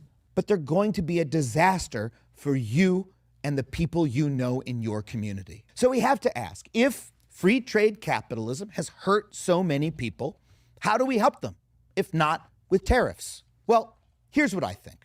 I think when we think back on the good things about the middle of the last century, we're not actually thinking about manufacturing at all. We're not thinking about the factory itself. We're just thinking about having a good job. A job that guaranteed you a solid wage and a pension and enough time off to watch your kids grow. Yeah. And you know what brought us jobs like that? Unions. Unions. Unions that gave the average person power and be doing more than dignity at kissing their a ring. job. Unions that used to be everywhere in America, representing millions and millions of Americans. That is the economic system that people miss. But as I have covered, I had so many people sucking my ass, it gave me dimples. elsewhere on this channel, the wealthy obliterated that system. They destroyed it and pocketed the rubble, sending unionization rates into the basement. And now they want to send us all back to the factories without unions. In fact, Trump has declared war on unions again, so that we can all make even less money, they can make more, and The mafia ruined unions too. Trump can feel like a big, powerful king. Well, fuck that. If we want to improve average Americans' jobs and lives, you know where we can start? Not by making everything more expensive and kicking us out of our current jobs and sending us back to the factories. We could make it easier for working Americans to unionize the jobs we already have, so that we have more Star Man. How you doing, dude? power in the workplace and can fight for better wages and benefits. Dangers of someone who knows how to work a crowd. Now our country and its very foundations are crumbling. People voted for this, and even they didn't realize it at first. We all saw this coming. Yeah. We could do it by improving the social safety net so that unemployment doesn't mean going hungry or homeless. We could do it by instituting paid parental leave so that parents don't have to choose between feeding their kids and spending time with them. And we could do it by building a movement that fights for all of these things loudly and optimistically, that makes the case that we really can have an economy that works for all of us if we believe in it enough to build it. And you know what? We might have the chance to make that case and start building that movement sooner than we think. Because yes, our senile king sits on his throne of madness for the next 3 and some odd years, and thus we must deal with the wicked and senseless pronouncements that fall from his gibbering lips. But Trump is also spending a lot of political capital on these tariffs. One of the darkest honeymoons in presidential history is almost over, and Trump's poll numbers are going down. Turns out a lot of people are really pissed about the switch too. So as millions of people around the country start to be hurt by Trump's tariffs, we need to keep reminding them whose fault it is. Sure, but that can't be all we do. We also need to explain that there is a better way, and we need to build a movement that lets us fight for that better way together. Because if we want an economy that works for average Americans, then average Americans need to run the fucking economy, not a single deranged billionaire signing dumbass decrees from on top. Well, it's almost like that's what we were doing with our representatives of Congress, and that's why they controlled the power of the purse. So we didn't just unilaterally give, the king all the money in the land. It's almost like we had a whole revolution about this and built our the foundation of our country on these principles. But what the fuck do we know?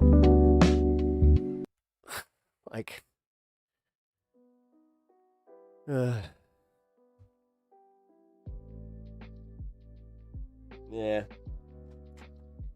This is going to be fun. Just going to say it. This is going to be fun, to at least see, people start turning on them. Maybe. All right. Got another Kyle Kalinske video before we go into the fun half. Let's do this.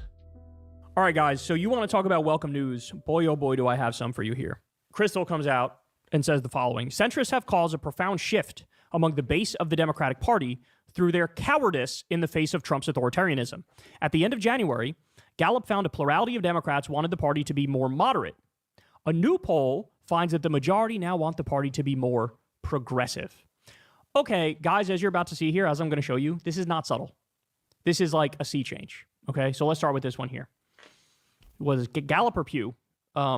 So they did a poll. Partisan preferences for the ideological direction nice. of their Starting parties. to smell again. Okay. Good. So look at it. 2025 is all that matters for the purposes of this conversation. So just look at 2025. So basically, like right after Trump won, they asked this question, and the results were. Oh, son of a I bitch. just want to note that. Hold on. I did not mean to hit that. That sucks. I got to go back to my history. All right, guys. So you want to talk about welcome news? End of January, Gallup found a plurality of Democrats wanted the party to be more moderate. A new poll finds that the majority now want the party to be more progressive. Thank you. Okay, guys, as you're about to see here, as I'm going to show you, this is not subtle. This is like a sea change. Okay, so let's start with this one here. It's, you know what? This is going to sound a little bit, I don't know. Like I'm doing the thing where I'm like, yeah, I predicted this, but I kind of did. I kind of saw this happening. I was explaining how they really have nowhere else to go but farther left at this point. They already tried the Liz Cheney approach and saw it fucking blow up in their face. Was Gallup or Pew? So they did a poll. Partisan preferences for the ideological direction of their parties. Okay. So look at it. 2025 is all that matters for the purposes of this conversation. So just look at 2025. So basically, like right after Trump won, they asked this question, and the results were 29% of Democratic voters said Democrats need to become more liberal. Or what they mean by that is more to the left, right? They mean more leftist. They conflate liberal and leftist, even though those are different things. We don't need to get into that, but you get the point. They're saying we want you to be more to the left, 29%. 22% say Democrats should stay the same. And then 45%, a strong plurality, almost a majority, says Democrats need to be more moderate. So in other words, in the wake of Trump winning, a lot of Democratic voters looked around and they said, all right, look, he won. What are you going to do? So you got to work with him. You got to do bipartisanship and negotiation and diplomacy and just try to get some That lasted all of 5 seconds. where you can, but like keep the country functioning. Oh, wow, that's kind of funny. Right? Then people saw how fucking immensely unhinged and out of his mind Trump is in the second term. Yeah. And the party did an immediate U-turn. Look at what happened with the base. Ready? These are Democratic voters we're talking about here. Survey USA poll. If you had to choose, would you rather see the Democratic Party become more progressive, stay the same, or become more moderate? Now the numbers are more progressive, 50%. Wow. Stay the same, 24%. Wow. More. Yeah, he wasn't wrong. Those are significant ass numbers. Even I was thinking that it was only going to be like, in the 20% for the more progressive. That's wow. Moderate. All right. Plummeted to Hopium 18%. Coming. And not sure is only 8%. So let's recap. Right after Trump's win, you asked Democratic voters, should the party be more progressive or more moderate? 29% say more progressive. 45% say more moderate. Today, you ask them, 50% say more progressive. That's crazy. Only 18% That's fucking say more moderate. Wow. So in other words, the Democratic base that's very welcome. is finally waking up. They have become radicalized by looking at the extremism of the Trump regime. All you have to do is follow the news a little bit, and you find out very quick, wait, what? He's talking about invading Greenland and stealing, wait, what? He's talking about invading Panama and stealing Panama? Wait, he's talking about the U.S. owning Gaza and finishing the genocide and the ethnic cleansing and building casinos and hotels on the beach? He's threatening Canada? He wants them to be the 51st state, and then when they say no, he says we're going to steal some of their land and take away their water rights? What? He wants to do war with Iran at the behest of Israel? What? He keeps going. Signed an executive order to make it so that even I forgot about that one. He can do war with Mexico on a whim without Congress. Declared the drug cartels terrorist organizations to do. It's almost like people are tired of placating since now we know it doesn't work with the unhinged MAGA crowd. Yep. Airstrikes and what? He's rounding up innocent people with no criminal record and shipping them to a death camp, alleged death camp in El Salvador. What? He's launching a trade war and pissing off our allies and devaluing the U.S. dollar, and it's going to lead to a massive effective tax on the bottom 95% of Americans, and a lot of people are going to lose their jobs because the market is he's doing what? What? And so Democratic voters looked around and they go, oh, okay, this is not what I expected from Trump. This is a billionaire robber baron coup. And there it is. Take your shot at tea. It's a fascist takeover. I'm against those things. You need to fucking fight. You need to fight. And so now you see somebody like Gavin Newsom, who launched a podcast and started giving a hot stone massage to sloppy Steve Bannon and Charlie Kirk and Michael Savage and all these right-wingers. He went straight down in the estimation of Democratic voters. You see somebody like AOC, who's doing an anti-oligarchy tour with Bernie Sanders. She shot up like a rocket to being one of the front runners for the 2028 Democratic nomination. Yeah, and they're attacking her with they're literally pivoting Gaza to her now. The base.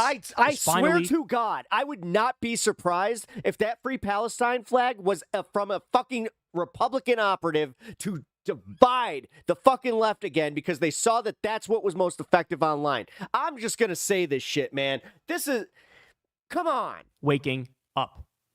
They're finally waking up. They're realizing. Yeah, after seeing this, though, this was made 2 days ago. Holy shit. You got to fight them on everything. How are they wrong about literally everything? In the first term, at least you had some little things you could point to here and there. Hey, they did the First Step Act. That's great. That's a step towards criminal justice reform, right? Great. Hey, he pardoned Alice Johnson, this sweet grandmotherly lady who was locked up, who shouldn't have been locked up. We love that. Oh, look, he banned bump stocks after a fucking mass shooting. Wonderful. There were these little things you could point to in the first term to go, look, he's bad, but it's not world ending.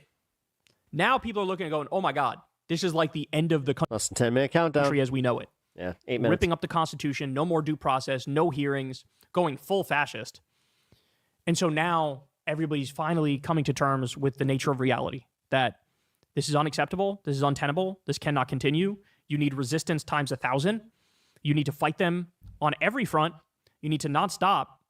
And we need a hero on our side to not meet them halfway and concede on areas where they shouldn't, right? And that's the problem with the Democrats for so long, is that they were the centrists, they were the neoliberals. I'll meet you halfway. I'm above the fray. I'm not left or right. I'm above it all, right? Now people are going, no. We want somebody on the left. We want somebody. The right says, blame trans people and immigrants for all your problems and let's go to a war against these people. That's the right-wing narrative. What does the left say? Bernie and AOC are leading the way, telling you, we're on an anti-oligarchy tour. The real problem in this country are the robber barons and the billionaires. They've bought the government, rigged it in their favor, looting the treasury, and screwing over the working class. You have no fucking, you have no health care. Your health care sucks. Okay, who do you blame for that? Well, blame the health insurance companies.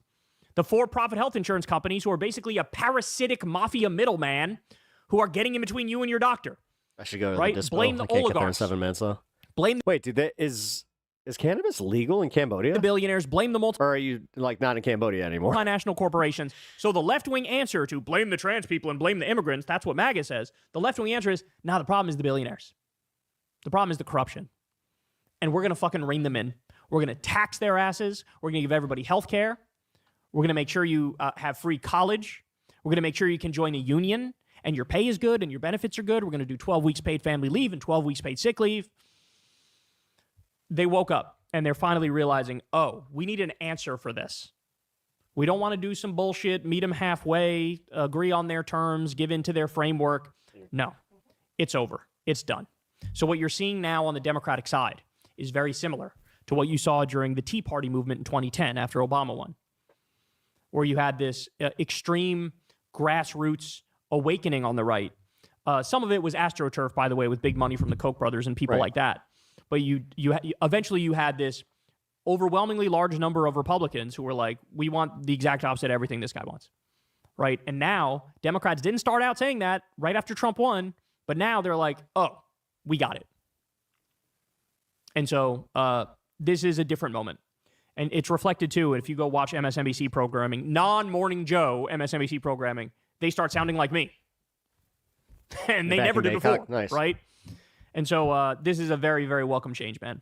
I didn't know this is a very, very welcome cannabis was legal in Thailand. Change. And it's been a long time coming, but we're finally fucking here. And the question is, add that to the countries I can travel to. What are we going to do about it? And the answer is, we're not going to stop until it's our time. If Bernie Sanders was 10 or 20 years younger, everything that happened, that people were worried would happen in Trump's first term is happening now, but MAGA is still calling us liars and using hate to blame Trump's failures on everyone else. Can't be reasoned with. Yep. this election would be, the 2028 election, it would be too big to rig, right? We all fear that they're going to get rid of free and fair elections, and they're trying their best to do it. But if it was Bernie in 2028, it's over. It would have been too big to rig. It would have been a colossal landslide, the likes of which we haven't seen in modern American history. Would have been what? But, 2028? You mean 2020? Maybe it's Tim Walz. Maybe it's AOC. It's maybe AOC. It's somebody like, I mean, we already covered that. I mean, this was 2 days ago. Like, this is where, again, unless they use this fucking, like, psyop bullshit and actually work with it. Jon Stewart, but we are on track for something like I'm going to just say this right now. If we somehow manage to burn, like, the next candidate over, like, Gaza, and it's literally, like, them not saying the exact thing, like, because AOC has had support for fucking Palestinians, but now there's, like, you're literally getting people out there saying, not good enough. Did you see what she didn't even acknowledge it? Like that. And we can't stop. We can't stop. We need more bodies in the streets, more protests, more people waking up. And I've never been more proud of the Democratic base in my life than I am right this second. That everybody at the same time came to their senses and said, oh, I know what this is. I know what this is. And so now it's time to act accordingly. All right, guys, that's the show. I love you all very much. Everybody do me a big favor. Please subscribe to the channel if you haven't yet. I really appreciate that. That helps out big time. It costs you nothing at all. Click that bell icon so you get a notification every single time a video drops. And, of course, much love to everybody who supports this show on Patreon. Literally could not do it without you. That link's below if you'd like to help support on Patreon or sign up for Crystal Kyle and Friends on Substack. And also, by the way, everybody go check out Corin's World, the YouTube channel, because we post the Kyle and Corin episodes over there now. And go hook my boy up, Corin, with a subscription to his channel. He's really nice. That's actually pretty cool that he gave him the channel and was just like, you know what, fuck it. Because I know that for a while there, that was a secondary channel. So, hell yeah, guys. All right. It's supposed to be medical use and can be sold in a brick and mortar shop. You aren't supposed to smoke it in public, even though some do. As a foreigner, I don't take a chance and smoke at the hotel. Yeah, that's what I would do.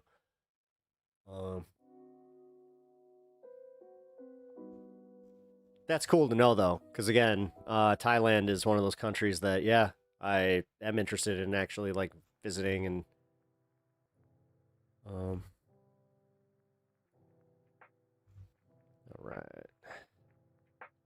All right, load up. Let's load them up. Load them up.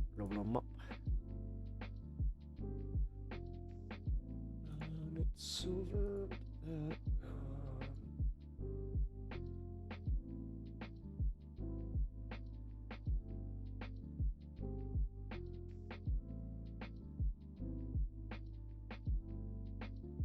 Trump touts seemingly doctored photo of Abrego Garcia's hand in an attempt to prove Maryland man is a gang member. What a fucking asshole.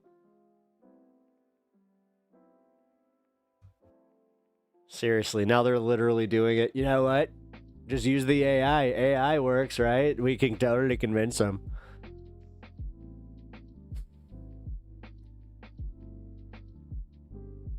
All right. We're on the 1 minute countdown. 1 minute countdown, guys, and then we go into the 420 fun half. And I'm excited because we're going to be catching the FD Signifier video where he is questioning whether or not his assessment on the elections was wrong. So, trust me, coming from FD, this is something that I find very interesting. I'm not sure if you guys know who FD Signifier is or watch his content, but I do know that there, like, a good portion of you guys are going to enjoy this. When I buy my condo here, you are welcome to use it for vacation instead of a hotel. Fuck yeah. Oh, hell yeah. I like that. All right, let's go.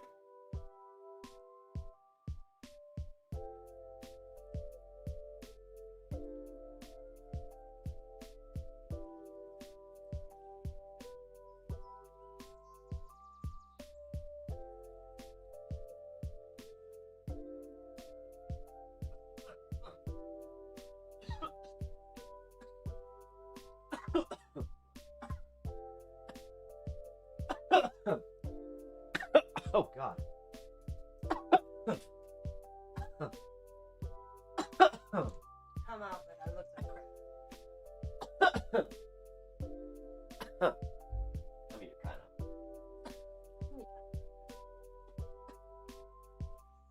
of.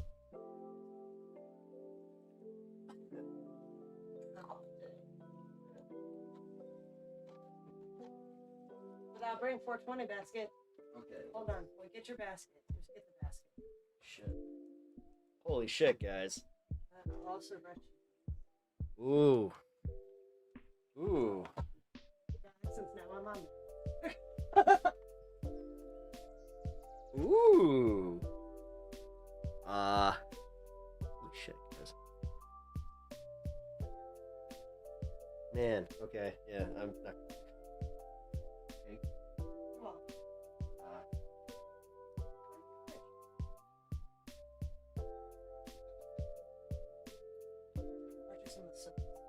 Thank you. Can I just put this down here? Put it together. All right.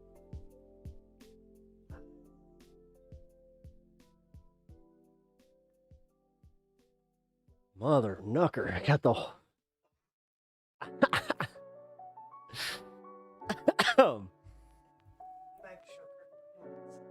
Oh shit, yeah. Yeah. Oh, here.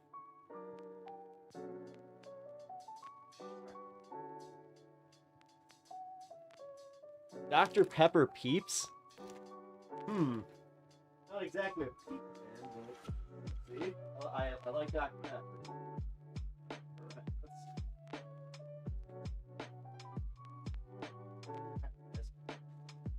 Oreos and Sour Patches. Holy shit. Spring Clover Trail Mix. Good.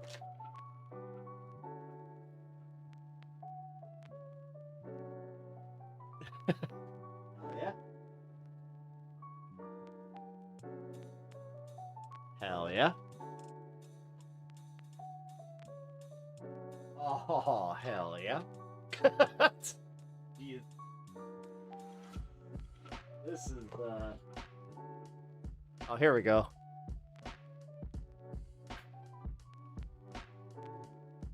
Oh, cool. It's like a little sketchbook that, yeah, you draw in. That's dope. Okay.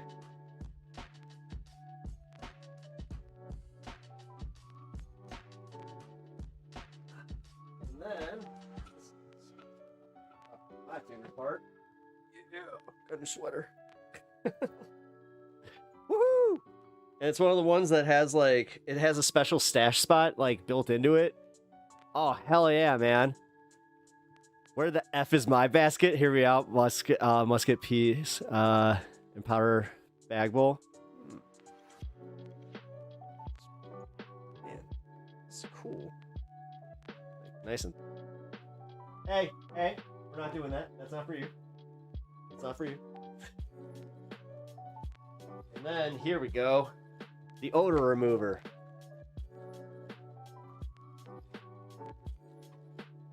There. Spray the dog, by the way. I did not. Oh, shit. There we go. Oh, that's cool. It's a little holder for the J's. Oh, that's cool, man. Hell yeah. Let's see. Ooh, I got a cart. Yay! All right, sorry guys. I'm freaking out a little bit. This is really cool though. Tropical coconut body wash. Oh, is that what I think it is? Oh, hell yeah. Actually, yeah, perfect. This is just staying down here. Yo, Hems. Yeah, right? Hell yeah, it's the shade Koa and sweet almond butter. Hell yeah. She's saying you stank. I mean, hey. What odor remover did you use? Oh, here. It is called Cannabolish. Pretty cool, right?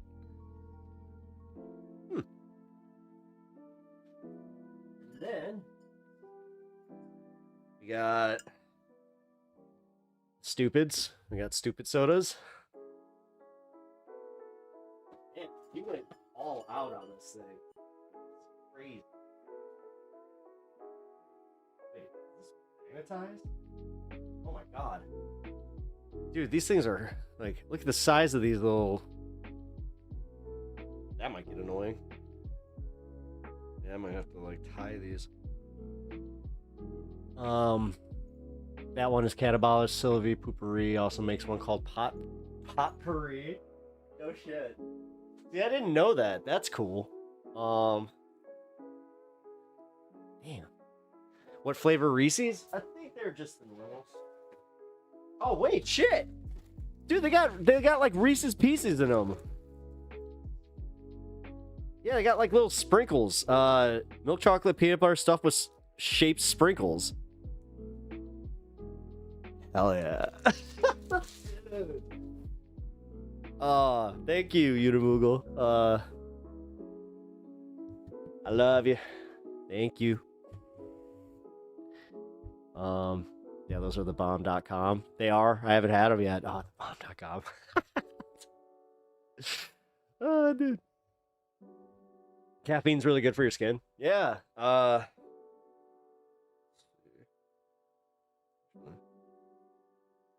Get this thing out. I don't see where it's gonna rip. Come on. You gotta be kidding me with this, dude. Come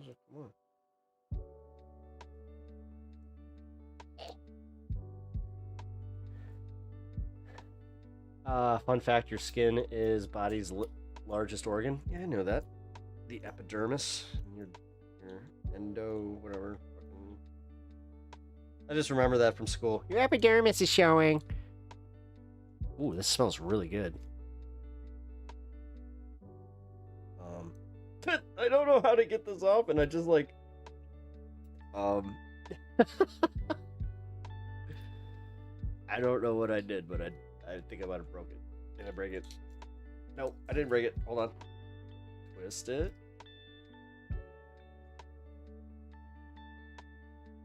Wait. Oh, cool. So yeah, those are exactly what I thought they were. So the little things on the hoodie, they're so you can safely pack a bowl or J down. That's actually really cool.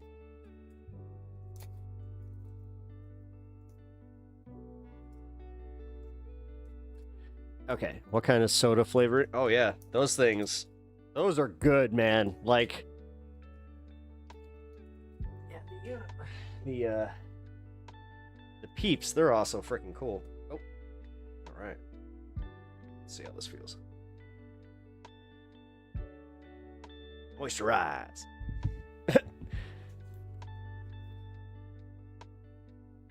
Ooh, hell yeah. Exposed skin. This is something I definitely recommend, guys. Moisturize as often as you can, and then you'll be 38 and I don't know, not look leathery. One of the best pieces of advice a coworker ever gave me was how often to use lotion, which yeah. What's that hoodie? Okay, yeah, I'm putting this on. Just cold enough. Ooh. Oh, this is really cozy. Oh, yeah. Oh, fuck yeah. Dude, I'm literally like a walking fucking advertisement for this company right now. Oh, dude. So check it out. Okay, so like, it's got like a pocket in a pocket, but it's not like cell phone size. It is perfectly other stuff size. And then, oh, I can feel it. I got another one in here. Fuck yeah, it does. Dude, this is so cool. Dude. Ah! All right. Ooh, and this is like the most comfortable hood I think I've ever worn. That's Bill Burr's joke. Do you get ashy? Yeah, I do. No, I actually had, I wish I could just say his name, but I had a coworker who, a black Muslim coworker who, he said that to me, like, because I had, brought up. I'm like, dude, how come you have so much? Like, he had this giant, and I mean giant thing of a vino, and I'm like, what is that? Like, why is that there? Because it was we had like so much like space behind our little counter, or like behind our cash register. So like you had to kind of like set it on this little platform that it was right by the batteries, so you could definitely see it. So it was one of those times where he got asked to move it, and I had to give him the bad news. And that's where I was just like, what the fuck? Why do you have such a big, bottle of a vino? And he just did this to me. He just scratched my arm, and he's just like, see? And then he put some lotion on it, and he's like, and then scratched it. He's like, see? I was like, oh, and that's when I had it explain to me what ashy was. So, I moisturized with hot dog water.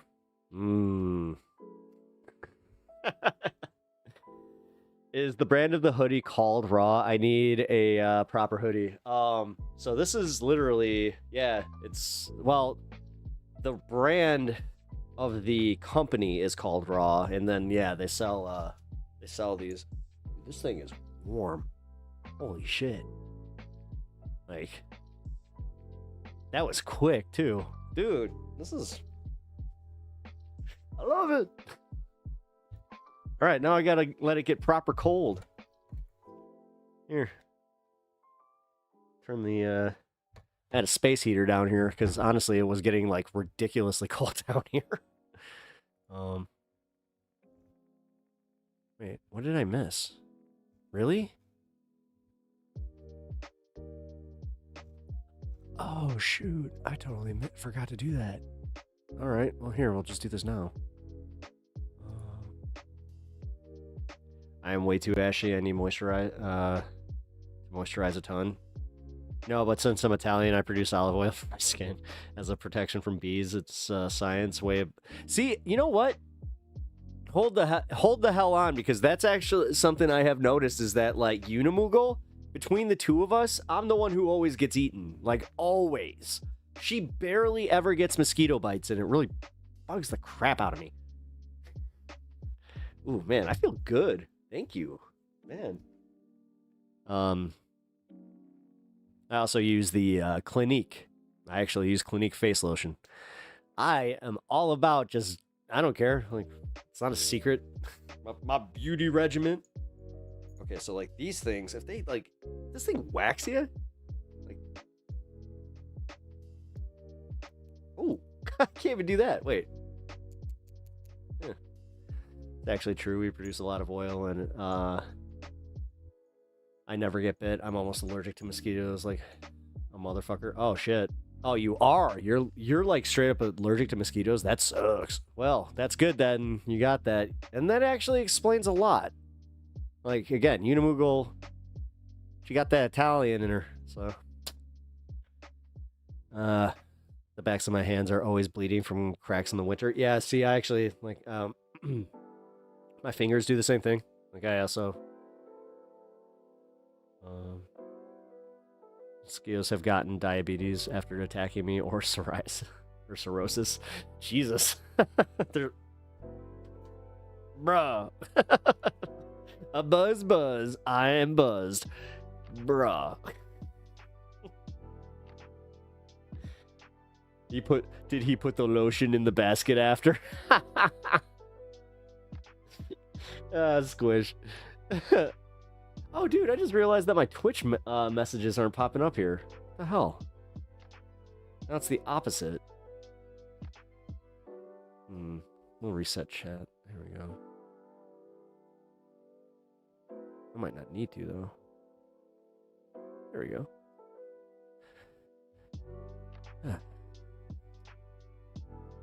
I'm sure I've made a few mosquitoes OD. Yeah, oh, Unimoogle's responding to you, Kirk. Dave, imagine drugged up mosquitoes flying around. All right, let's do the FD signifier bit. I am kind of excited to get to this. Let's see if I'll have to speed it up, though, because FD sometimes, he likes to make his points take a little too long. So, we shall see. This video is sponsored by Nebula. Please stay tuned to the end of the video to find out more about how you can sign up for Nebula so you can see my new short film, Talking to White People, which will only be available on Nebula. Now on to the show.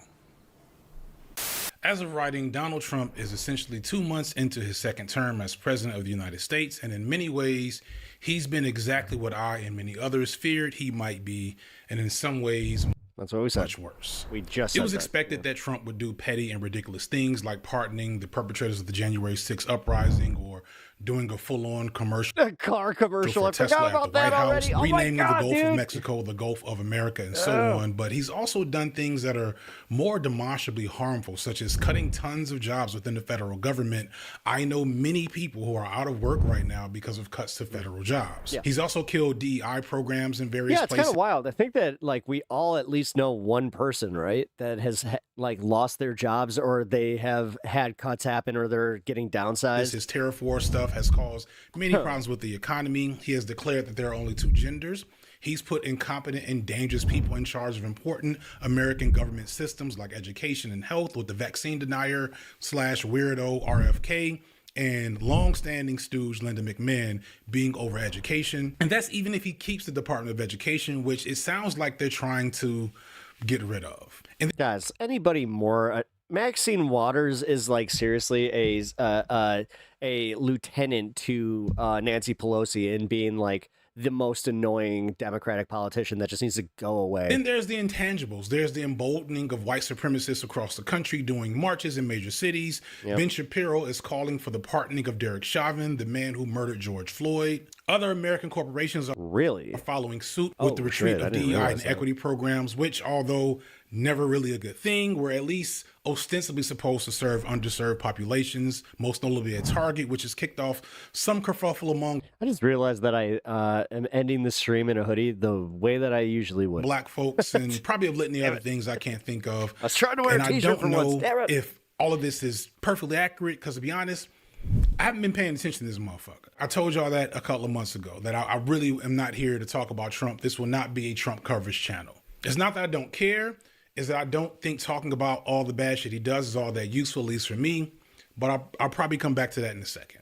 What this video is a reassessment of some things I said and mentioned in a video I did not long after the election about how Trump got here in the first place, about why he is our president today, at least according to the explicit election results of 2024. That video had a really interesting response in that it was something that I think most people appreciated, but some people appreciated in ways that I didn't like and don't stand behind. And other people hated it for reasons I don't think make a lot of sense and have been trying to prove to me otherwise this entire time. In that video, I essentially say that the core issues that caused Donald Trump to win that election, no matter how you try to analyze or swing it, mostly come down to race and gender. My argument is that issues like the ongoing genocide in Palestine had minimal effect on the poor performance of Kamala Harris in the general election, and that her performance and loss had more to do with her identity and how people perceive her identity than anything else she did or anything else Trump did that at least was related to her or the presidency, as opposed to like people just wanting Trump to be in office because they know it'll piss off the woke mob and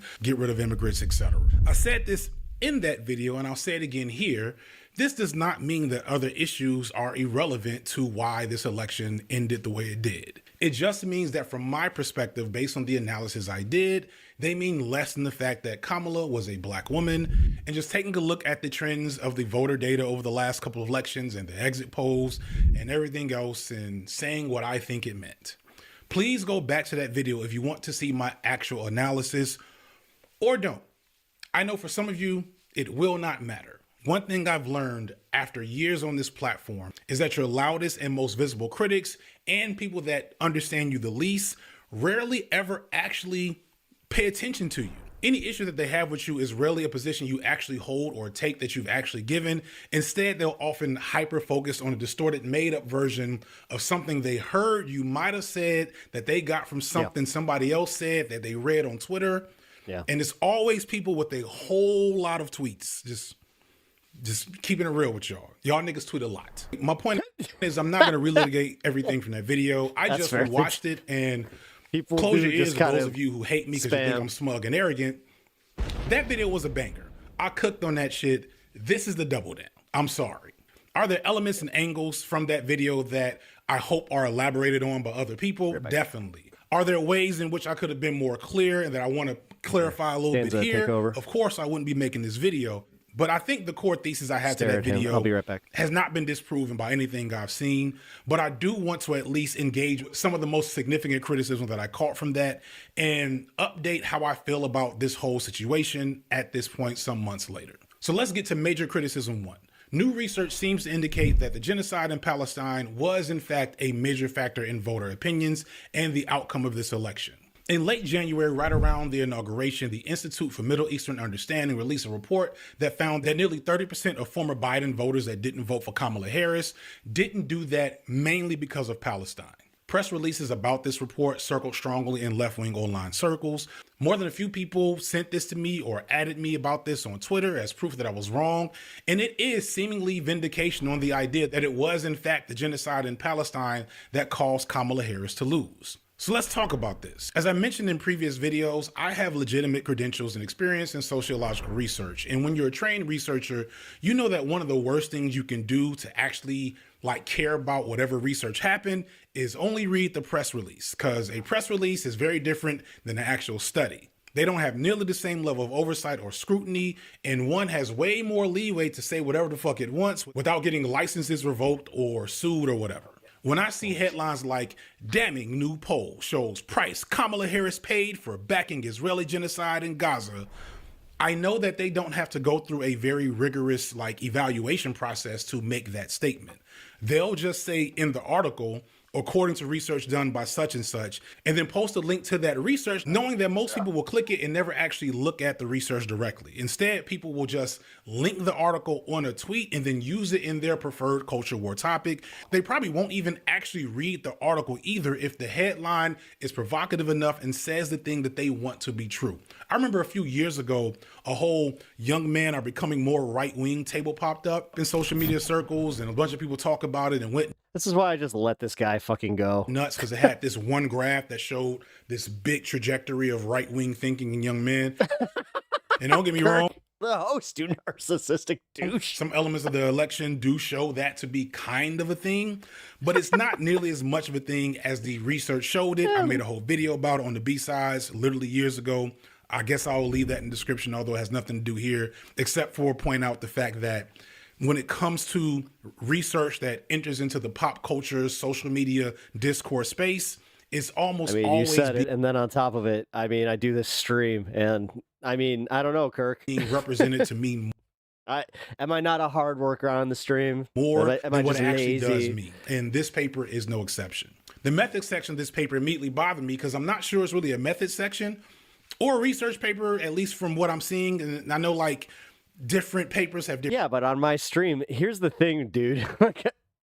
Just by trying to attack me, it's kind of funny because, I prove you wrong on this. Different standards, and it might be something that I just have not been able to find, but that's a problem. If you're publishing research, I should be able to easily read the entirety of the paper, even if I have to pay for access to a journal, but that's neither here nor there. It says the data was collected from YouGov.org, which is not a horrible thing. That's perfectly fine. But I immediately had a red flag when I looked at this first piece, which showed the people that voted for Biden, but not Kamala Harris. And its sample size was only 604. So 604 is not a horrible sample size for sociological research, but it's not really big enough to be what we call representative in political research. So this is all very brief, oversimplified research methodology stuff. Please, for those of you who are still hardcore into the sociological research space, do not come check me on this. Just roll with it unless I say something really fun. Hey, by the way, Kirk, this one, you see this ruler here? This is to measure the size of the actual bud that comes in this. Then drag me in the comments. But you know where I'm going with this.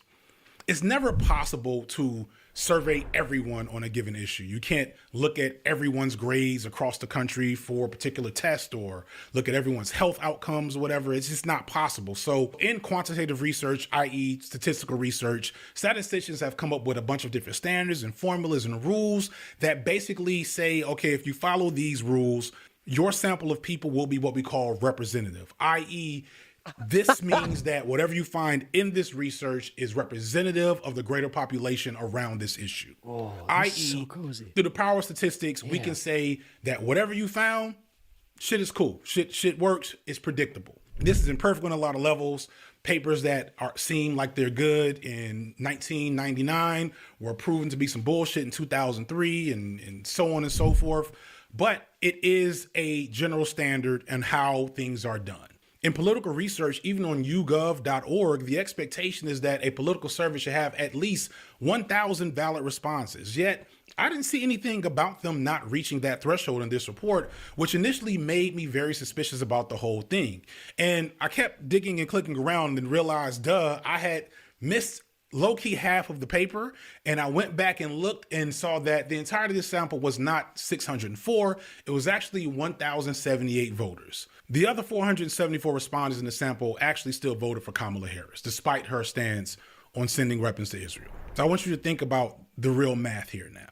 This survey had a valid sample size of 1,078 people. Of those 1,078 people, 604 or 56% of them did not vote for Kamala Harris. And then, by their own words, only 175 out of those 604 people did not vote for Kamala Harris, primarily because of the fact that she did not take a stance against the genocide in Palestine. When we put that back into the context of the entire sample, what these reports really should point out is that only 16% of the people that they surveyed did not vote for Kamala Harris because of Palestine, which is significant, but far less compelling than the initial things that were being put out there. It's literally half as significant, basically. Now, I want to be clear that 16%, especially in this election, is not insignificant. This is not a non-finding, and the study isn't invalid. It's just much less of a big deal than press releases and tweets would have people think. That 16%, depending on its composition, could have made a huge difference. But that's, again, the thing. We don't know much about this 16%'s composition because I don't say anything about the methods of how they collected this data, except for the fact that they got. I love how this guy comes into the stream and he just keeps getting owned by his own like expectations of what a pothead is and how, oh, they're a dredge on society and they're unsuccessful. And he keeps talking to a bunch of successful fucking potheads that are, you know, all about having fun and, you know, love their hobbies, love their life. But got it from YouGov.org. What a shitty life to just hyperfixate on people and just like because you think one thing is evil, even though even by your own belief system, it's a misinterpretation. Which already is introducing some biases about who's going to go to and even knows that website. I'm gonna let everybody else take over on this one. We also don't know if the people that took this survey were in Georgia or California. What? Bro, what are you talking about, man? Or Arizona. If there are any of those states, that 16% is a huge deal, would have had a serious impact. But if those are people responding to this survey from Texas or California or New York or Illinois, then it's kind of meaningless. Remember that the main argument. No, that's why, listen, I may not agree with FD on a lot of shit, but I love how thorough his research is into the topics that he discusses. This, and honestly, his take on the like the wrap up of the election and just I also appreciate the fact that he's adjusting the numbers and he's trying to bring it back to reality where it's like, guys, listen, yes, Palestine had something to do with it, but in a much smaller scale than you think. That I was like, because realistically, you have to like go back to like Matt Leck and those guys. They were throwing that up like it was a W. Was based on the fact that when you analyze the data of what was happening in swing states, comparing Kamala's voter counts to Biden's voting bodybuilder, no shit counts, you see that she outdid him in many of those swing states. So until we know exactly what happened in those states, we don't quite know for sure what is happening. I could go on trying to use my researcher brain to break down why I'm not a huge fan of the way this finding was presented to the public. Like, for example, the second highest thing that kept people from voting for Kamala Harris was the economy. I'm sorry, anybody that tells me they didn't vote for Kamala Harris over the economy. Well, the obvious issue is going to be the economy. I don't trust your ass, just keeping real with you. But my goal isn't to tear down the people that did this survey, because I actually went and watched them talk about it, and I read through like chunks of the site that it came from.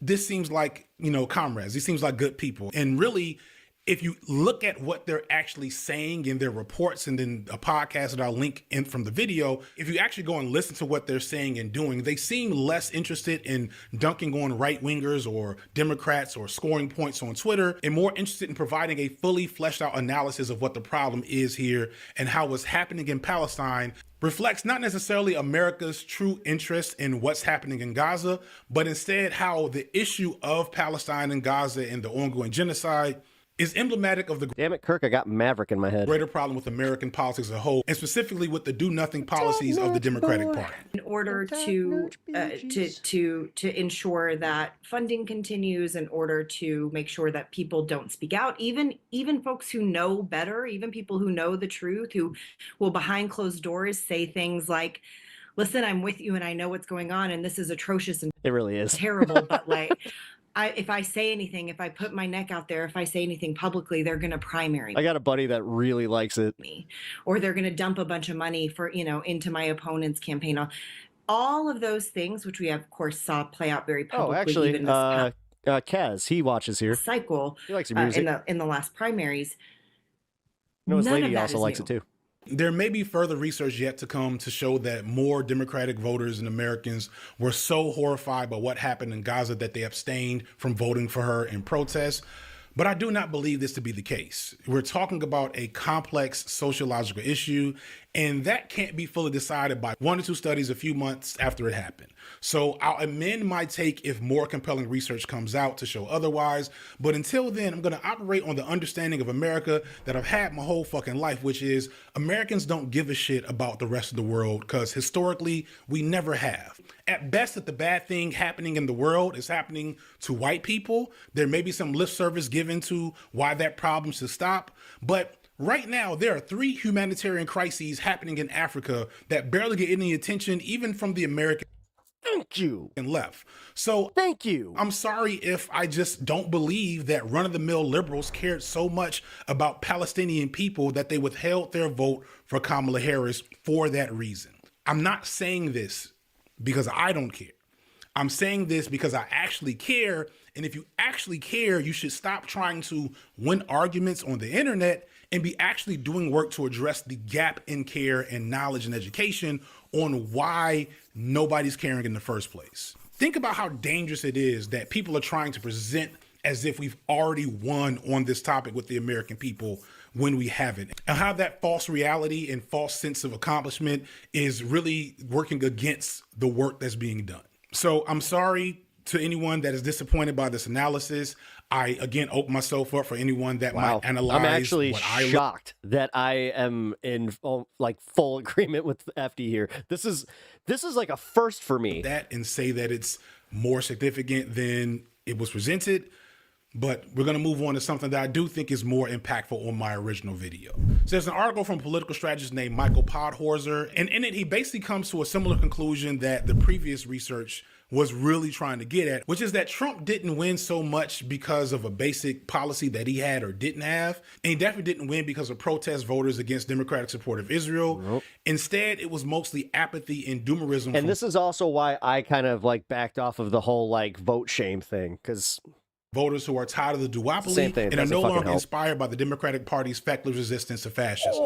He presents a lot of compelling arguments and data around this that I think everyone should check out. I'm not going to spend I just popped a muscle in my fucking hand. Ooh.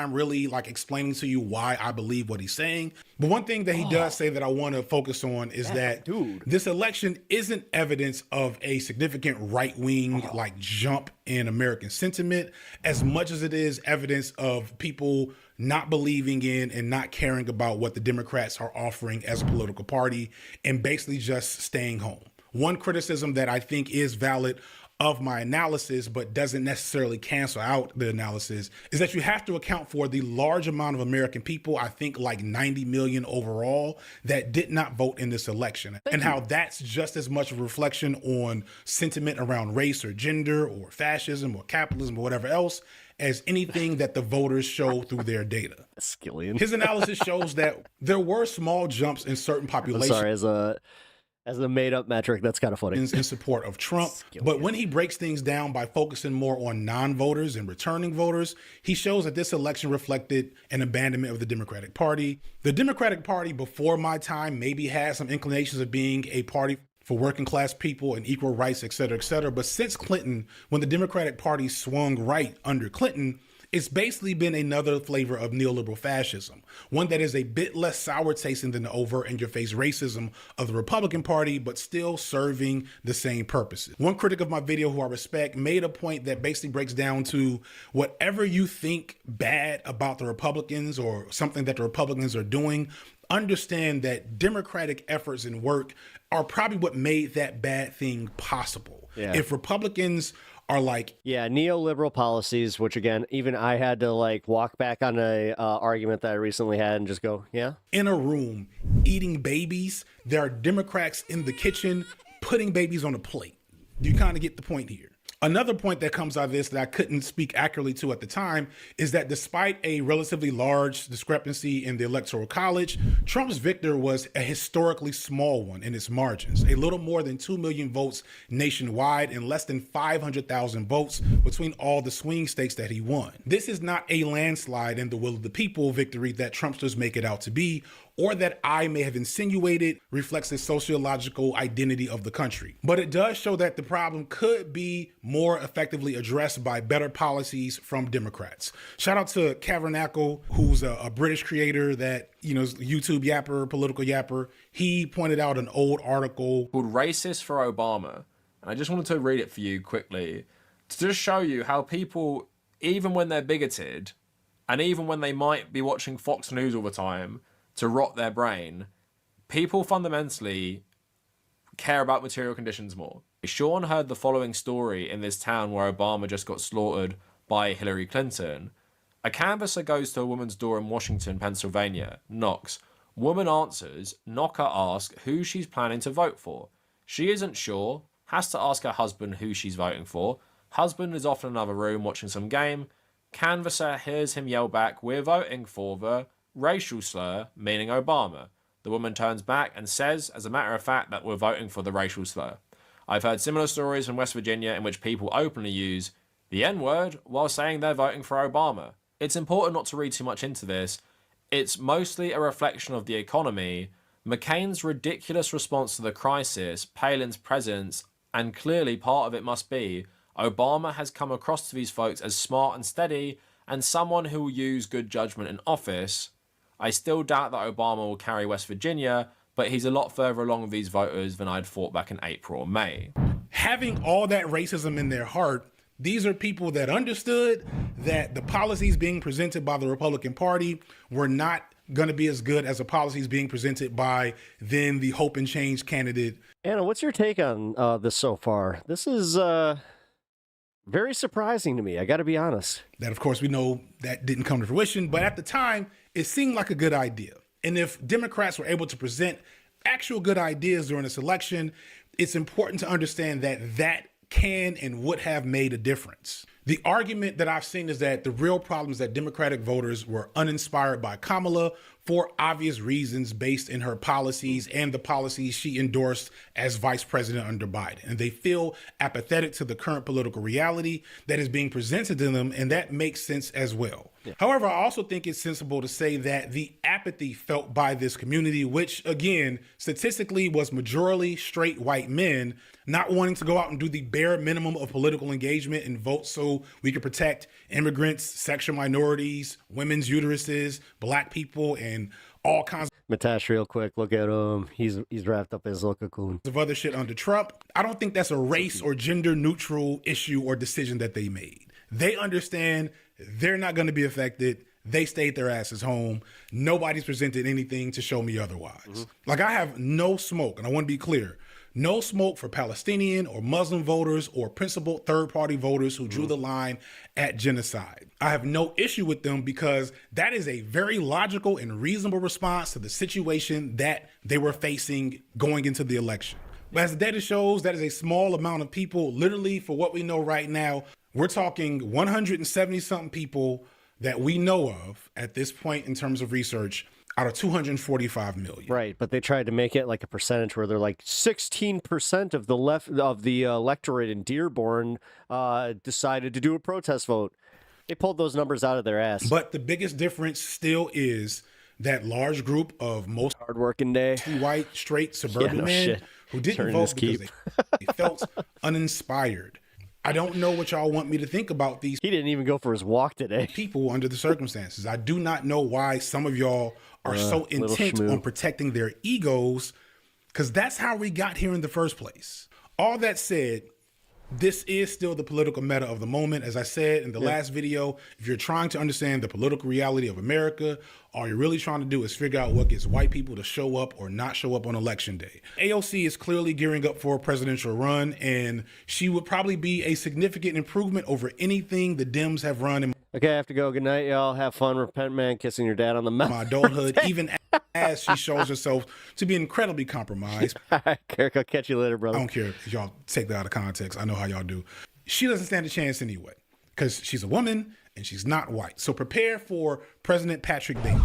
The memes write themselves. This dude's already doing shitty podcasts full of all the right-wing talking heads. The only reason he's probably not president now is because Biden refused to drop out the race. That is America's political reality in terms of real electoral politics. Yes.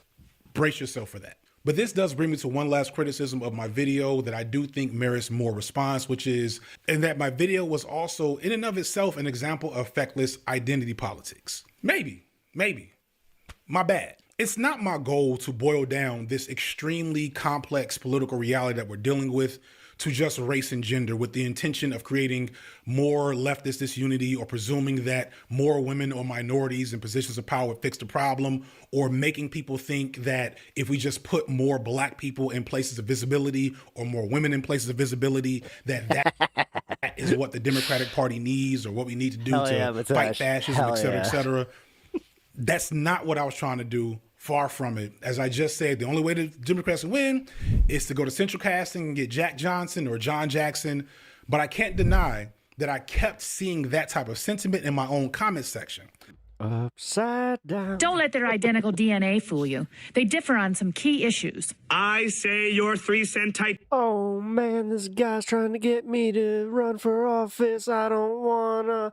I just wanna play guitar. Titanium tax goes and sing a bunch of surf songs. Too far. And I say your 3-cent titanium tax doesn't go too far enough. I kept seeing people in the comments positively responding to my analysis of the situation, low-key as an endorsement of the Democratic Party and Kamala Harris.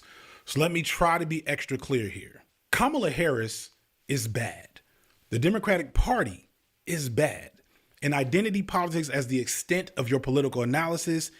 Did you guys see me tour with Dave Matthews Band? Is really bad. Black faces in high places, also bad. I thought I was being clear about this, but one thing you realize after doing this for a long time is that so many people listen to your shit while they're like studying or cooking or washing dishes or something. You're very often just background noise, which I wouldn't mind if it wasn't for how many people circle back to comment on things that they clearly didn't understand, that they would have understood if they finished the video or paid attention. I wasn't aware of this, but I kind of have like a smooth, soothing voice. It's warm, perfect for ASMR or whatever the fuck that is. Yeah. Maybe just falling asleep. Drop a comment. That's what happens. Like to turn I can tell you right now that I have totally fallen asleep to empty signifier videos. Go on before you fall asleep because my voice eases you got on that. the state. I mean, hell, somebody said that about me, but then they're like, yeah, but sometimes you go on your little rants and then you wake me up. Especially if it's a video about media or some cool history. Or... If you can hear my voice, clap once. If you can hear my voice, clap twice. If you can hear my voice, clap 3 times. By focusing on identity politics of this election, I did erroneously give coverage to a lot of people who are failing to engage with the internal paradoxes of the modern Democratic Party, folks who either through ignorance or avarice don't just vote for Democrats as a form of harm reduction, but genuinely support their political project and seem disinterested in anything beyond electoral politics and sustaining of empire. So we need to address that. And from here, things will get a bit ranty if you can't tell, so brace yourselves. When the rumbling started that Biden was about to drop out, I just knew they weren't gonna run Kamala. Because, as I said earlier, Kamala was bad. Can we admit that, y'all? No, she had an 11% approval rating when she was when they were even thinking about it. Not in the actual campaign, real talk. I'll get to that in a second. Yeah. But like y'all, Kamala was the first to drop out in 2020, and she was not good the entire 4 years as she lost to Tulsi, vice president. Like it's just the she lost reality a of the debate situation. to Tulsi Gabbard, you know, because she came in with all the Ohana behind her, and she had aloha in her voice, so she made Kamala drop out. And when they announced her as the nominee, I was surprised at the immense level of energy she immediately engendered out of the gate. That coconut shit, that shit went off. Calling Republicans weird, that shit went off. Not picking a Zionist for her running mate and setting those goals is really good, man. One of the more progressive figures in the Democratic Party right now, win after win after win out the gate. She got off to an amazing start. I'm not sure if your brain works like mine, but if you watch like a timer kind of like that, that could help. And I personally, I know that like having my little timer here on stream has actually helped me with that kind of stuff. Quickly changed my thinking. I thought she would win. I said, what's helped me push to like keep streaming. Another video, I hadn't seen this type of energy behind a Democratic candidate since Obama in 2008. Kamala no-showed a congressional meeting with Netanyahu, and people thought she might actually break with Biden's policy on Israel. Shit was really looking good, despite the fact that she was low-key put in a really bad situation to be starting a campaign halfway through the campaign season. And I do feel like had she kept with this strategy that Tato, jump on it, jump on it, jump on it. Gave her so much momentum. That is totally what they were dancing to. Even without a real campaign or a primary, she maybe could have pulled out an upset victory. And that actually surprised and concerned me about how quickly, specifically black liberals, were falling for this same song and dance like we did with Obama over a decade ago. I have whole scripts, one of which is on my Patreon, where I was trying to think about what the best way forward was going to be to pull in these black liberals when Kamala eventually did what Democrats always did after she... I got an app called Quitzilla that has a running clock every day. That's motivating. Mitesh, I'm so proud of you, man. Was president because I just knew in my head for real she was gonna win. Keep this up. Keeping it real, deep inside. Everybody do a round of applause for Mitesh, or I don't know, type 1, or just say you rock, Mitesh. I was ready to go to at least 1 or 2 Black Excellence brunches after the time. You know, open bar, a couple of stroll lines. It is what it is. We all have our vices. Say what you want about Kamala. But truth be told, if you take a step back and look at the landscape of things, she did a really good job of what she was given at that point. Thanks, and there's been a lot of statistical analysis that shows that she outperformed what was expected of her. But then she remembered, and the Democratic Party remembered, that they are a party of co-opted, neo-imperialist, corporately owned fascists, just like the Republicans, but more polite about it. BP, the editor of this video, says that we really have only one party with two faces, essentially a good cop and a bad cop. That's a good way of putting it. I think that's a great take on it. So, my partner here. First sign was when Kamala gave basically... I know he can be a little bit of an asshole, but... an anime villain speech at the Democratic National Convention. I'm your buddy, pal.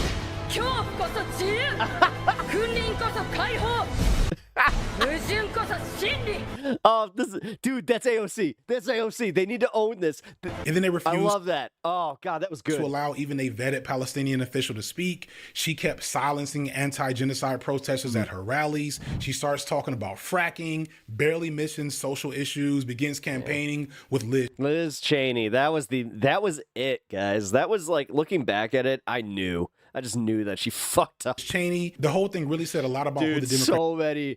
I had fucking people, like Legit. People that are just like, you know, your average Democratic voters that were just like, that's a bridge too far for me. And that they think the left flank of their supporters can just be ignored, and that popular policy stand. I found out that you can turn off alcohol options on Uber Eats, and that helps if anyone ever needs to know that. That's actually really, yeah, thank you for saying that. Is like ending the genocide and Medicare for all were not useful enough to run. So they ran Kamala as a moderate Republican. On paper, she was basically Mitt Romney. And I had to remind myself in the aftermath, Cook, FD Cook, for real. You were saying everything I was saying at this point, where I was just like, there really is no difference between what her campaign was doing and what Mitt Romney's campaign was doing in 2012.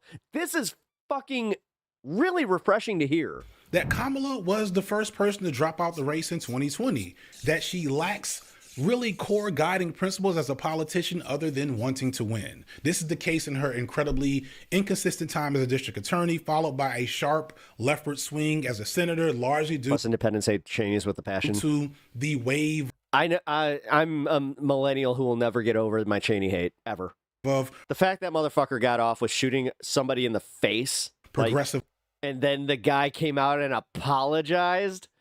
Like, Robin Williams did a great bit about that, where he's just like, Dick Cheney shot somebody in the face and made him apologize. Ideology, low-key. Like, I'm sorry, sir, for getting in front of your bullet. Sanders.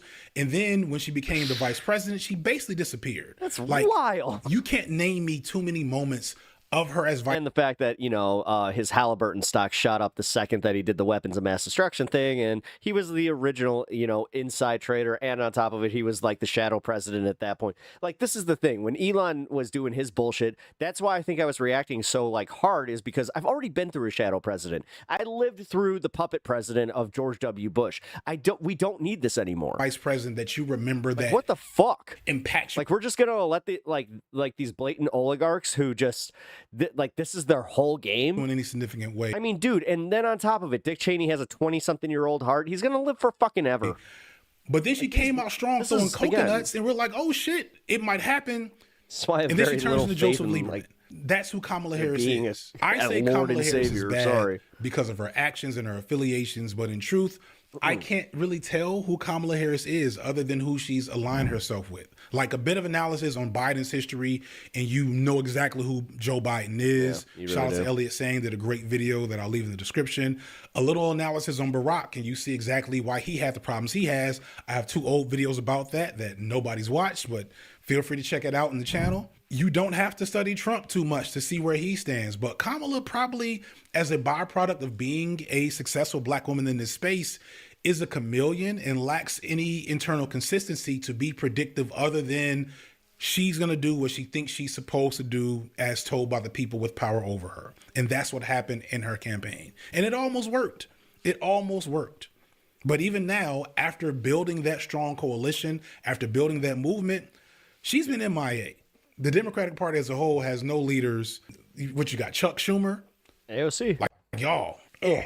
Anyway, all that shade aside, I want to again come back to the fact that I voted for Kamala Harris. I wanted her to win because I didn't want to deal with President Trump a second time. I am not a principled leftist. I do not believe the idea that there is absolutely no difference between the two parties when it comes to, like, most people and how it impacts their lives. Again, I know people. Yeah, the trans bills wouldn't even be a thing right now. So that's, again, where it's like, no, there's tentative difference there. Right now, applying. I think it's super cynical to fucking think that way. For unemployment because Donald Trump. Yes, to a degree, they all work with the same lobbyists. But when it comes to actual, like, tentative things that they vote on and their agendas. Is president. But I also don't. He makes a really good point that the presidential candidates build and then abandon the political infrastructure they create. Yep. End it there or limit my political. Yeah, I gotta say, he's cooking this video. Imagination to I'm whatever really, slot really the Democrats this. trot out every 4 years, or get bamboozled, keyword there, into thinking that a shiny new black face within the same structure is going to somehow produce a different result. When Democrats with actual principles make it too far, they cheat them out of their position like a Bernie Sanders, or they push them out of their position like a Jamal Bowman. And then they'll install crooks like Eric Adams to shuck and jive in our face and make us think that something is happening when it's not. Black folks watching, y'all know the term all skin folk and kinfolk. But I think we need to update that a little bit because I feel like people don't realize that the most dangerous black folks, the most dangerous folks that look like us, they don't talk like Candace Owens. They don't align themselves with Republicans. If you know anything about black conservatives, they don't really exist in black spaces too tough. They just don't. All the black Republicans that the Republican Party trots out to be talking heads, to launder their bullshit. Yeah, they're not hanging. Yeah. They don't ever represent majority black districts. It's just not a thing that happens. We don't really need to be worried about I never thought of it that way, but it's true. Candace Owens. We need to be worried about Jasmine Crockett. Is Jasmine Crockett compromised? I don't know. I'm just putting it out there. I don't know if she is. I don't have no shade for her in the moment other than being a Democrat, but like she might be one of the good ones, right? She fits the image of what Democrats and the system and these neoliberal fascists and our administrators put out to us to make us feel like something is happening when it's not. We're quick to point and laugh at. Oh, hold the fuck on. I mean, she did win in she's in the Texas district. Listen, that's a little unfair. Like Tim Scott. I have to say, you can disagree with her policies all you want, but realistically, I mean, her race was not like just one that was handed to her. And Herschel Walker. Like, that's almost damn near conspiratorial. Etc. Meanwhile, Jim Clyburn is doing dirt in South Carolina for 30 years now without anyone checking him on what he's been doing. Yeah, but that's also because nobody's challenging in their fucking districts hard enough. Like, I have to say, this is something that we went through with Mike Madigan. Because it was the same old bullshit every time. Is like every fucking time he would win his elections, we'd be like, how? And then you look at his district and the way that he drew it, it was essentially one rich neighborhood, and that's all he needed to win. That's how they play us. Black folks complain about how the Democratic Party doesn't do anything for black people, which is true, but it's people like Jim Clyburn who make that possible. His role, like most of these folks, is to keep you voting while never... Especially in the last 20 years, I will actually agree with that. That's why, like, since Bill Clinton, allowing you to demand more that's a fair for what assessment. your vote is worth. They've been pulling this on us since Barack and really before then. And if we don't recognize that trick, they're going to keep doing it until they get all of our freedoms and rights in a bag that they're going to burn on the White House lawn. It may feel like I'm going hard here, but it's because I need to be clear. A little bit, but at the same time, I see where he's going with this. And honest. I hit my power level a little bit. Because I understand he's over 9,000! That my audience is going to be mostly made up of people that I will, for lack of a better word, describe as normal, who are maybe left-leaning, maybe communism curious, and want to dabble further to see what that looks like, right? Despite what your favorite yappers on TikTok will have you think, we are not going to have a big coalition of leftists without pulling in people who are amenable to our cause and beliefs, and we have to learn how to talk to those people. Sorry. If that offends you, if that offends my further left audience, those folks who are attempting to grow a broader leftist movement with their 300 people in their Discord server who argue over which mustached European guy is the most important left. Bird. Oh, I'm feeling called out here. This Pokemon to start the revolution with. Brother. Dude, no. I'm sorry. Oh, no, this is hitting a little close to home. Oh, no. You can go watch Ugopnik or something. Like that was probably a little shady, but like no shade intended for Ugopnik. He makes really good videos. Shout out to the mini creator. No, I know. But I was just like, oh, shit. I felt like you just kind of called out my channel. Left who make educational content is a nice like list of some further left than me channels that you should check out. I'll leave them in the description. I know he's not, but they will provide more explicit, more in-depth, and better informed videos on leftist politics than I can. No. If you really care about these things, if you really are communism curious, as I just said, you need to be checking them out. I'm just an entry point, a useful one, a hype man, if you will. Again, shout out to Ugopnik. My hope is that one day I'll be too much of a dirty lib that the leftist YouTube space will have nothing for me and I won't be able to get a single subscriber because my basic and moderate takes on dialectical materialism are just too mundane and boring for of all the uber-based communist bros out there that make up. I feel like he's making a much more audience layered argument to what I say instead of just being like, y'all make it simple. But that's not the case. I'm pretty sure. Keep it simple, stupid. By the time you see this, I'll have hit 1 million subscribers, and I'm not. Have I said that I apply to the KISS method? Keep it simple, stupid. Pointing that out to brag, but I'm pointing it out to show us what my mom taught me that. What the landscape actually looks like. Because I'm not a political activist or leader. I'm a creator. I'm an entertainer at my best. I'm an edutainer, and I'm good at that. And that's what most of you are here for. But I need y'all to understand that. Ooh, edutainer, I like that. As much as I do. And I think a lot of people don't. The homie Lil Bill just put a post up the other day. It made a great point, and he pointed out that well over a year ago, he made a video with his explicit and exact beliefs and plans, like strategies for building a better society and political movement. It was really good, and nobody fucking watched it. It is by far his worst performing video, like, you know, per capita since he emerged on the YouTube left-wing scene. When I made a video last year for students protesting the genocide in Palestine that were on college campuses last year, I got 150,000 views in that video. When I made a video a few years ago where I interviewed a local activist about Cop City in Atlanta, I got less than 150,000 views on that video. Diddy Breakdown video, 3 million views in 2 months. I'm not mad. I need y'all to see what I see. This is what I've been saying. Because some of y'all be in my comment section acting like you don't fucking have eyes. Videos about practice do not get viewed. That was the argument I was making the other day with Duke. Channels that are purely dedicated to education do not get subscribers. And it's not just the algorithm, because as you know, the algorithm is a reflection of the audience. And despite what Kendrick said, the revolution will not be televised or, for that matter, live streamed. Not until I reach 2 million subscribers. That's right, y'all, at 2. Yeah, if he's going to do this, then if he's trying to get to 2 million, you guys can get me to 2,000. So let's go. If you guys haven't already subbed to this channel, let's go, guys. Come on. What are you doing? And follow over on Twitch if you haven't already. Let's do this. Come on. Subs, all channel members and patrons your favorite get exclusive access to the Revolution live stream at a later date to be determined. Make sure you follow me on Twitter and Instagram for updates about this special event that I'm going to do as soon as I get enough clout and money. At that point, it is on. Like, share, and subscribe. I'm obviously joking. And honestly, I'm not mad. I'm annoyed, but I'm not mad. I know the wager at play here. I knew it pretty early on. I figured it out. Somebody had mentioned that to me. They're like, you should do like a raffle or something. I'm like, no. I made Fuck the Police.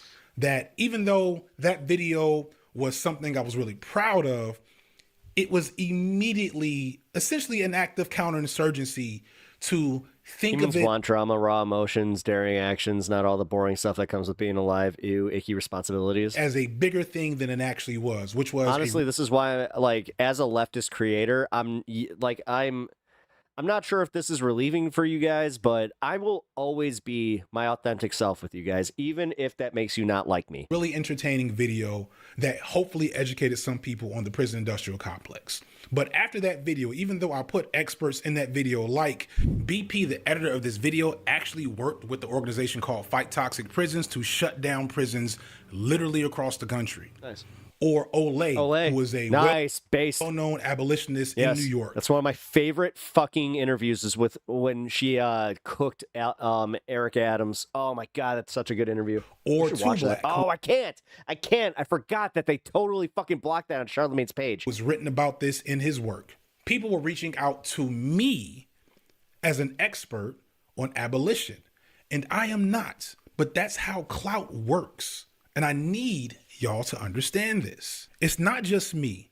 All of your favorite big ticket, big name creators, we are not activists. We are not leaders. We are not revolutionaries. We are entertainers first and anything else second. I managed to sneak in important things, hopefully to spark a match in everything I put out there. But the real work does not happen on my channel page. But you could argue that his son is helping, and he is helping bring people to that movement. And he also he shows up to these protests, man. And like, that's the biggest thing is I will at least give Hassan the fucking respect that he's due. Happens outside.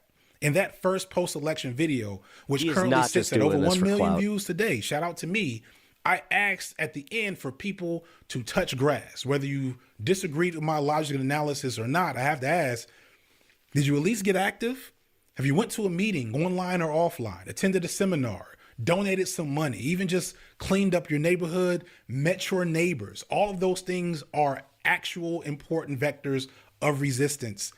Have you done them, or are you just watching me or Hassan or Noah or Foreman or insert, there's always like a guy with a mustache that looks like this.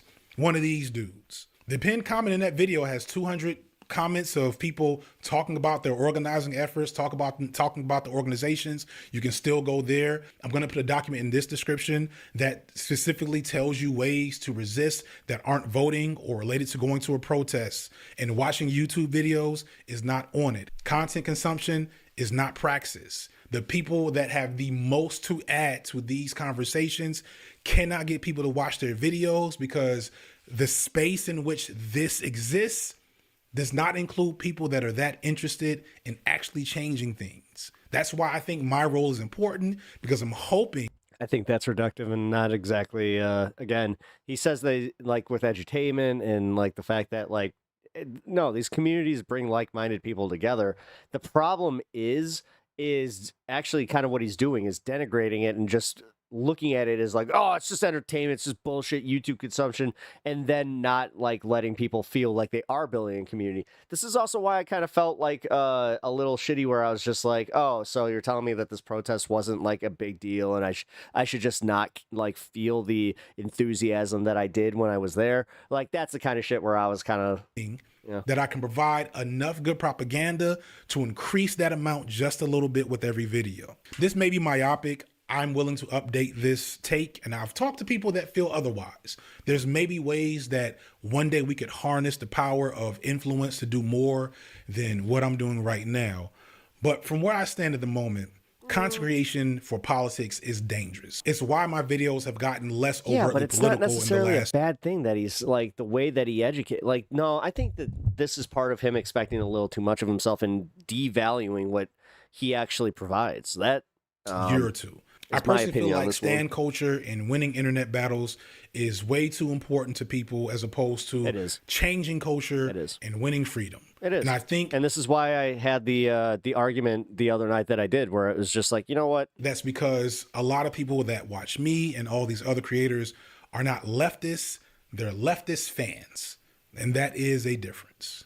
To wrap up, I realize now that I was struggling with like a thing as I made that video that I didn't fully understand until the video was already done. It's just how it is sometimes. When I was looking at the criticism and looking at what I actually had to say, I was really stuck wondering to myself, why did I feel the need to make that video in the first place? It really is. Why point out something as obvious and simple? No, FD's, he's cooking hard here, man. As identity I politics, got to give him a lot of credit on this video. That is obvious, but maybe less obvious than I thought people understood, but whatever.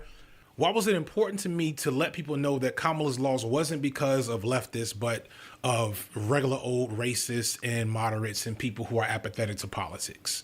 What I realize now is that I was just simply very frustrated. I was frustrated that we're doing all this talking about geopolitics and environmental policy and economics. And at the end of the day, what mattered the most, as far as I can tell, was anti-trans political ads, and I'm not the first person to say that. Those ads saying Kamala is for they, them, Trump is for you, did big numbers with normal Americans. And until we address what normal Americans think, I don't know what we're doing. I also realized I was annoyed with how much the online left imitates stan culture with no self-awareness of this fact. Like, some of these fan bases for different leftist communities, even communities I fuck with, act more like the Barbs than they do the Red Guard, and they don't realize it. And they don't realize it because we are in a bubble. Bubbles that, according to research, are not exactly shrinking, but are not very big compared to the counterpart right-wing spaces that we're competing against, not just for... I don't know, we're growing at numbers that they didn't expect, so I feel like he's kind of in error on this one. Before ideas and political power. A recent study just showed that right-wing media demonstrably dominate because they take the fucking billionaire funding. That's the part of this. That's why Young Turks is one of the bigger blue Midas touch. Notice how the bigger ones are the ones that do not shy away from taking some funding. Media sphere. I knew That's this. the one thing that I have to say is like, guys, I don't understand how you expect to do this movement and then just be like, nope, we can't allow any capitalism at all. We cannot take this money because then we are going against our principles. Like, that's where I'm confused. It's just like, then how are we funding this? How are we supposed to beat these people? And then, are we just supposed to bitch about the fact that they're so well funded? I mean, look at the right-wing podcast space. It's so well funded. But I feel like those who are within this space, not as creators, but as consumers, don't quite get just how far behind. Meanwhile, people are very stingy with content creators on the left, too. Think about it that way. We are in terms of spreading ideas because you all are over here and you like us, and I appreciate that. But if you're watching me, right, you probably are also getting except for you guys. You guys are Instagram reels about regretful Trump. No, actually, for real, this community has been fucking awesome as far as being supportive in any regard. But think of it this way: the larger communities, I've seen it where they'll go into a chat and just be like, "I'm not liking this stream because you said X." It's and oh no, ICE arrested my wife and I'm on Medicaid and Trump is gonna take it and the lepers eat my face, right? And I get it. I watch those videos. I love a lot of them. Shout out to Francesca Ramsey. But understand, sure, these things are happening and they're real, but they don't represent the reality of the situation. Trump just recently had his highest approval rating ever as a president in all his years of being president. Right now, he is on immigration rated the highest he's ever been. No, he's not. He's not actually at the lowest he's ever been, FD. When did this come out? 4 days ago? You might have wanted to run this through the editor and just be like, well, up until this point. Not over 50%, mind you, showing that he is not and has never been popular, but he's more popular now than any other time in his political career. And one of the main reasons he's so popular is that... Again, but that was pulling on fucking immigration. This is a little disingenuous. 56% of Americans approve with what he's been doing with immigration. There you go. 56% of Americans are okay with the police state he's erecting around this country with... Yeah, because they're not seeing this. That they're not seeing this at all. Soldiers in masks running into elementary schools to snatch up young... This is the problem, because think of the way that, again, we don't watch MSNBC. We don't, and then we bitch about how powerful Fox News is. Realistically, it does kind of fall to us in some way to start supporting left-wing publications and shit like that, or to get more people in the mainstream. Because these are the types of stories that should be hyper focused on children. That's the country we live in. That's the challenge ahead of us.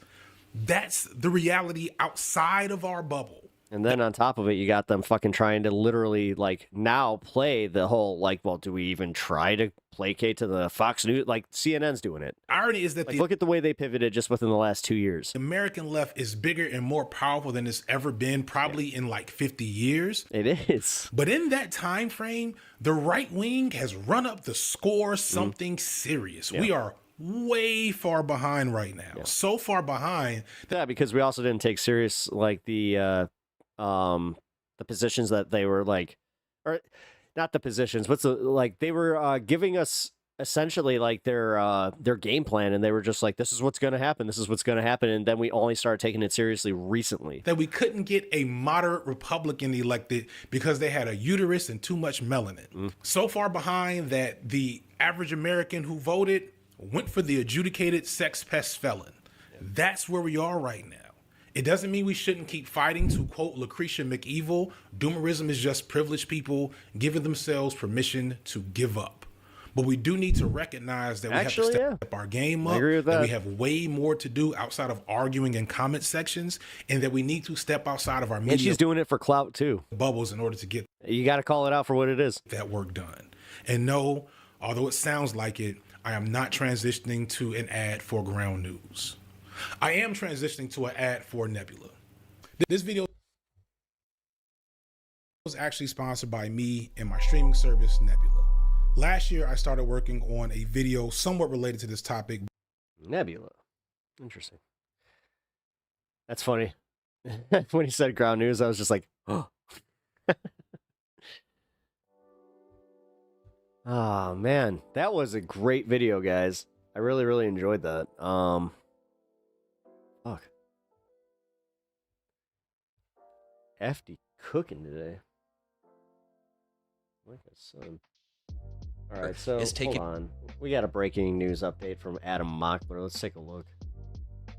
Let's see if it's actually breaking news or if he's trying to just like play the Midas Touch game. Because the Midas Touch game, I'll tell you what, every time they posted something as breaking news, I tuned out by the time that we were in the end of the election. All right, breaking news. Trump just sent out perhaps the most dictatorial tweet of his presidency thus far, and it's basically just saying Project 2025 officially starts today. And I'm not joking. The wording used in this executive order is taken directly from Project 2025, and it's something Trump tried to do in his first term. It's called the Schedule F executive order that says you can reclassify civil servants not based on merit, not based on experience or skill, but based on political loyalty. So I want to break down this tweet, but just to go to this article, Trump moves to invoke Schedule F to make it easier to fire some federal workers. President Donald Trump has begun making one of the most controversial personnel changes. This could actually backfire in his face because with Schedule F, what they didn't anticipate is the fact that there is a First Amendment and that making it so your government employees have to be loyal to you is fucking illegal. God damn it, dude.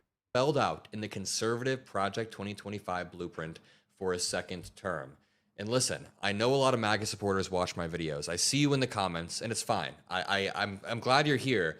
But can you just admit that all of your arguments saying Project 2025 is never going to happen, the liberals are wetting the bed, you're just wrong. Just make the argument that you want Project 2025. Say that you want Trump to be a dictator. Yeah. And then we're at least arguing and you're being honest. But to continue, he's starting the process of reclassifying 50,000 federal employees under what's known as Schedule F, which can make civil servants into political appointees or other at-will workers who are more easily dismissed from their jobs. That means they'll have less...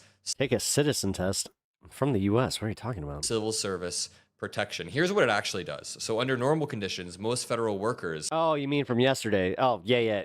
No, I haven't done that. Especially if you deal with policy on a day-to-day basis, they're protected from being hired or fired based on too many times. Because you want nonpartisan... No, Mitesh, you're right about that. This is, you know what? FD had a good point about this. Like this type of consumption, and this is going to hurt me a little bit because I'm admitting it, where it's like, yeah, you know what, guys?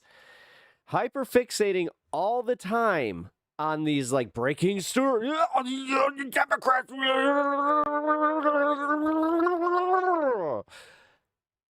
is not helping. Experts who serve across the administrations and can reach a consensus.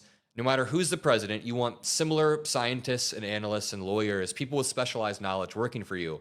But when Trump... I really do wonder, like, what Adam Mockler thinks he's actually gaining, like, or doing with this. Because, like, me, I know what I'm trying to accomplish from this, but at the same time, I'm also, like, willing to admit that I'm like, yeah, I'm doing this because I enjoy this. That's also part of it. Replace these lawyers with his own crackpot lawyers. You know, a really good example is in the aftermath of the 2020 election, he replaced his lawyers with Rudy Giuliani and like John Eastman, two insane crackpot lawyers. This says, quote, if these government workers refuse to advance... Wouldn't that be the bitch if I was actually the catalyst? It's the policy interests of the president. And today, this random streamer pep talks, turns out that he's ignited the revolution against the right wing and has also brought together all leftist coalitions to change all of the policies in the American system. Or engaging in corrupt behavior. They should no longer have a job. But who defines... Pep talks, would you like to say anything? ...is what behavior... Cool. Here is corrupt. Obviously, Trump. 420, you know, another really good example of what Trump is saying here, which I'll read his post in 1 second, is he's saying loyalty over competence. It reminds me of Signalgate. Think about all of the people involved in Signalgate, whether it's Pete Hegseth or Tulsi Gabbard. All of these people are very loyal to Donald Trump and not very You've already stopped covering that. That's also part of the problem here. experienced Is you guys move on from these stories just as quickly as the other fucking media spheres. working in the Because it doesn't get you the numbers. You guys, I mean, you're working for Midas Touch now there, kid. You have to make sure that they stay above Joe Rogan because that's their top priority right now. Otherwise, they're going to get embarrassed. federal government or working in positions this high up. I mean, dude, Pete Hegseth was Dude, for real, I got a fucking email from these, like, pathetic losers just being like, "Hey, can you watch some of our videos? We're having targeted attacks from the Roganites, and we need people to watch our videos to make sure that we don't lose the momentum. Can you watch our videos, please?" plucked off of Fox News, and right now he's at the head of a department that has 2 million people working for it and like $1 trillion budget, which is wild. But Donald Trump tweeted out a few hours ago, following my day one executive order, the Schedule F one we were talking about, the Office of Personnel Management will be issuing new civil service regulations for career government employees. Moving forward, career government employees working on policy matters will be classified as schedule policy/career and will be held to the highest standards of conduct and performance. If these government workers refuse to advance the policy interests of the president or are engaging in corrupt behavior, they should no longer have a job. This is common sense and will allow the federal government to finally be, quote, run like a business. We must root out corruption and implement accountability in our federal workforce. Yeah, Trump, root out corruption, sure. And you know, this is a line that Trump and his supporters have been using for a while now, almost a decade, that the U.S. should be, quote, run like a business, and that Trump should be the CEO, which is basically just unitary executive theory, which is also plucked straight from Project 2025. I mean, it goes back longer than that, but it's the foundation of Project 2025 is unitary executive theory, that the president should have complete command of not only the executive branch, but the other branches, and the branches of the government should not be co-equal, but that the executive branch should supersede them. But no, the U.S. is not run like a business. We are not Amazon. We're a constitutional republic. A business exists to generate profit for their owners, and that's it. That's the top incentive there. But a government exists to uphold rights, enforce laws, serve people equally, especially if you disagree with those in power. The United States government is built to protect your rights, but I guess we've seen Trump stripping away constitutional rights, trying to consolidate power within the executive branch by then defying court orders after the highest court in the country says, dude, you got to facilitate and effectuate this guy's return. You got to let this guy, you got to help bring this guy back. Trump then defies these court orders. And after Trump defies multiple court orders, the Supreme Court may begin to curtail its behavior because it understands, hey, we lose power when the president is not following our orders. So then maybe Trump will be able to run the country like a CEO. He's also trying to pressure the Fed chair Jerome Powell into resigning. Trump keeps claiming he can fire Jerome Powell, but he's not doing it yet. You can't fire him. Jerome Powell is supposed to be an apolitical appointee. The pressure Trump is applying on Jerome. No, but this is the thing. If we're going to just give this stupid motherfucker everything that he wants, just do it now. Just fucking do it now. Rip this Band-Aid off so we can start the fucking revolution a little bit earlier. Powell perfectly relates Jesus back Christ. to his CEO business-like view of the This tiptoeing towards fucking like straight up fascism is actually getting really annoying. government. He wants to run the economy. He wants to have the military. And then the at way his that behest. these guys like fucking Adam Mockler, I'm so shocked. Isn't he doing a parade soon? That's $95 million to have the military march. Running government like a business sounds appealing if you got hit in the head with a brick before, if you've never thought it through. In a business, the CEO has unchecked authority. I guess Russia is run like a business. We don't want to be Russia. A business is a lot more hardcore. Elon Musk wants to run the government like he's in a garage in Silicon Valley, creating Microsoft or Apple, and they're all sleeping on mattresses in these buildings. But environmental regulation and national security is not something that can be run like a business. But check this out. Let's go to the executive order, the fact sheet that they released today. It says restoring accountability to the federal workforce. Lord have mercy. And what did Trump do the last time a bunch of people broke the law for him to try to help him consolidate power? He then pardoned them.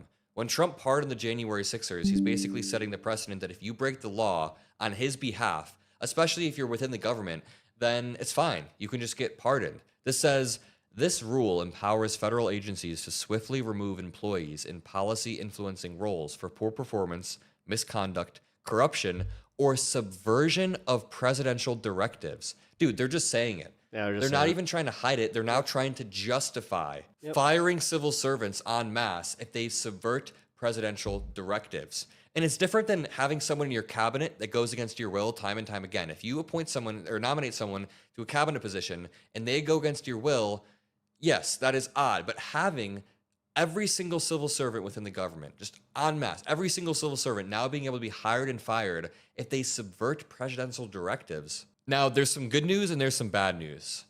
This does not include postal workers or VA nurses or TSA screeners. Now, if this included postal workers, that would be a lot scarier. But this does include, onto the bad news, this does include legal advisors, economists, environmental analysts, others who work in the departments that Trump is trying to gain complete control over. This says, cool. You know what the answer to this is? Having independent agencies fucking functioning just like they were, and then releasing the information that's counter to them, and then making the argument that, hey, you know what? Fuck it. We will privatize this bitch. Fixing a broken... Like, my biggest thing is, how the fuck is nobody outmaneuvering this shit when it's been laid out for us for over a year? System.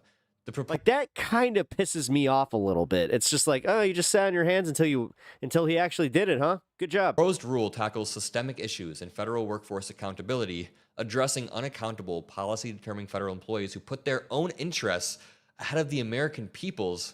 Let me remind you, this is coming from the administration that leveraged the hype of their inauguration to launch a shitcoin.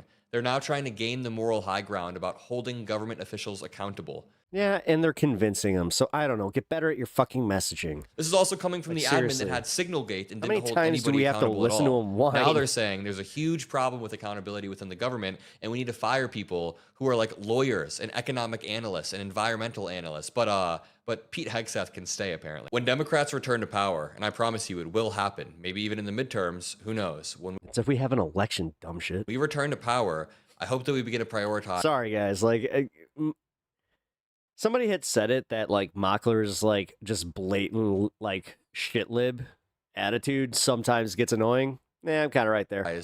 Competence. Like, this video is kind of showing it, too. Over loyalty once more and return to a functioning government. I'll leave it at that. Drop a like, subscribe. I'll see you. Shut up, dude. Honestly. I missed it when you weren't part of Midas Touch.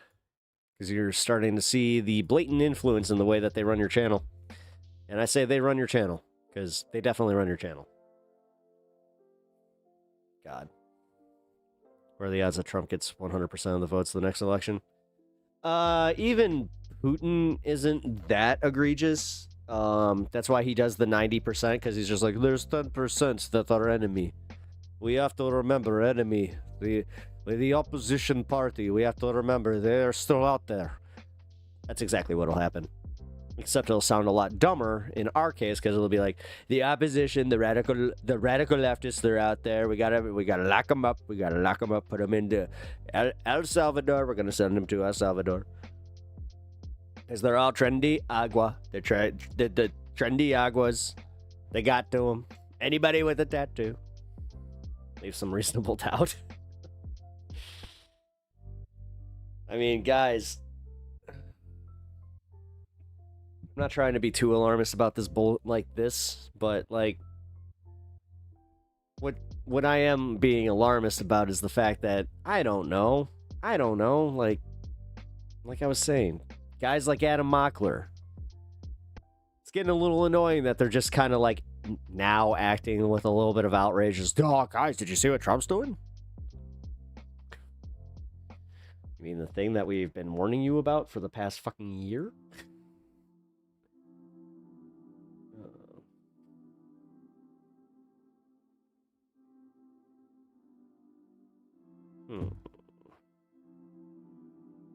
The end of Jack Doherty. You guys want a feel-good story to end the week with? Because we could watch this guy pretty much lose his entire livelihood. Yeah, you know what?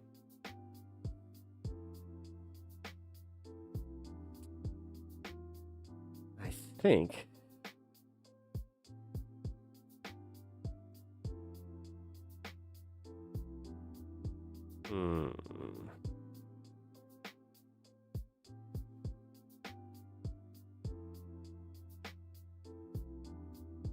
One of the reasons that Elon Musk companies are in trouble is because he was willing to help the government and the people. to find out where the waste, fraud, and abuse was. And we found out that, not only DEI and not only the USAID sending money for the, all these crazy shows, but we found out that there are people who were between the ages of 1 and 4 are getting So Social my favorite Security. part about them going through this fucking the shows that even those shows, this is like looking at your annual budget and focusing on the fact that your significant other at one point purchased something for $250 that you just cannot wrap your head around, but your annual budget was like $250,000. Security, that we've got something like $69 million in taxpayer. But had he not spent that $250, you would have been able to fucking be in the green. That's the We're benefit dead. for Okay, kids but whose let me parents are just dead. finish. But the problem is this: that the Democrats demand a full statement that Elon Musk is going to be gone. If I had a Tesla, I would put it in the garage because we don't know if those 130 days have to be consecutive. And what if Elitist, you got a garage? he decides 130 days is not May 30th? That's number one. I guess I'm an elitist. I have a garage. Yesterday, just yesterday, I saw on television, on Fox News, you had this woman, Jeanine Pirro. Crazy thing about Jeanine Pirro is that she's from Westchester County, where I went to public school, and it's like, wow, how things have evolved there. Anyways, so Jeanine Pirro goes on television. She says, as though this is fraud. She says that they found so many babies and 2-year-olds and 4-year-olds who were receiving Social Security. I've got a notice for you, Jeanine Pirro. Those babies get Social Security because their parents died. That's not a waste. That's humanity. That's America. Yep. That's the country that we fight for. Those are the promises we make to one another. That is what it means to be in a civilized society. She's been picked, guys. She's going to be the president. Like, if she's going to be the presidential pick. It's not waste. It is the best of us. This is Obama 2.0. Representative Alexandria Ocasio-Cortez is busy on tour with Senator Bernie Sanders, and they're pulling in record numbers of people, and not just in blue states or blue districts. This week in the very red Ohio, they attracted over 12,000 people, almost 13,000 people to a rally. Oh my God, how has TYT not had somebody just go through her mic positioning and just been like, hey, I have an audio engineer here. We need to, number one, you need to get that. You need to pull that down, get it towards the base. I'm not sure if you. And as Bernie mentioned, and then you gotta tilt it out a little bit. In an interview, they're not campaigning for anything right now. They're not running for re-election. Guys, they're not campaigning for. I have this literally set up for when I have somebody come on to the show. But here, look, I've already literally got this thing. It's my Audio Technica, which is surprisingly technically a better mic than this. But this I have already it's pre-positioned. Dude, oh my God, as an audio guy, this pisses me off. Just gonna say, she can do better. Or any presidential has candidate, done this for a they're while. just talking to people, and the people are listening. They're showing up to listen and learn, and maybe just try to make sense of the world around them. It's funny, I was hearing that earlier today on the television. There was someone saying, why is AOC, why are AOC Bernie going to Idaho? And I'll give you one simple answer.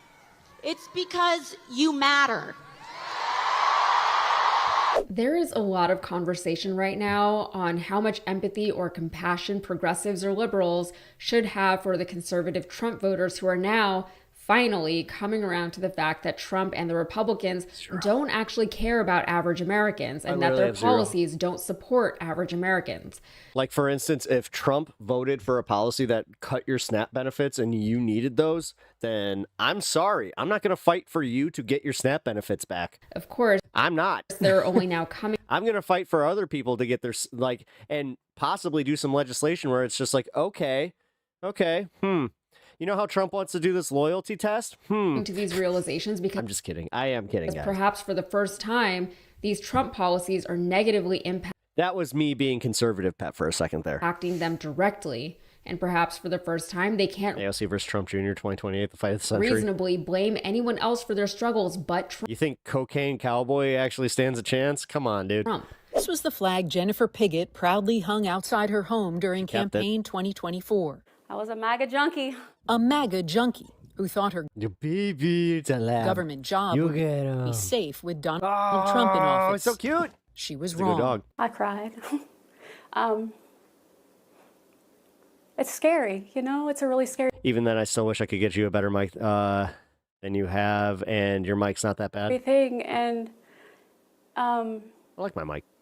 I was embarrassed. And I've got to be honest, I go back and forth with Thanks for that. this stuff. While I consider myself to No, I was thinking about getting a shirt and doing the whole thing and just be an I don't know, man.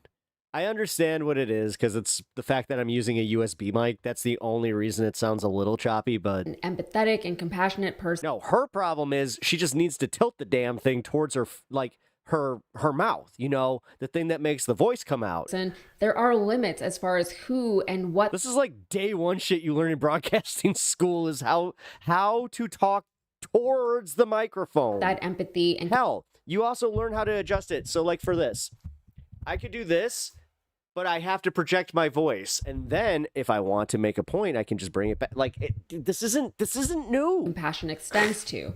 I God, think I'm a this is good broadcasting person, and by 101. that I mean that I try to be a good person, even though I'm obviously not perfect. But some days are better than others. And just for the sake of this conversation, I am not talking about the actually hateful people who support Trump. I just realized that she's got the Warcraft mic. Because they are. That's literally the World of Warcraft Blue Yeti mic. Racist or xenophobic or misogynistic or whatever. I'm talking about the average voter who is I picked that mic. It has pretty lights and matches his keyboard and mouse. just trying to live their lives. Granted, I know there is a lot of understated racism and xenophobia and misogyny that is baked into the Republican platform that these people unapologetically support and subscribe to. But from the Trump supporters in my own life, people who I know are good people, they just don't think of the world the same way we do on the left. When they vote, they're not thinking about things like misogyny. None of them see themselves as racist. And even though they vote for policies that are clearly anti-immigrant, I doubt that any of them would self-identify as xenophobic. No. They vote for anti-immigrant policies because Fox News keeps telling them that criminals are coming in from other countries. Yes. And even though most of the Trump supporters I know have never witnessed or experienced this immigrant on white crime themselves, they believe that it's out there. And it's only a matter of time before that crime wave breaks down the gates to their gated communities and comes right to their doorstep unless the government does something. In their mind, That's actually a really good way of putting that. they're not anti-immigrant, they're anti-crime. And they're pro-preservation of what they perceive to be the American ideal. It just so happens their that way that of life. ideal is very white-centric. Apart from that, these people are voting for their dollar, which is something that's less of a As she has like literal crown molding behind her. critique of them and just a Is that what that's called? general Wait a minute, I forgot. commentary on how we all Just vote. moldings. We all vote because we would rather our tax dollars be spent in certain places. Listen, you don't get that kind of wall without having a little bit of cash. So when we vote for any party or a candidate, this is just the way democracy works. It's because they promise to spend more of our tax dollars in the places that we want our tax dollars to support.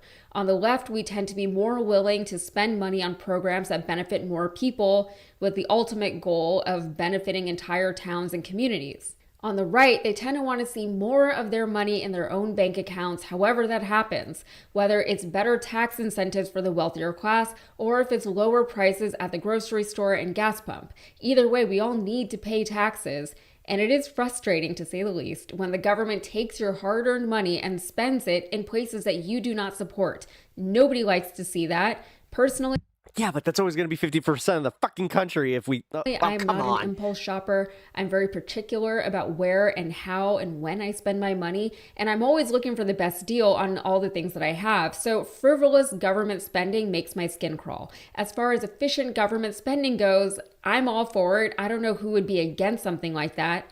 However, the difference between the left and right on this front is that I don't believe that Elon Musk and Doge are actually going to help us in this aspect. I don't even believe that they're trying to help us with this. The right seems to buy into the promises being made by this billionaire who not only can't relate to their lifestyle or plight, but let's be honest, he does not want to. We all just watched White Lotus. How many people are truly willing to give up their comforts for the sake of altruism? And how much billionaire altruism is just performative? I would say no less than all of it. All of it? Also, yeah. I understand that many Trump voters sort of don't know any better. They get all of their news from Fox and right-wing podcasters, and they exist in bubbles within their families and their friend groups and their church groups. The same could be said for people on the left, I'm sure. Yeah. But to break away from that is a big ask of anyone. I mean, let's be fair. If I wanted to switch from left to right, I would lose a lot of my own community. I would have an identity crisis. I would have to rethink everything about who I am, who I was, who I want to be, my values, my beliefs. My marriage would be in jeopardy. And all of that would be scary and daunting for anyone to deal with. My issue with people on the right, though, is that so many of the things that they vote for directly hurt other people. And for all of their talk of being good Christians, that doesn't seem to bother them. So regarding the Fox News bubble that they exist within, some days I'm more forgiving of that, but other days I think that ignorance is a choice in a world where other ideas and perspectives are so easily accessible. They donate to their own nonprofits and draw salary as board members of the nonprofit. Yep. And as much as I am not a perfectly good person, I don't think I'd be able to live with myself if I knew that the things I was voting for were designed to hurt innocent people. Ultimately, we on the left have to ask, what is the end goal here? What is the big picture? The goal was always to sway people to our way of looking at things because in a democracy, those numbers matter. So strategically, it makes no sense that now when people are finally interested in hearing what we have to say, that we would turn them away for who they once were. Things like this always remind me about what it was like on vegan YouTube back in the day. It's probably still like this, I don't know, because I stopped paying attention, but I used to peruse vegan YouTube because I just wanted good recipes for vegetables and I figured that they might know a thing or two about cooking vegetables. And they do. But there were always people in the comment sections who would say things like, well, I'm not vegan, but I'm interested in becoming one, and these videos are so helpful for me on my journey. Or they would say things like, I'm not vegan, but I'm trying to eat less meat and be more plant-based. Great. And sometimes they would get responses from people that were very supportive, like, oh, so... No, but other times they get dogpiled. So glad you're willing to explore this lifestyle. Fuck, one of my first live streams ever, I actually had somebody that was like, they got on me for not being vegan. Got these other YouTubers, let me know if you have any questions, etc., etc. But a surprise... The only issue I have with your mic is detail. Those Logitechs are so compressed in the mids and washed out in the higher mids. Could be processing if you use if you're using some, but remember, I'm picky as fuck. Yeah, no, it is. Number of responses from those people were from vegans shaming. I also set my mids to super high. Them for not being vegan yet, or for not having been vegan all along. Like, aren't these the people that you would want to welcome in with open arms or to not alienate? These are people who are willing and excited to make this lifestyle change. These are people who want to learn more about it. Don't vegans want more people to be vegans because they believe? So yeah, that was actually technically my fault. Even things like animal welfare and the climate impacts of the meat and dairy industries. And I don't mean to just pick. The one thing I love about this is the sound compression. Like this is why I don't have to wear headphones. Like it barely picks up my mic on the vegan or my speakers. Community, it happens in a lot of communities, but it never makes sense to me, especially in situations where the numbers. Whereas my last mic was picking up every. I had the Blue Yeti back there, and that was picking up same one she's using. It was picking up everything, man. Matter. If progressives and the left want to win at even with like my settings like tuned to it, it was still picking up a whole bunch of background noise. Democracy, we cannot afford to be exclusive. We need to build bridges. We need to speak so that others will listen. And yeah, we need to find forgiveness for the people who we feel have wronged us.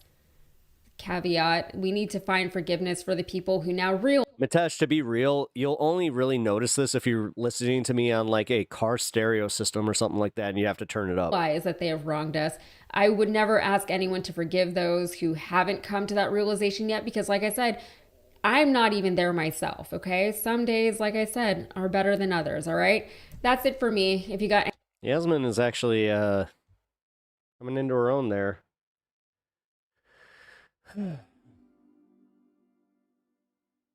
As if eating local eggs is worse for the world than drinking coffee from Brazil.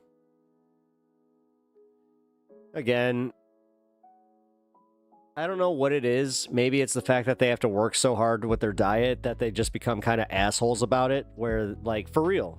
I mean, she kind of said it, but I'm going to just say it a little bit more reductively, where it's like, no, I have had conversations with fucking vegans where, dude, like, if you don't bow down to them and just like, oh, you great vegan, I am so bad, I eat the meat, you are greater than me, thine vegan, you know thy ways, can I try and learn thine ways? And then they're just like, did you eat pork today? I did, thine vegan. I had a bacon today. I think not. I think I will hold thine information until you repent properly and become a proper vegan.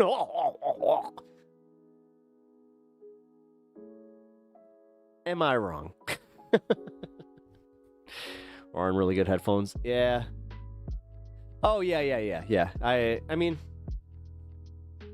yeah, my headphones aren't the best. I mean, I got Audio Technicas or Avios. No, these are not my good ones. I have a pair of Soul Republics, and then I had a pair of Audio Technicas that ripped. These are my Avios. These are from Radio Shack. If you must know, I got these for a penny. 1 penny. Because I worked the clearance. I worked when they were closing out our store. So that was one of the benefits, is I got to buy some stuff. Okay, I'm listening on the monitor or the phone. Oh, okay. Yeah.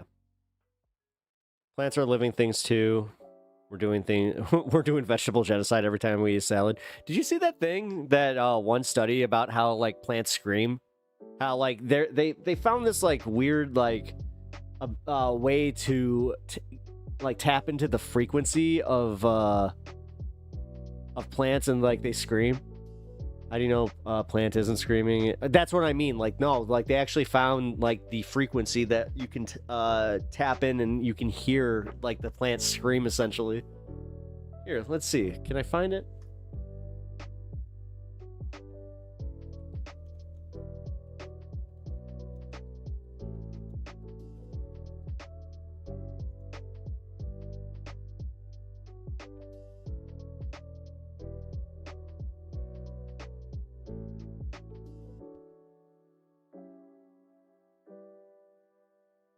Weather Channel. I hope I don't get hit from this. You're sick. On vacation. Good thing Amazon Pharmacy will deliver meds right to the...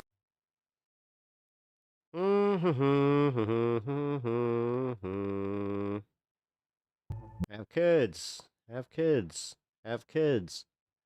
You want to go on vacation with your kids, and you want to be miserable. You want to have your kids screaming at you. The sound for you in just a second so you can hear it for yourself. But why is this important? Well, we may be able to listen for it in the future to detect when crops are stressed. Now, to record this, scientists took tomato and tobacco plants and either deprived them of water or cut their stems. Then they put special microphones next to them to pick up these high-frequency noises that can't be detected by the human ear. Air bubbles form and collapse inside a plant's tissues when stressed. It's called capitation, and it sort of sounds like bubble wrap popping. Listen for yourself.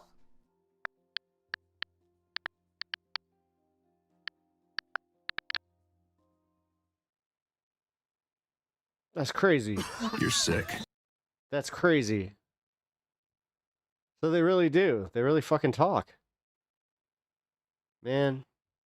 Well, I just birthed two beautiful baby female plants. Hopefully, we're putting that out there. Man,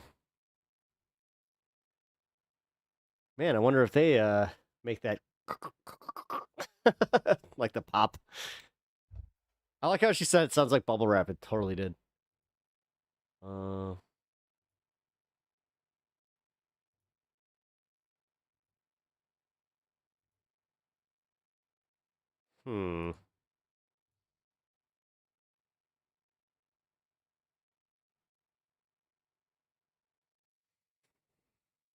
Do I want to do this or not? Nah. I really don't.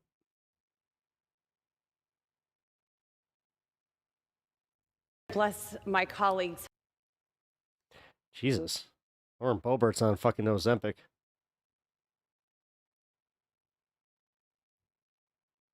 Does she need to be? She never seemed like she was like that chubby. I don't know.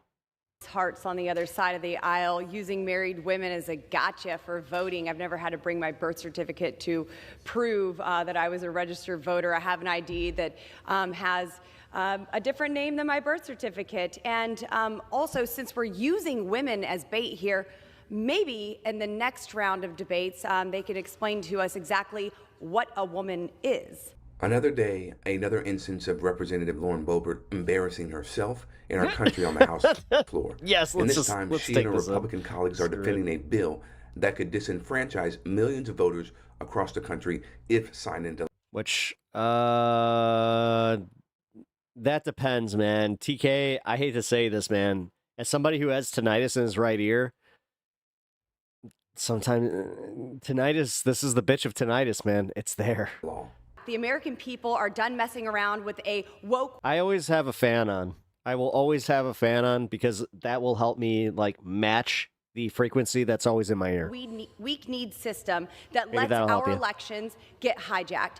I am fighting for you, for me, for every American who knows our vote is sacred, and it's time to lock it down with citizens only. Yeah, Sylvie would know. Let's cut the crap. Right now, you can walk up, check a box, claiming you're a citizen, and boom, you're registered Yeah, tonight for sucks. federal. One of my biggest things I keep telling people, I'm like, guys, for real, wear ear protection when you go to concerts. Fuck. I wish I could go back and do it. Elections. No Like, proof, I no fucked ID. up. That's not a system built on trust. It's a system. God. Just one of the last concerts I went to. I went to go see Chromeo in the midnight, and I was right by the speaker, and I forgot my fucking earplugs. Dude, that concert alone, I have not been able to hear right. Vulnerable to error, since fraud, then, and so- exploitation. The SAVE Act is a common sense measure designed to protect the should've moved, integrity but of our electoral I'll be damned if I'm not on that Chromeo video. process. So- And at its core, it requires proof of citizenship to register to vote in federal elections. This isn't radical. It's not extreme. It's a basic safeguard to ensure that only those who are legally entitled to participate in our elections can do so. Let's be clear, this isn't about denying anyone's right to vote. It's about protecting the rights of every American citizen, not adding votes and subtracting American citizens' votes. Just so we're clear, it is already very illegal for non-citizens to vote in federal elections under the punishment of perjury, and occurrences of illegal voting are exceedingly rare. But when you need to double and triple down on the false election fraud narrative and posture like you actually care about so-called election integrity, this is what we can expect to hear. The point of this bill is to ensure that we guarantee only citizens vote by allowing those states to be able to check, by having systems, federal systems, be open to the states to be able to check, and to require proof of citizenship when you register. There's nothing complex about that. There's nothing more sacred under the Constitution than ensuring that the people are able to have the voice in the election of the people that represent them in Washington and throughout the country. Once that is undermined, then people lose faith in the very institutions upon which this is built. This legislation is designed to restore that faith, to save our elections, to save election integrity. Don't let Chip's theatrics and faux concerns for upholding whatever crumbs of democracy we have left fool you. All of that is a smokescreen to distract the public from recognizing that this bill just adds another hurdle to the process of registering to vote when voting should be as accessible as possible. You know, the SAFE Act is not about protecting elections. It's about silencing voters, and it's voter suppression, plain and simple. You know, the so-called SAFE Act is, also attacking, of course, the voting rights and access to the ballot box. But this bill would create unnecessary new barriers that would disenfranchise millions of Americans. This bill would also increase the purges of registered voters, literally kicking people off the lists. Federal law, very clearly, federal law already prohibits non-citizens from voting in federal and state elections. Over 21 million Americans lack easy access to these documents that this law would require for voter registration. The SAFE Act would target marginalized communities like those in my community and, of course, impacting people of color, naturalized citizens, and low-income folks. 69 million American women would also be unable to register to vote simply because they changed their last name after they got married. We need to pass legislation to stop billionaires from buying our elections, not making it harder for the American people to vote. So what exactly would the SAVE Act do? You know what's really weird? There's a bunch of dudes that, like, I did it. Like, they changed their names. Like, why is this only... They're only bringing up, like, the obvious ones, but there are outliers. Create enormous burdens for every American citizen who seeks to register to vote. Let's dig into the details. As my Republican colleague and friend admitted at the Rules Committee, under the SAVE Act, most Americans would be unable to register to vote using their real ID. Further, under the SAVE Act, almost 70 million American women will be unable to register to vote using their birth certificate simply because they changed their name upon marriage. The bill would disenfranchise survivors of domestic abuse who have changed their names for safety purposes, which is truly shocking. And the SAVE Act will also have a steep financial cost to American citizens because, yes, the SAVE Act does allow Americans to use their passports to register to vote. But half of all Americans do not have a passport. And a passport costs $130 plus additional fees. So the SAVE Act will cost American voters who do not have... Yeah, unless they're making passports not just mandatory, but they're also going to give a subsidy for it. ...have passports and choose to use them... But no, never do that. ...billions of dollars to secure them. The SAVE Act is not actually meant to prevent non-citizens from voting. The SAVE Act... Well, I'm glad I could cultivate that. ...is really about silencing Americans. This bill is about disenfranchising Americans, not non-citizens, Americans, U.S. citizens. House Republicans want to increase the burdens and amplify the costs in time, in money, and in effort for American citizens to vote. Republicans want to limit voting rights as much as possible because they want to make it as hard as possible, specifically for Democratic voters, to vote in elections. And the sad thing is, the scary thing is, the people most affected by the provisions in this bill are the most marginalized groups in the country already. So you think about, gerrymandering. You think about closing polling locations, eliminating ballot. Hold on, but this is also... Stop. This is negating the fact that they are kind of kneecapping themselves because Republican women are disproportionately more likely to change their name to their husband's name. So, please, I get it. You're trying to get people to this cause. You're trying to fucking get the outrage or whatever the fuck. But you're also not telling the full story. And this is what I hate about fucking the online, like any online fucking news pieces now. Drop boxes. Like, God. Again, it says TYT. For everybody that accuses TYT of doing the right-wing spin shit, this should prove it wrong because, dude, he's doing the thing where he's trying to be a little disingenuous. Attacking mail-in voting, felony voter suppression. These are all different strategies that Republicans have come up with to suppress the vote from the Democratic Party, right? They want to make their elections a landslide in their favor. And, because not everybody has the types of identification that they're asking for. Yes. And you're sitting here pretending that fucking, like, okay, this is an unpopular thing to say, but he's pretending like trailer park white people don't fucking exist. You think about, women. If they change and vote overwhelmingly Republican. Their name Republican. Like, this is the shit that really does get me bothered. It's very difficult for them, to cast their vote, right? And make sure their ballot is certified and counted. And it's processed, all those things. So it's going to affect the marginalized groups. See, but the thing, like, he doesn't understand what I'm saying, and I may be being lost here, is focusing on that and not saying, hey, Republican women, this is going to fuck you too. That's going to lose you this message. You should be, like, positing that this is going to fuck them just as bad. In this country. But no, you got to make it about marginalized communities. You got to make it about how it's going to fucking, sway the Democratic vote and all this bullshit and do the fucking we're the Democratic victims. And it's really sad. Where, honestly, you could get so many people to be outraged about this on the fucking Republican side if you just explained it to a Republican woman like, hey, did you change your name? Yeah. Yeah, you're probably not going to get to vote unless you have a passport. Is your passport valid? I don't know. Well, you got to go to the post office or, like, you got to go and re-up it. And, like, here's the thing. There's a reason that most people don't renew their passports until they're about to go out of the country or even get a passport is because it's a pain in the ass. Very sad. To be clear, this bill is not about protecting our elections. It's about making it harder for Americans to vote and easier for Republicans to win. The SAVE Act is just the latest in the ongoing assault on our democracy by President Trump and his allies in Congress. Instead of working to meet the needs of American people, House Republicans are busy spreading fear and lies to justify their attempts to disenfranchise millions of eligible voters. Let's be clear, it is already against the law for non-Americans to vote. This bill is a solution in search of a problem. Mm-hmm.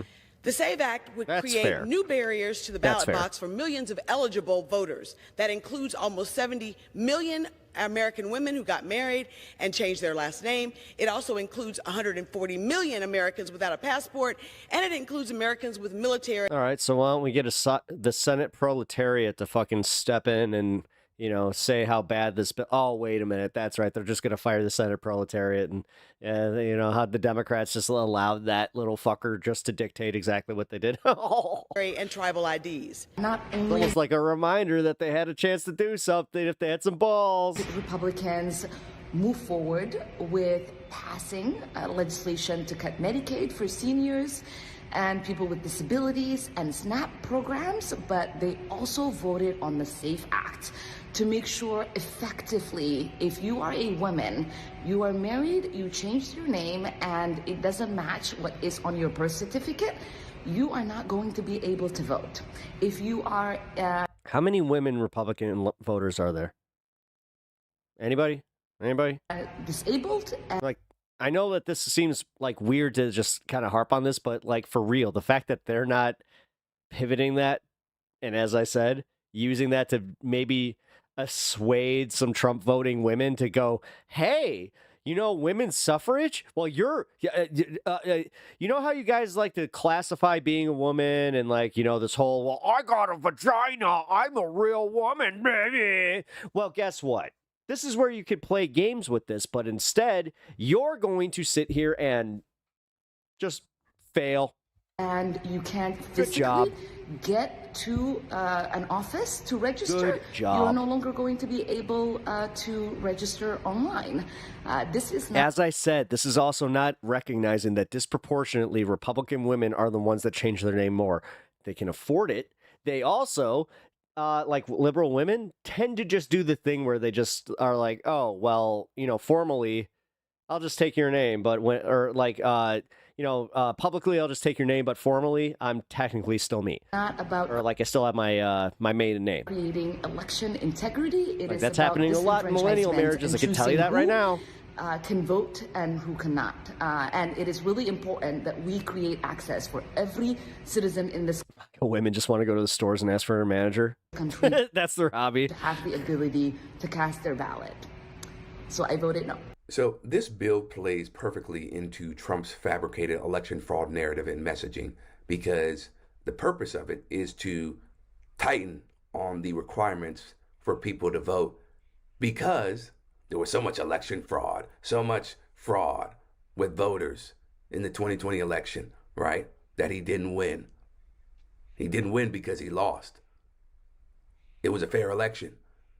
But again, the voting system in this country was based off one person, one vote. They're proposing one household, one vote. What a disgrace! I mean, to be fair, this is what it was going back to the 1920s. Women didn't have the right to vote until what, 1921? This bill makes you believe that, oh, we need to crack down on all these people who are voting illegally, right? Who are not citizens, even though the evidence says and states there was very little instances of voter fraud, okay? And Republicans are so motivated to sow distrust in our elections because, honestly, they're doing everything. Yo, what up, Kate? That Trump wants. At one point, I don't think they even want to have elections. How you doing? Because it's good to see you. They understand the power of the people and how a collective group can get out and make a difference with their voice and strength in numbers, specifically on the Democratic side, right? Mm-hmm. And that's going to hurt them. So they want to make you... I'm doing really well. We're in the 420 fun half, even though, I mean, this isn't the most fun video. But... with voters and non-citizens voting, when that could be further from the truth. Let's make something very clear. Voting rights should not be used as a political tool. Federally, it wasn't until, I think, 2021. Instead, it should be seen as a fundamental right that should be more accessible. There are, again, we go back to this whole election fraud narrative that Trump it's the same. I have to give my name and my address. Wants us to believe. There's no truth to it. There's no evidence. Okay? The evidence shows that they're very, very, very, very Wait a minute. I just thought about this. How does this actually work? Because it's a federal SAVE Act for elections, but they can't enforce it because that goes against the states' rights and their election boards. Evidence of voter fraud. But he wants you to believe that. It should be a right to everybody. And if you're poor, you don't get a say. Who is a citizen. Well, that's what they were saying about the whole like $130 like expenditure. Because again, most people hear $130 are like, what? Should have. On the Republican side, then most people on the Democratic side are just like, I could never recover from that financially. Access to vote. Okay? It should not be a privilege. That's not what we're doing here. It should be a right because you are a citizen of the country. You make informed decisions and you have earned the right to cast your vote for whoever. Yeah. No, it's literally.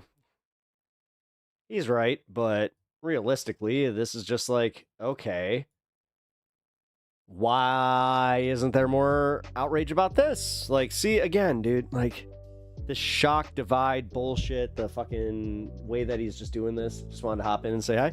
I appreciate that. Thank you. No, it's for real. Good to see you. Everybody in chat, say hello to Kate Chaos. She is a friend of mine, and yeah, go check out her channel. She streams Call of Duty. If you guys are looking to break from some politics and just go have some fun gaming streams, I think you guys would have a good time there. $130 expenditure on top of in rural areas having just to travel to the DMV or vote poll. Yep. Always be lurking, but haven't had chances to chat. Oh, yeah. No, I'm looking forward to seeing you this weekend. This will be fun. And as I said, everybody in chat, say hello. And as I said, if you haven't already, here, I think I can shout out your channel, right?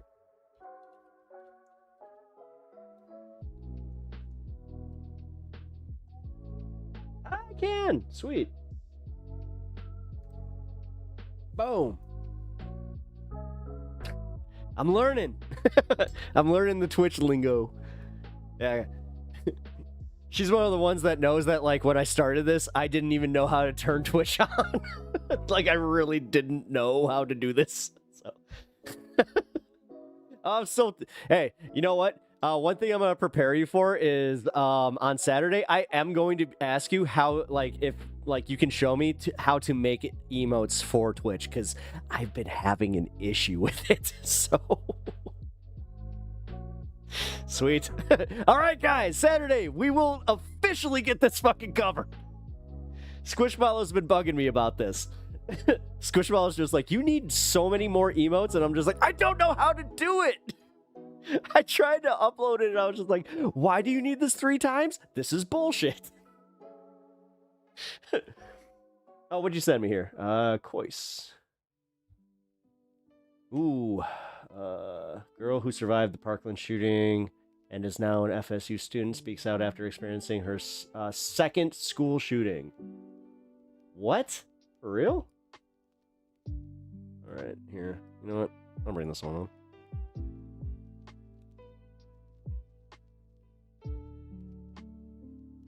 You can show me too. Now, here's the thing. She's going to be able to show me in person, so it's a little bit easier. So, I mean, I never no offense. thought it would happen to me for the first time. And here we are, and unfortunately, this is America for you. After surviving the Parkland school shooting at Stoneman Douglas back in 2018, I was a freshman.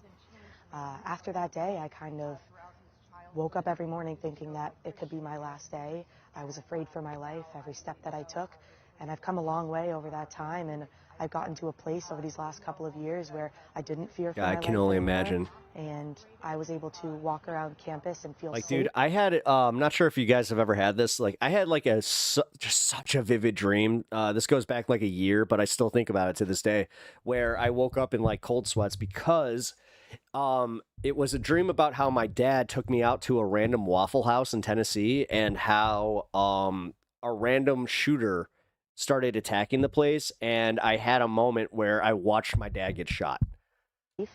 And here we are yet again. So I can only imagine this. Second time. These actually were the doors that I came out of yesterday. Oh, you're in the burbs. Duh. I was in the bowling alley. I am one of the bowling instructors on campus. It's a one-credit course that Yeah, you know what? students had opted to take.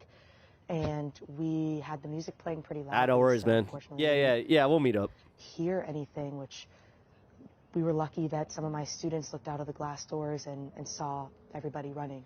And I didn't see that, so I'd asked them what was going on. And when they said that everyone ran, I came out from behind the desk and I looked and I saw crickets and I saw belongings left behind. And unfortunately, due to my previous experience, I knew what that meant. And before I knew exactly what was going on, I just started to direct everybody into the back room to safety until I got further information. But I had a feeling that it was an active shooter situation before I even heard. You looked This is absolutely out into that room and you knew there was an emergency. There was not anything there, no movement, dead silence, and laptops open, bags on the floor. That shit's wild. I knew what Yeah. that meant. I couldn't imagine. As I said, man, like, I think I've mentioned this before that I was in 8th grade when Columbine happened. And we had, like, a few assemblies about that, but, like, honestly, it was mostly about the girl that, like, was asked if she was a Christian. She said yes. Like, she said yes was, like, the Bible to our Bible, where it's like, oh, this is what you guys gotta do in this situation. I remember like having a hot take in 8th grade and telling somebody that I wouldn't have done that. And they were just like, what? I'm just like, yeah, I wouldn't have done that. If he had asked me, I just would have lied, you know? Oh, so you would just betray? It's like, no, I'm pretty sure God would want me to be here too. And like, he do you not think that Jesus, you know, in that moment, if I had been saved by lying, then that's Jesus saving me by giving me the quick out? I had one crazy dream as a kid where I woke up, I got out of bed and walked in front of the bedroom mirror and there was no reflection. And then some lady jumped out of the mirror and I woke up. Damn. Yeah, dude. Oh, there's another one that I had recently where, if Jim and Skidum was here, he would remember, because Jim and Skidum was here during the day that my front door blew open and it scared the shit out of me, right? And like, everything was fine. My animals were just staring at it like, what the fuck? But I had a dream that night where I had a party, but this is the weirdest part about the dream is that my house, the configuration was different. Like, it was still my house, but it's like my coat closet was shifted for some reason. And then I opened the coat closet and then I was like, I went to go grab a coat and I felt a face. And then I was like, what the fuck? And then I just opened the coat. So I was like, wah! And then I woke up. Yeah. Dude, that's 2000% real. Like, that was, wow. That was yeah. That was one of those dreams. I don't know why though. Like, Because I think back, like, I knew it was a dream because, yeah, my closet was in a totally different place. But why did my brain still react like that? As opposed to the one that I was talking about with, like, my dad. That one was real. Like, that was so realistic that I was just like... However, the most realistic dream I have ever had, I was probably like 16, 17. I'll never forget this shit.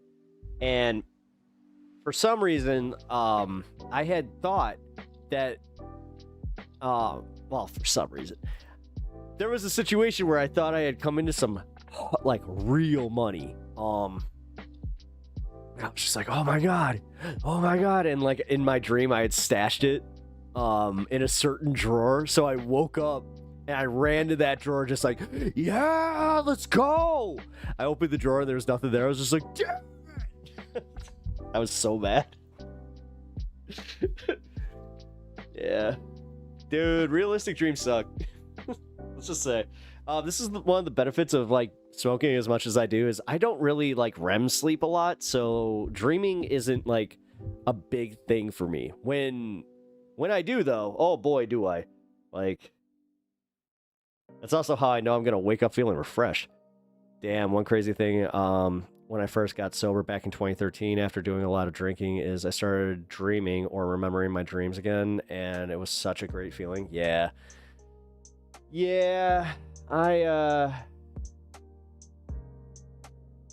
you were a senior in high school? Oh no, shit. Damn. Yeah, you got a few of them years on me, but damn, just when I'm sitting here feeling old. Fucking course. I'm playing, bro. I'm playing. Yeah.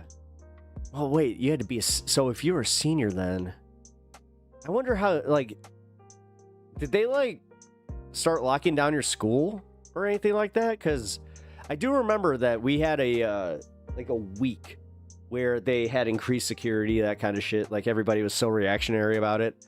5th or 6th grade. It was right before grad. Yeah. No, it was. Yeah, I do remember that. Yeah, I remember that that was the year that Marilyn Manson got banned in my school. The Matrix, that got banned in my school, which was bullshit. Hell, you couldn't have a trench coat. Like, that sucked. I won an appeal, though. My sophomore year, I had filed an appeal with my school board because I had just gotten a really nice trench coat from my mom as a gift. And they kept doing this thing where they're just like, we can't have that, we can't have that. And yeah, because I won my appeal, me and another kid, we started wearing our trench coats. And sure as shit, there are a lot of people afraid. That is true. Like, God. I think back to that, and it like had nothing to do with that at all. Like, legit, me and this kid Carl, we wanted to I don't know, we just wanted to feel like we were in the Matrix. We even had the faux Oakleys, the Folkleys. Like, yeah. I remember my first pair of Folkleys I bought in Times Square in 2000. I thought it was so cool, man. Damn. Oakleys. What happened to them? Let's see, we got anything else?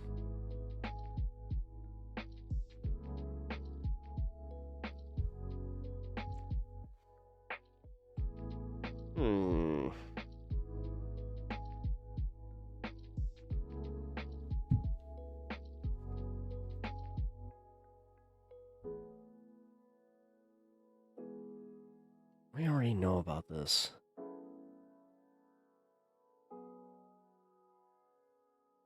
Ooh. There's been, I guess, it was announced this week that David Hogg, who is the new vice chair of one of the vice chairs of the Democratic Party, interviewed him, is launching an effort to primary Democrats who are incumbents, who Hogg basically calls either Wish the Matrix sequels were as good as the original. That's a high stake. I think that we weren't fair to the Matrix sequels. I'll be completely honest. After rewatching them, I kind of liked them. The group is called Leaders We Deserve. They're apparently going to be spending around $20 million in deep blue districts. So this is a bit of the Justice Democrats model. He plays a bard. Except with somebody who is associated with and a part of the DNC. So I want to wait. I'm encouraged by this announcement. I want to wait to see what the criteria is for an incumbent primary challenger before I laud it. Right.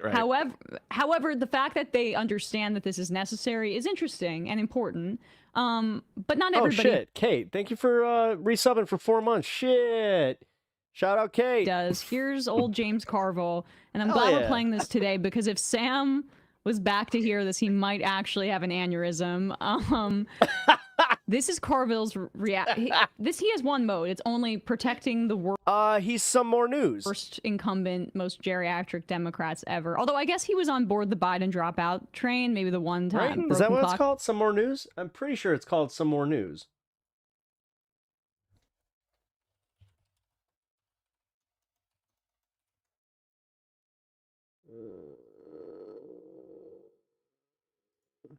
Yeah, it's totally some more news. Yeah. Situation, but this is his reaction to Hogg's initiative. Well, maybe, as I said, maybe they need to split off from the Democratic Party and call themselves a socialist, I don't know, urbanist, central city. But you know why they're doing it. They looked at MAGA, and they did what we see all the time when you don't have better minds and better ideas. This is why you were so transcendent in I think it's a loot. Politics. Is that, I think it's a form of loot. I need to pause it. Oh, Jim Carville. Okay. Carville. Yeah, I'm pretty sure. When was, am I wrong? Is that? I think that's a loot. Was that? That was before I was even born. 1992. Oh, you fucking child. That's what they're referring to. Damn. I mean, they're playing to their audience, I guess, right? 1992. Let's see. I was 6. Like. Cuomo, dude. Right. 78. We remember. We remember, but I actually had to watch a documentary to remember it because I was born in 1994. Can we update like our Democratic political savants, please? No, he's transcendent. That's why he gets to just sit on the couch in a t-shirt. Like, oh no, what's he doing, James? Like, it's why you never see him out of his. I saw Toy Story the year she was born. House or a part of any real campaign. Transcendent pundit on what's his new News Nation. Yeah, I was gonna say James, you're on TV, but I don't even know if that's true. I don't know. Right. What is News Nation? Yeah. Shout out to Chris Cuomo, by the way, on News Nation. I used to work with him. He's the only person who likes to take their shirt off on the internet more than Jair Bolsonaro. Damn. Not for medical reasons in his case. No. No, I want to keep hearing. Transcended in politics is that, trust me, one of my best friends, he just turned 51 this year. I always find it. It's funny whenever I say shit, he's just so like, "What did you just say?" When people say, "Oh, Jim Carville," oh yeah, it's the we play that game. Economy's stupid. I remember saying like 86. He was just like 86. He's like, "Oh my god, you're younger than Transformers," and like that hit me. I was just like, "I am." No, that wasn't your genius. Your genius was I'm not going to be what beats me. What you see with Bernie and AOC right now is MAGA playbook. MAGA playbook. Make the masses angry. Dave Hogg, that's MAGA playbook. Giant bottle of olive oil, if that's what that is. Do your own and have a purity test. But what beats you, if you become that, you're not going to beat it. Right. Well, I don't think that most of Democrats. Based Cuomo actually standing up for Hogg? Or that. And maybe we need to have a... My maturity age is still stuck at 28 or younger. Maybe we can form a governing coalition. This happens every time in parliamentary. I don't want to grow up. I'm a Toys R Us kid. Things where you come in, you say, okay, you want to be part of our coalition. But when they spend all their time running against... Trains and video games. It's the greatest toy store there is. Gee whiz. Why don't somebody sue David Hogg? I don't want to grow up, because baby, if I did, I still want to be a Toys R Us kid. Officer of the Democratic National Committee. He is the vice chairman of the Democratic National Committee, and he's running against other Democrats. I would like to know, and you went to law school, does he have a fiduciary duty toward Democrats. If you work for News Nation, you can't promote CNN. That's because you work for somebody else. You have a fiduciary duty to your employer, which anybody can understand. You know, I think it's good to maybe stop at the fiduciary duty thing, because I have a point I want to raise about our sort of alligator friend there. This is a alligator from a website called Privacy They International. just called me an alligator. It says Palantir's predictive policing. Little did he know that's exactly what I am. Program in New Orleans. This is from February 2018. Under a secret deal beginning in 2012. Louisiana Bayou Gator. The data mining company Palantir provided software to a New Orleans Police Department program that used a variety of data such as ties to gang members, criminal histories, and social media to predict the likelihood that individuals would commit acts of violence or become victims. High water flush toilet and yeah. This part. Dude, I got a small leak in one of my toilets. This sucks. Partnership was extended 3 times through February 21st, 2018. Even city council members had no idea the arrangement existed, though Palantir has used its New Orleans work as a reference for multi-million-dollar contract with another agency. Here we go. Political commentator James Carville, a paid advisor to Palantir, says he is the driver of this project, which Palantir describes as philanthropy. Critics believe the program was kept secret because American Southerners value their privacy, and it would have inspired widespread outrage. So I love him talking about fiduciary responsibility. I also love the idea that his immediate reflexive reaction to is let's sue this guy. Like this guy's saying we need to challenge these old corrupt Democrats who are paid off and not actually representing our interests. You know what makes sense? We should sue him for all he's worth, because they know this 20-something-year-old kid doesn't have their resources. It's good so for bizarre. David Hogg. Yeah, good for David Hogg. It's so bizarre. Like, why can't these MAGA heads demand something cool like executive orders for something cool like, or wait, why can't these MAGA heads demand executive orders for cool stuff like more holidays, 4-day week?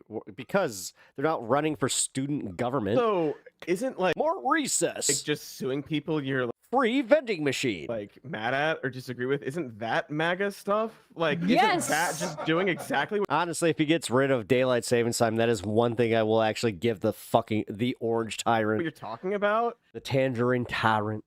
What absurdity. Good for David Hogg. Also, like, Cuomo, that's really frustrating. I know he does this a lot, but like, it's just MAGA. It's just MAGA stuff. Being angry isn't MAGA stuff. Like being upset about like a policy or the conditions of something, that's not like what MAGA is about. It's so childish to be like, well, the quality of MAGA is that they're mad, and if you're mad about something, that means that's what you primarying, are. Like, or primarying Democrat, or like primarying incumbents. They look at what Donald Trump and his wing of the party has done as a major problem for the for the establishment Republicans. But the base loves it, and the same thing would happen for our side. So it's not MAGA stuff. It's just like being responsive to what your voters want. If you think about it, the Rainbow Coalition was proto-MAGA. Yeah. Right, like it's just like, how do you view politics? What do you want people to do? Like, take from Matt. You're kind of comparing AOC to Marjorie Taylor Greene in a like this way that is so just, it's not even surface level. It's above surface level. It's like this atmospheric sort of vibe.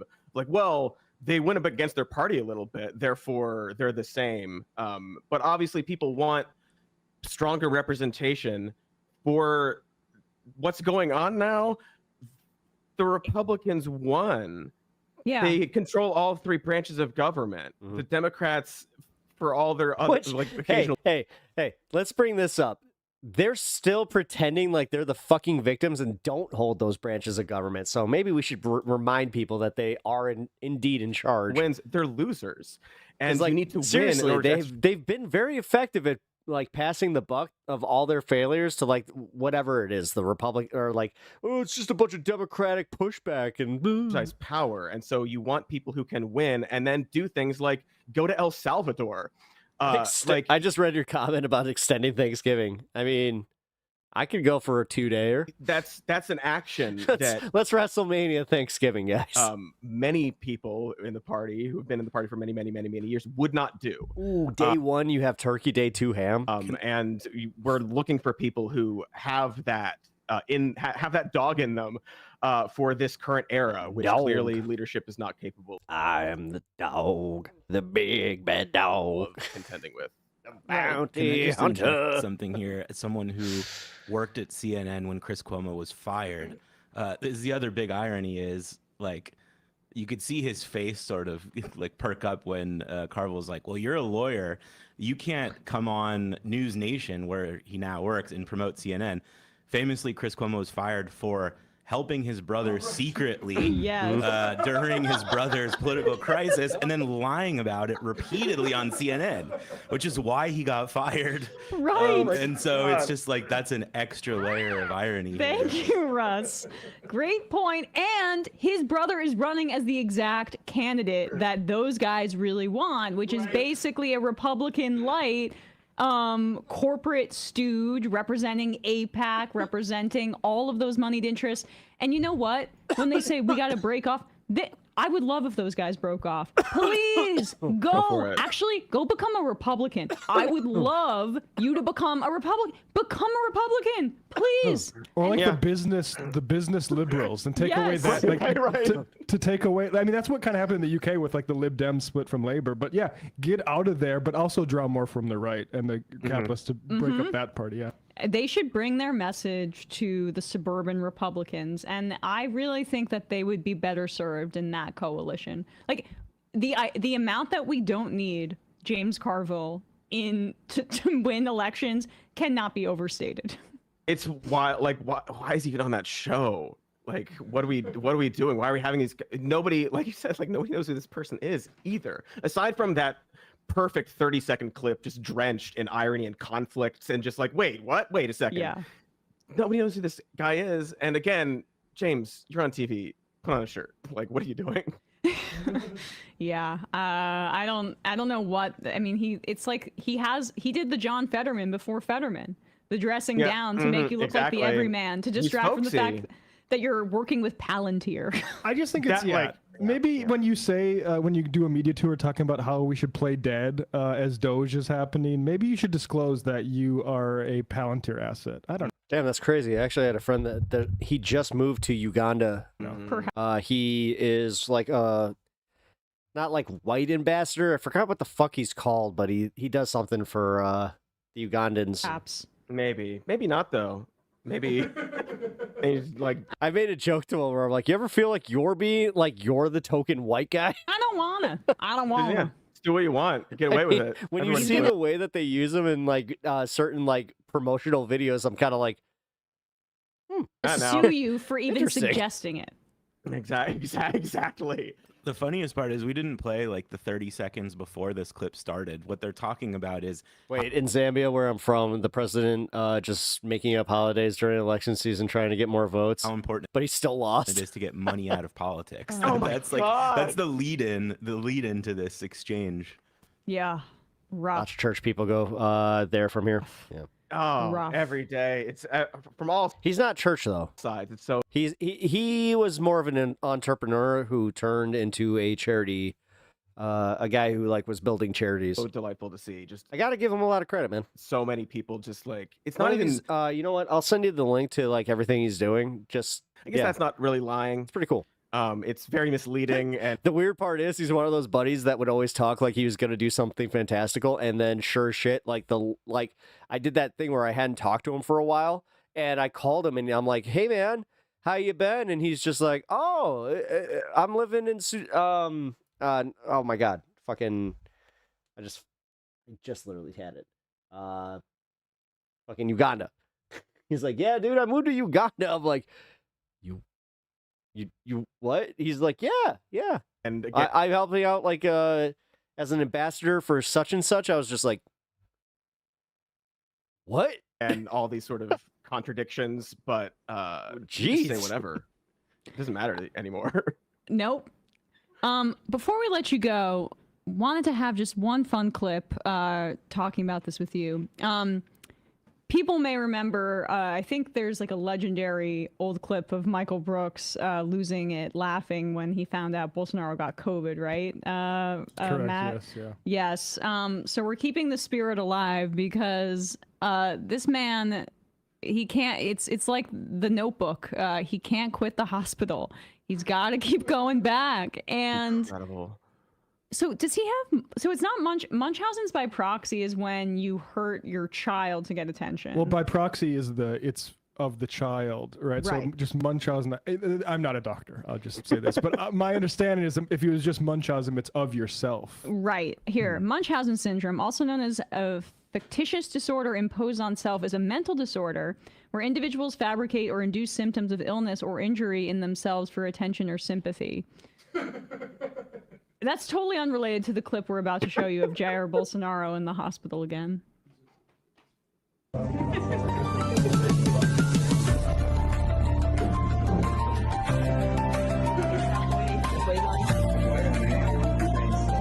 This is the music I jog to. He's such a hero.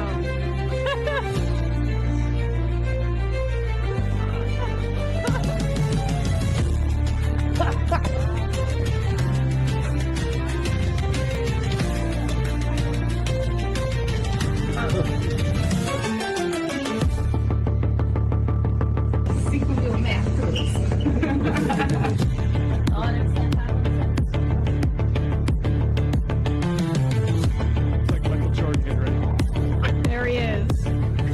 Oh shit! Hold on. I actually just. Hey, are you? That's weird.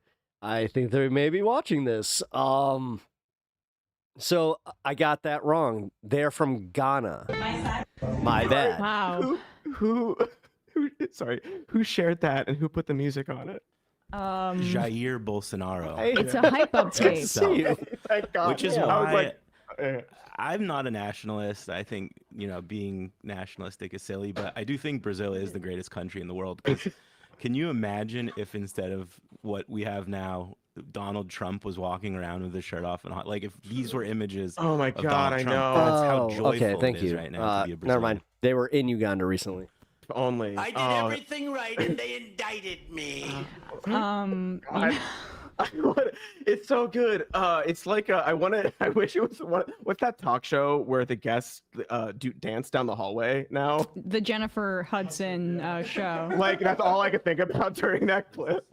Just like getting ready to do his little interview. I mean, honestly, it's like when you watch the NBA playoffs.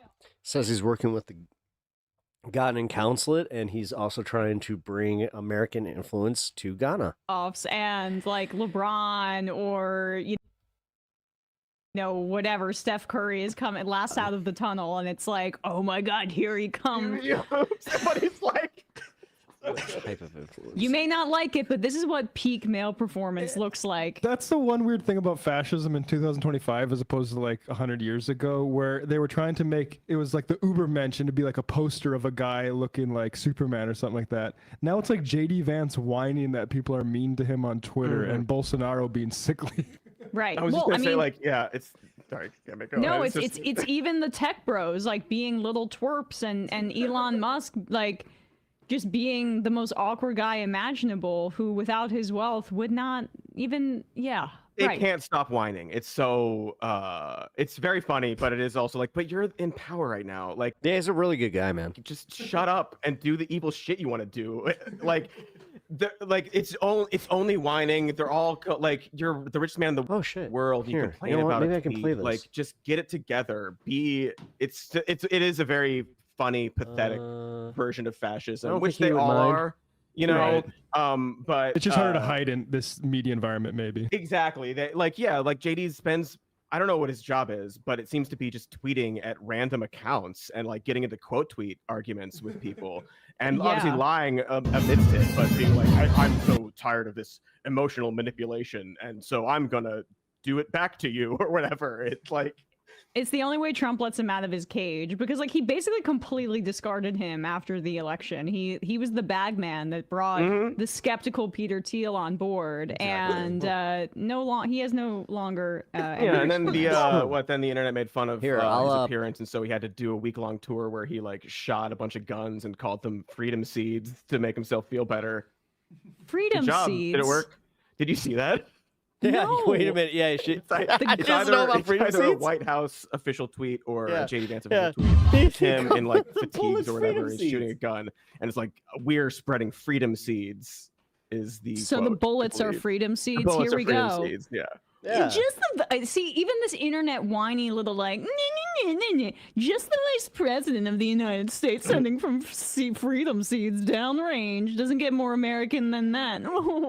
It's so weird and gross. It's like this, and Vance does it the most. The White House obviously does it when they're with their honestly effed up deportation tweets with like the AI stuff and all that. But it's just this weird like twee like millennial way of like posting. Irony pilled online, nothing matters. This is why the Democrats' best weapon is sincerity and humanism. Like this has a shelf life. People don't want these whiny bitches all the time anymore. Like, come on here. Because they also don't mean it. They don't believe in like half the stuff they say. It's just Right. it's just like they need to post something and they know the tone needs to be how it is. And indignant. So It's grating. Yeah. Even like Really the freedom seeds, thing, I don't think even appeals to most gun or like I think it splits gun people. I think there's like certain type of like guy who buys a gun and like fantasizes about some sort of like zombie scenario or maybe a race war scenario that likes the thing, the freedom seeds. I think a lot of people are like, what are you talking about? Right. It's the weird thing, honestly. Like it's like every day they post something or say something and it's like, yeah, Walls was right. They're weird. It's very off-putting. And I think we're seeing so much of it. Like obviously, the actions of the administration are very appalling. Does But I think eyeliner also help the personality aim? and the vibes are so weird and off that that's also off-putting for a lot of people who they think they're playing to. But ultimately, Right. it's like, what is this? You're just Also, like whining, aren't you guys- whining at a cat turd. All right, that was good. Online, like what are we Yeah. doing? It makes them look small, but also what is the freedom seeds thing supposed to mean in the context of an administration that is saying Anti-war. that they're anti-war? Anti-war, exactly. So like yeah. the bullets are you're just No, doing this is the problem that I have though with shows like the Majority Report or anybody on the left that holds them to the same standards that, like with the hypocrisy bullshit. It's just like, no, just call them on the fact that they've never been anti-war to begin with and that they were using it cynically. Bush neocon thing. that's spreading kind of where you freedom need to, around the world like, through go from violence. here. And speaking of Bush, that's what must have been like. I'm almost longing for the days of his level of like going away, retirement kind of thing, where like maybe there was some there's more manliness in him painting those paintings of dogs than there is in whatever the hell Bolsonaro is doing. Yeah, like shyly confronting his demons, I guess, in the bath by himself. Like, okay, go do that. Yeah, it's also like, I mean, the Freedom Seed thing, I'm pretty sure was the same week that he went to Greenland for 3 hours and then did that speech where he was talking about how like, yeah, we're gonna like provide you with all the resources, we're gonna give you even more money. I think he said like an extra $100 billion more for the military, and he said the phrase like, if we ever go to war, or when we send you to war, and then he'd correct himself, like, if we ever have to send you to war. They're the war administration. They just have to have this sort of veneer of like, but we also hate that we have to. We don't want to do the war, but they're gonna make us do all these wars. It's very pathetic. How are they? We're supposed to think they're bringing masculinity back, and this level of just bitching is, I mean, but it is the fascist thing. And to bring it back to Bolsonaro, both weak and strong. The opponents are both incredibly strong and also super weak, and we are both incredibly strong but also super weak at the same time. It's this contradiction. Profound, Emma. That only is reinforced by their very black and white, dogmatic. Yeah, they have their ideology. categories. They have all their talking points, and they're like, oh, we're gonna like, it's just like, yeah, we're gonna like destroy these soy boys who are after us. Oh no! They do that all the time, and they can have it both ways, I guess, because it works for some people. But it's just such an obvious play and back and forth. Also, they are not given their whole like fixation on keeping women in the home. I wouldn't call them spreading freedom seeds across the world. Yeah, it's more of like a chattel seed situation. But Yeah, gross. Cody Yeah. Johnston. Ew. I was about to say, ew. Everybody's got to check out some more news. I mean, where are you guys at? Are you over 900,000 subscribers at this point? A little over 900,000. Let's So get check that us to a out. Yeah, million. please. Yeah, check us out. Yes. Subscribe. We do a weekly long form, like written show, and then we have 2 podcasts beginning at the end of the week. It's where really we good content. Talk about Definitely all the check it things out. that too many things happen. All right. Give me 1 second. I gotta set this up. I got a video of my buddy. Ooh, 4th meal. Thank you. Here, give me 1 second.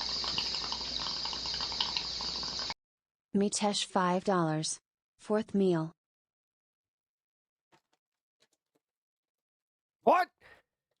900,000? Napa. This can't be right. God. Ah, man, I would love Kakarot. You buffoon. Only you can act like an earth ape while being a great ape.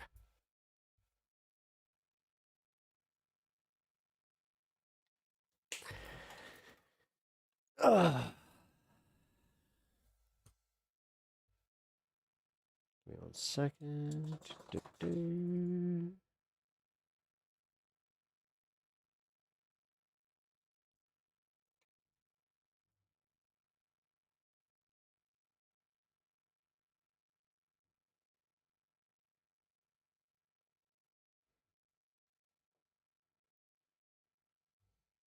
All right, here we go. This is the procession for my friend walking to one of his events.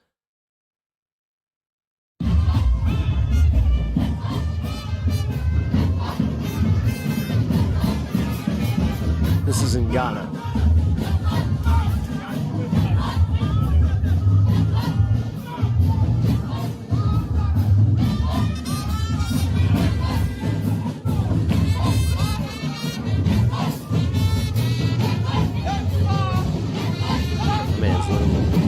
He's living a different life, man. This is crazy.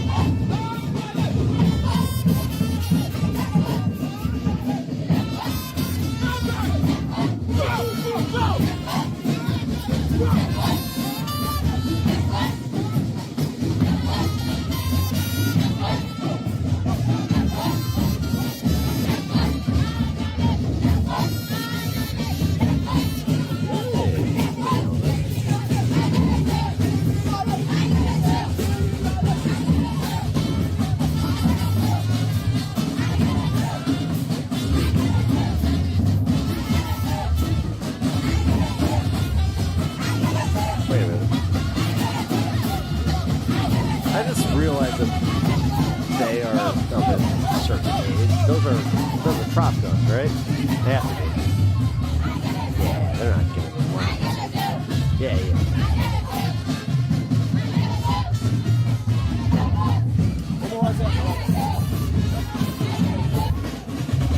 Ah, here he is. That's my buddy, right there.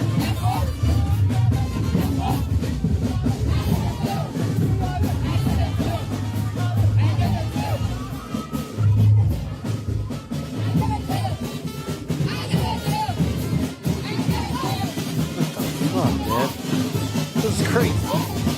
This is my first time ever seeing this, by the way. Like,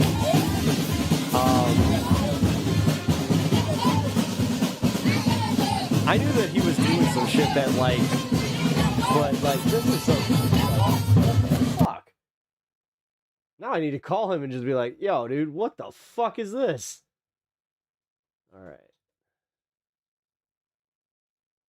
Does he give a speech? Here.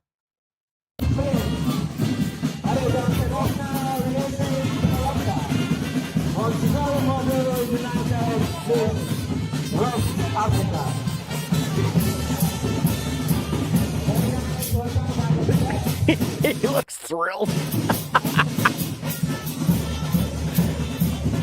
Oh, man. Mind you, I have known this dude for over 20 plus years. So this is so funny. Oh, that's crazy. Wait a minute. I need to see if he's actually got like his speech. Shit. That's wild. Like, what the fuck? Bro, yeah, he does. Shit. Here. Alright, let's see.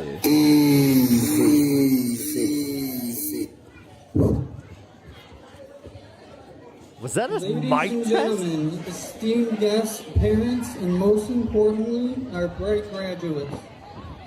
Oh yeah! Oh yeah! Is this a scam turned real? No offense.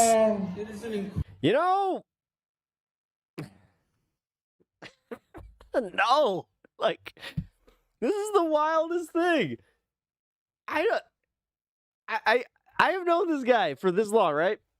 He's always had fantastical stories. He's always had this like way about him where like you would almost think like he's bullshitting. But then he pulls shit like this, and on top of it, then he shows up with like receipts to be like, no, this is exactly what we're doing. This is where I'm spending my money. It's just like, I'll be fucking wow. honor to stand here today as the International Education Ambassador for the United Nations Montessori Method to share the joy of this special occasion. So he's the ambassador of education. Okay, so yeah. That tracks. We celebrate not just the achievements of the graduates, but also the unwavering dedication of the parents who nurtured, guided, and supported them in the journey. I'm not offended, by the way. Trust me. As an American, a part of me is just like, what the fuck? This is the first time I'm seeing this shit, so I'm just like, the privilege of living, calling down on my home for the past 3 years. I have been profoundly touched by Man, he's been gone for 3 years. The rich culture, deep-rooted traditions, and indomitable spirit of this beautiful No, he is not getting married. nation. No. Ghana is truly not just No. for its He moved his whole family there, his wife and daughter. breathtaking landscape or its vibrant history, but for the love, warmth. Actually, it's crazy to see him like this because the last time I saw him when he was in town, he like was like gaunt because he had an autoimmune disease. And community that defines Not an episode of 90 Day Fiancé. No. its people. In the 21st century role, I'm gonna find one of his better videos because I mean, as much as I love watching my mans give a heartfelt speech, he's got some more entertaining videos. To be honest, great press conference. We introduced the United Nations education program to Ghana. Why does he look? Yo, I gotta talk to him about his hair. It's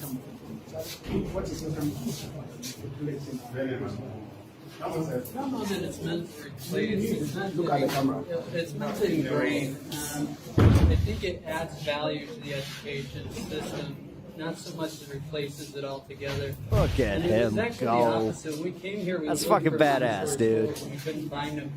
And so then when this program came, it was a chance and a platform. All right, let's see. Golden Opportunity Africa. That's what he set up. Yo, dude, I am fucking Mockler hair. Shit, dude. I'm gonna have to. He won't get that joke, but I don't know. I'm gonna tell him. I mean, he will definitely take some shit from me the next time I see him for his haircut. I just realized though, like, it's been 3 years since I've seen him. It's wild. Because in that video, like, that was the most recent one too. It was from just like a few weeks ago. So, shit. Yeah, dude, that's crazy though. Like, yeah, he's an ambassador for education in Ghana. Okay. I met that guy when he was selling tuxedos at the fucking mall. Like, fresh out of high school. It is so crazy to see where people end up, man. But I'm proud of him. Definitely. No. He is. No, he's straight up, dude. He is straight up. I wish I could get, like, I would just give his full name, but, nah. What he's doing is fucking dope. Like, I'm very proud of him, man. This is cool. I just realized I gotta reach out. It's 3 years. 3 years. And this is somebody that I'm like legit, like, we're close, like, we were close before he had to go, but it was also one of those things where, like, when he went, fuck, like, you don't think about it. And then, yeah, he hits me up like every like 6 months or so. My family's from Nigeria. Oh, no shit. So, here. I actually got the, here. Man. Yeah, so Mitesh from Zambia. Nigeria. Yeah. Oh, shit. Yeah, you're right there. Literally right there. Yeah, you got Togo. Benin, and then, yeah, Nigeria. Shit. Fuck, dude. I can't believe this shit. He did it. He fucking did it. Like, this is kind of wild to see. Like with you guys, because this motherfucker, like, he always had, like, big dreams, right? And he always wanted to help people. This is it. Like, he did it. I'm so fucking proud of him, man. That's so cool. Hell yeah. He's literally helping education in fucking Ghana. This is wild, guys. That's wild. Here, let's see. Can I?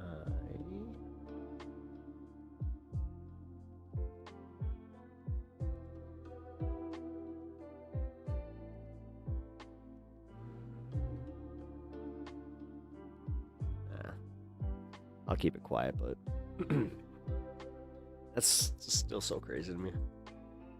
Yeah, did you see him with that procession, though? Like, I'm thinking back to that. Like, I should have watched the first video, or the second video first, and then watched that procession, because that would have really... That would have, like, made it click for me a little bit more. Like, what the fuck was that? Like, they were treating him like he was fucking royalty. That's wild. What the fuck? And this is the craziest shit. Had I not seen that video and he told me about it, I'd just be like, all right, dude. Like, I know, it's like, I know, you got some fantastical stuff, but it's like, no. Fuck. I'm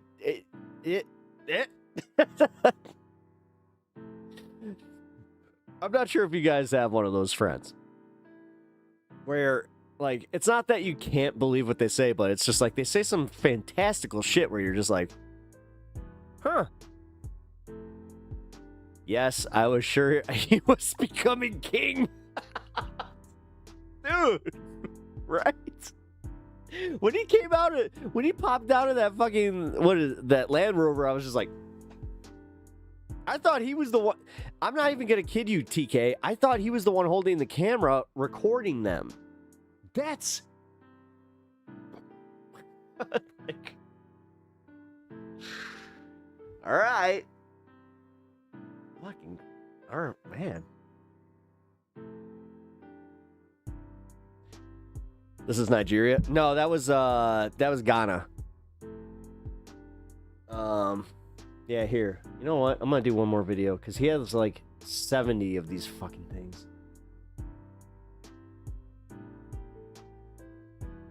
I thought he married the queen. No, nothing like that.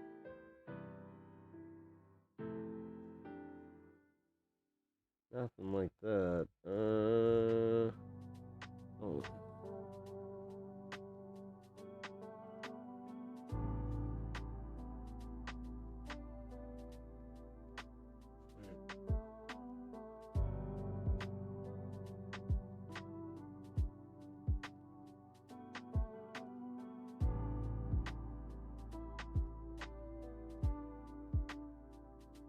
Person knocking you down, take action. just leave it. Because at the end of the day, you know you are who you are and you've achieved your success level. So just ignore narcissistic people, guys. I'm used to people, when you get to a certain level in life, I'm used to narcissistic people knocking you down. It's part of life, right? So when you see a narcissistic person knocking you down, take action and just leave it. Because at the end of the day, you know you are who you are and you've achieved your success level. So just ignore narcissistic people, guys. I'm used to people, when you get to a certain level in life, I'm used to narcissistic.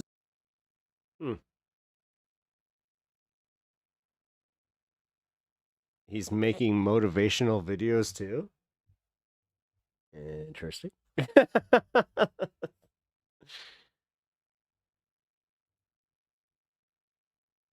When he was appointed ambassador for education? What? Here, hold on. Sorry, just realized I grabbed the wrong thing. I keep staying on screen.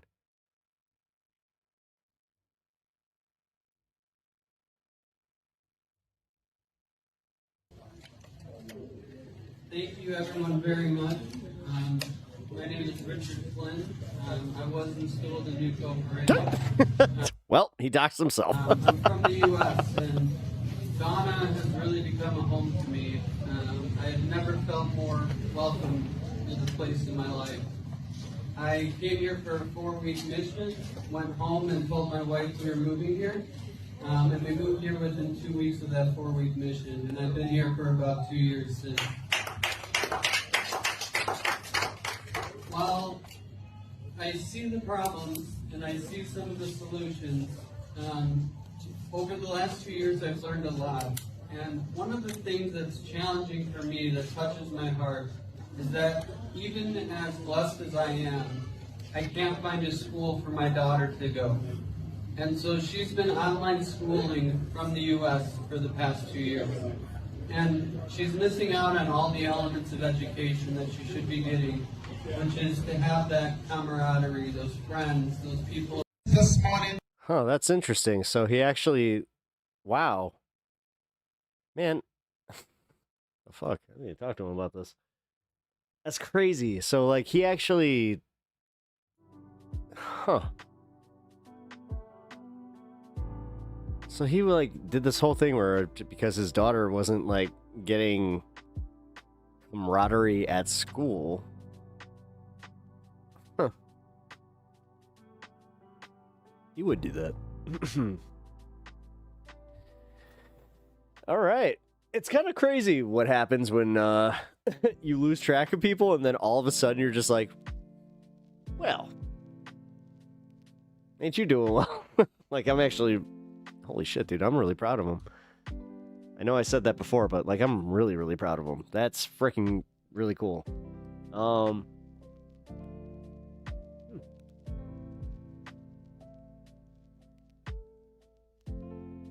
So, they do it big over there? Do they? Okay, because, yeah, man, that was...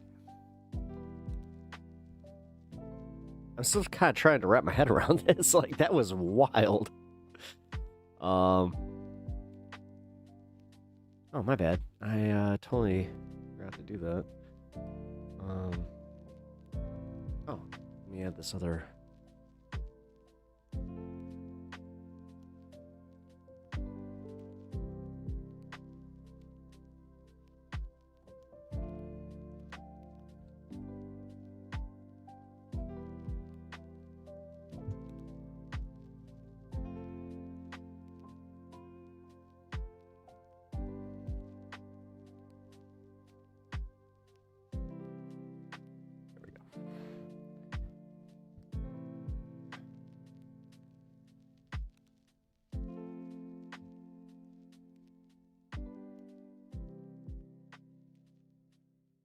All right, so Zambia, I did a little research on that while we were going into that.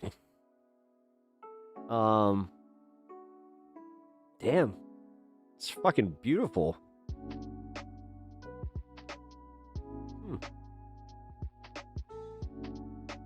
Me being the, quintessential American that I am, I didn't even know, like, where Zambia was, number one, or that it was as large as it was.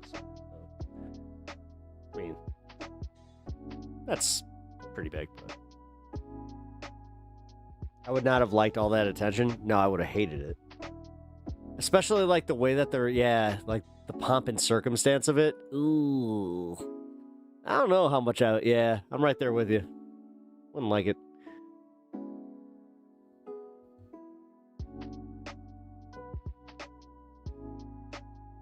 Victoria Falls, seventh wonder of the world. Did bungee jumping there. Okay, yeah, that's what I'm looking at. Wow. Dude. Wow. I gotta travel more.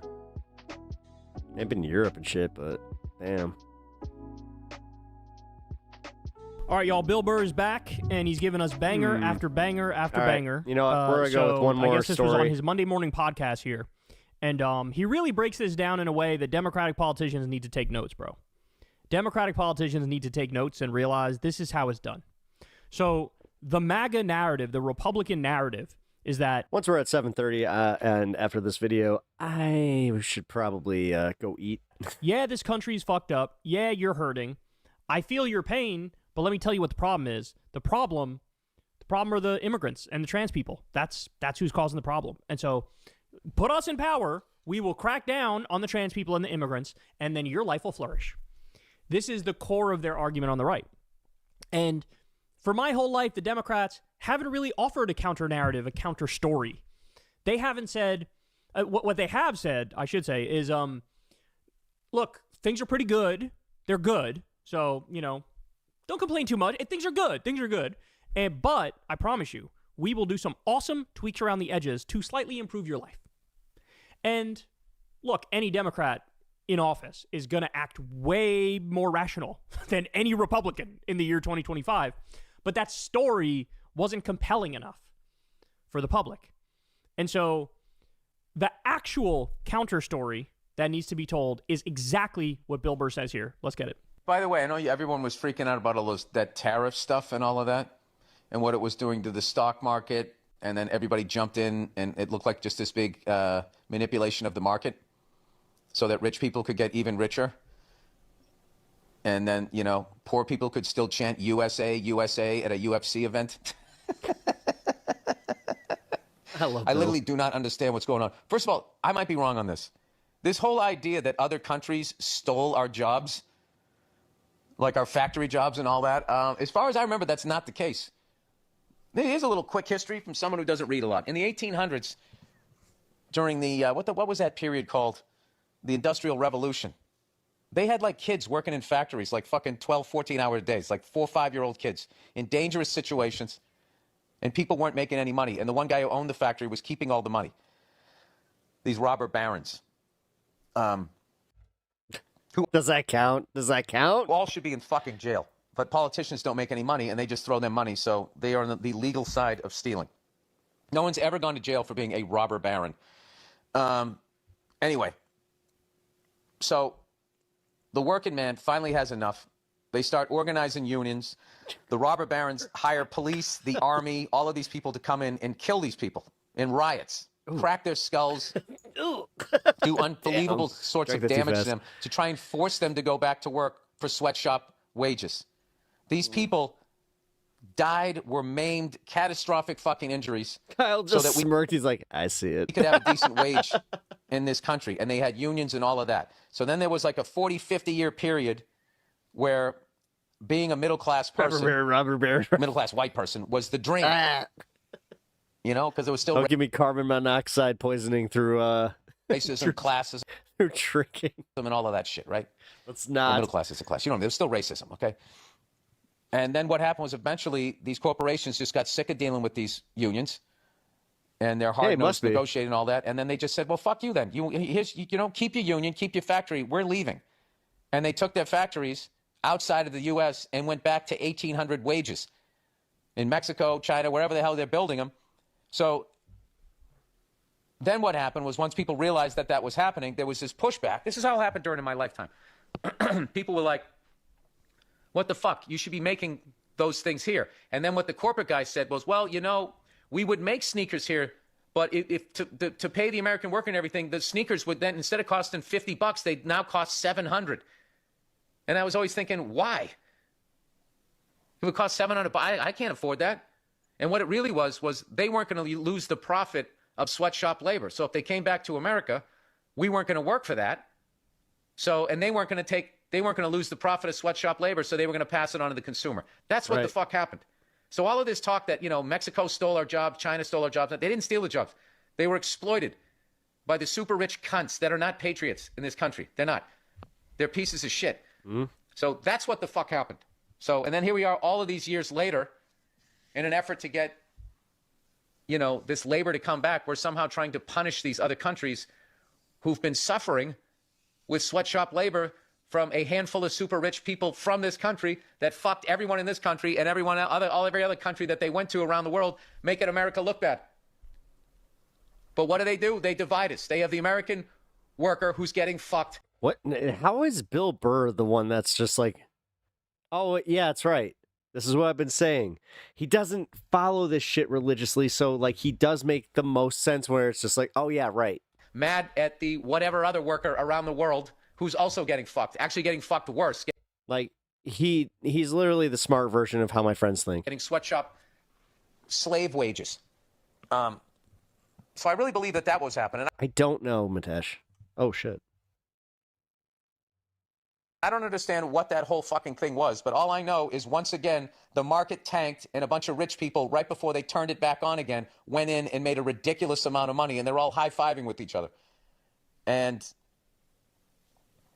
I don't know, this guy told me something a long time ago. He says, when you watch the stock market and they go like, up $2 billion was lost. I think it's because we see things from a perspective where we also try to laugh at it. Today. He's like, oh, am I not part of that? Boo. Money isn't lost. Like, where did it go? That's just how they frame it. It isn't lost. It changes hands. All right, that's enough of that shit. Wow.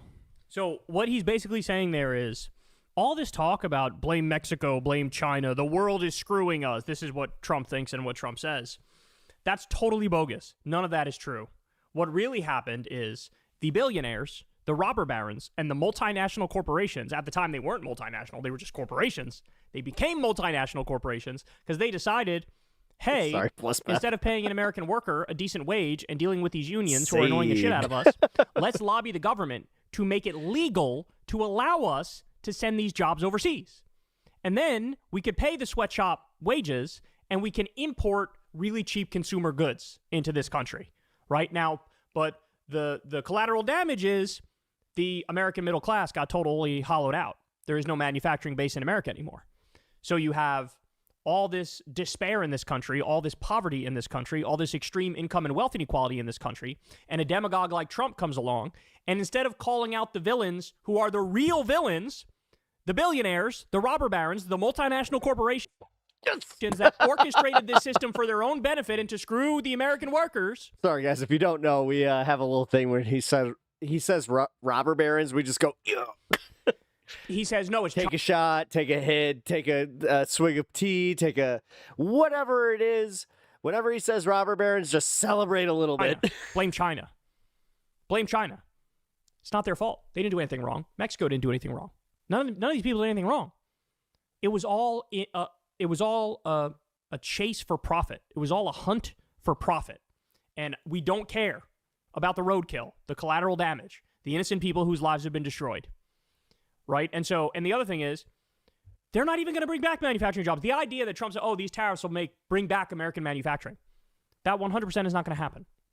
Because you can't bring back American manufacturing without a little thing called industrial policy. Which means what? Not only do you tariff the foreign goods coming in, but you need to spend a massive amount of taxpayer money to prop up the industries that you want to thrive in this country. That's how it works. That's how it works. You can't, free market will take care of it. No, they fucking won't. You think some company's going to decide? Wasn't it every time he says bomb? Spend billions of dollars for a 10-year project to make a... I'm pretty sure that's what it was. Every time that Jack Bauer says bomb, they had to take a shot. Factory here to then pay the American workers 40 times what I was paying somebody overseas, and I'm sure that'll be profitable for me in the long run, they're not going to do it. That's why you need the government to be involved. And the most important point here is Trump, even the idea, we're going to bring back textile manufacturing? What? No, if you were to try to reinvigorate American manufacturing, it should be high-tech manufacturing jobs. Every time he said damn it. Right? Semiconductors, chips, things of that nature. And what did Trump do? There was a Biden law that brought chip manufacturing to this country. Trump killed it. He froze the funding. So Biden was creating 115,000 manufacturing jobs, high-paying manufacturing jobs for chips in this country. Trump killed it. Literally call the chips. So at the same time he's saying I'm going to bring back manufacturing, he's killing the actual attempt to bring back manufacturing through industrial policy. That's what's happening. But look, he is 1 trillion% right, Bill Burr is, that the real issue, it was never China, it was never Mexico, trying to do this the foreign boogeyman bit. How many times have we gone through this in our life, right? Oh, it's the problem is the Soviet Union, the problem is this country, the problem is that country. And it's or this group or that group. It's no, the enemy is in the house, bro. The enemy are the billionaires, the robber barons, the multinational corporations. Bribery has been legalized in this country. They bought the government. They rigged the rules and the laws in their favor, and they screwed over the American working class. And then when we actually got moving the ball in the right direction about 20% with Joe Biden, 800,000 manufacturing jobs coming back because of Joe Biden's industrial policy, Trump immediately killed it and sparked a global trade war. While, again, pointing the finger incorrectly at China and foreign countries like they're screwing us when they're not screwing us at all. The people who screwed the American worker were those industrialists, were those billionaires, were those robber barons, were those corporations which are now multinational corporations. And so he gets the core of it. And this is what Democratic politicians need to understand. You are not going to defeat in abrasive politics. He's giving me it's not even caffeinated. It's the little bit of heartburn that I'm getting from all the carbonation. That names villains. You're not going to defeat that with some milquetoast, dude, it actually hurts. Vapid centrism of both sides and let's get along. Forgot that I can't chuck They Canada name villains, dry. the wrong ones, but they have villains. You need to do the same thing and name the right villains. So how do you actually address it? It's obvious. We have income and wealth inequality that's through the fucking roof. It's off the fucking charts what we're looking at now. You have to tax the wealthy. You have to tax them and then take that money and give people health care and give people education and give people paid family leave and paid sick leave. Let people join a fucking union, right? Actually do industrial policy to bring back high-tech manufacturing jobs, which would massively, massively help this country. It's called redistribution of wealth. It's called New Deal politics. And when he said there was that brief period where everybody was like, oh, this is great, that was during the New Deal, where the top marginal tax rate on the wealthy was 91%. In fact, I think it peaked at 93%. So you taxed the rich a lot, and you made sure everybody else got their fair share, got some help at the bottom, had job availability at the bottom, and then you created a much more equal country. How is it about millennials and the triple ring?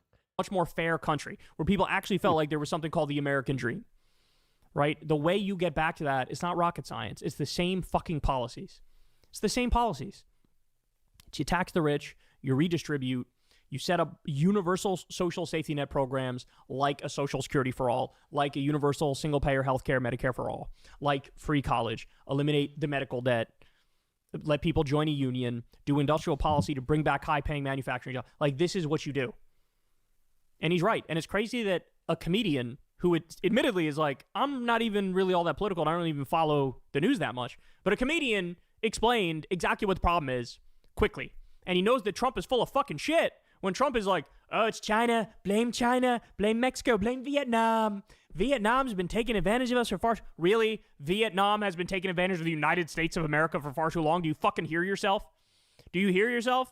No. The problem are all these trade deals that were written by the billionaires and by the corporations, rigged in their favor and screwed everybody else over. The one upside that we got out of it in the U.S. is low-cost manufacturing, low-cost consumer goods. And that was the one thing holding this country together with duct tape and bubble gum. is consumer goods that were really cheap. Because we've seen massive inflation when it comes to housing. We've seen massive inflation when it comes to education and when it comes to healthcare. Those How about food? How about like goods? How about any of that? things, the prices have skyrocketed. Yeah. The one Just everything. area where it didn't is consumer goods. Now, it's going to skyrocket for consumer goods too. Oh, my bad. Caught up. So the social safety net's being destroyed. People are going to lose their jobs. The prices are going to skyrocket. Buckle the fuck up. Because directly because of Trump's actions and because he named the wrong villain and fought the wrong trade war, as a direct result of that, things are going to get way, way, way, way, way worse. Hey, y'all. Well.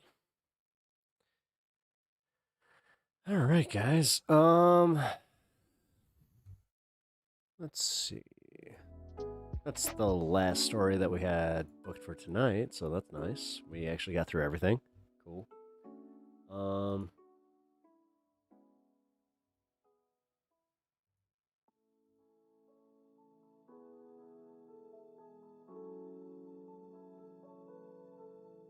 right, guys, let's put this up real quick.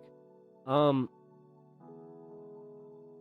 gonna put the link up for my mom's memorial. I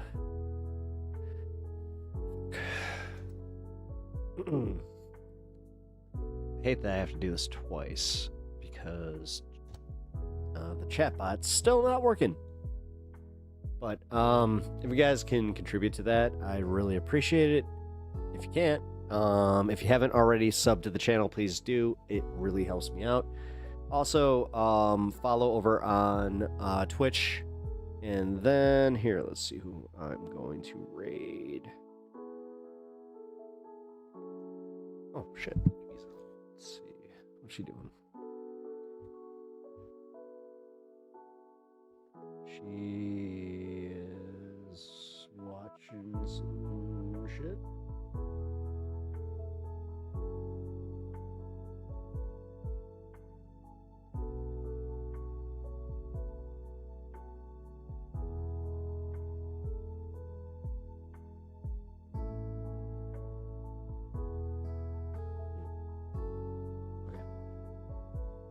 Well, what do you guys want? Controversy or... Let's see, what's Marcus doing? Marcus is having a quadruple debate. 1, 2, 3.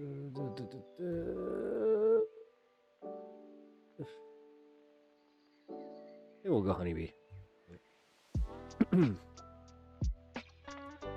All right, guys. I'm going to set this up. So, I might be releasing a video or two tomorrow. Look out for those. Also, I might hop on stream tomorrow, but it's gonna be quick. It's gonna be like maybe an hour tops. I might be doing like a Mario Kart thing, cause yeah, you know what? K Chaos is a fellow Twitch streamer who is ungodly good, like ungodfully good. Is that the word? Yeah, ungodfully good. At Mario Kart, like she makes me look like one of the like worst players on the planet. So that's one of those things where it kind of like reminds me. It's like, oh shit, she actually is like an elite gamer. I always have to remind myself. Damn. So here, let's get to the raid, and then I will see you all.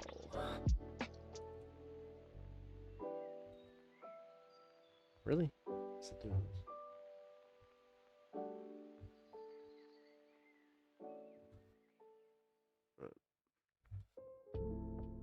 Also, Kois. Yeah, I do actually need to hit you up.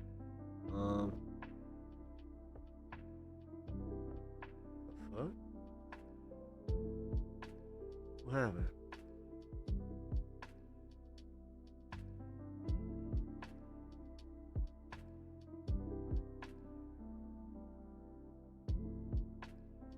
Oh, never mind. Guess she quit.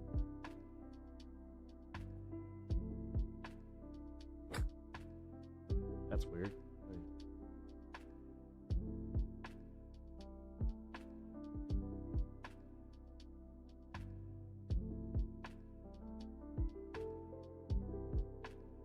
Yeah, I was about to say that must have been a mistake.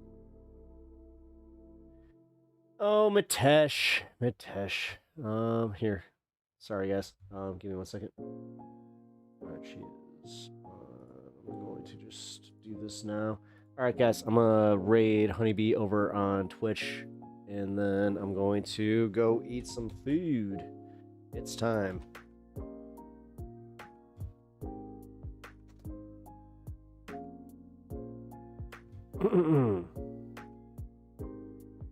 Alright, she's watching something from iDubbbz. Grifter. Oh shit. Well, you might get mad at this content. We'll see. Okay, let's see. How can you possibly think that they're both good people at their core? People can have crash out moments. People can say things that they don't mean. People can say things because they want internet clout and attention. I don't know. I think they're both probably guilty of saying things that they don't mean for internet clout and attention. Isn't it?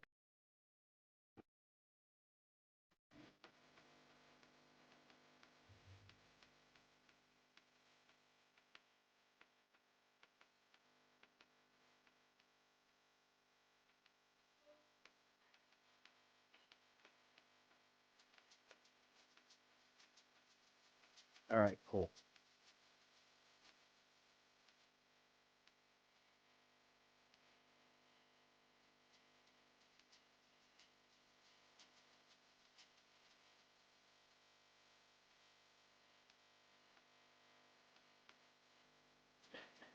All right, guys. Let's see.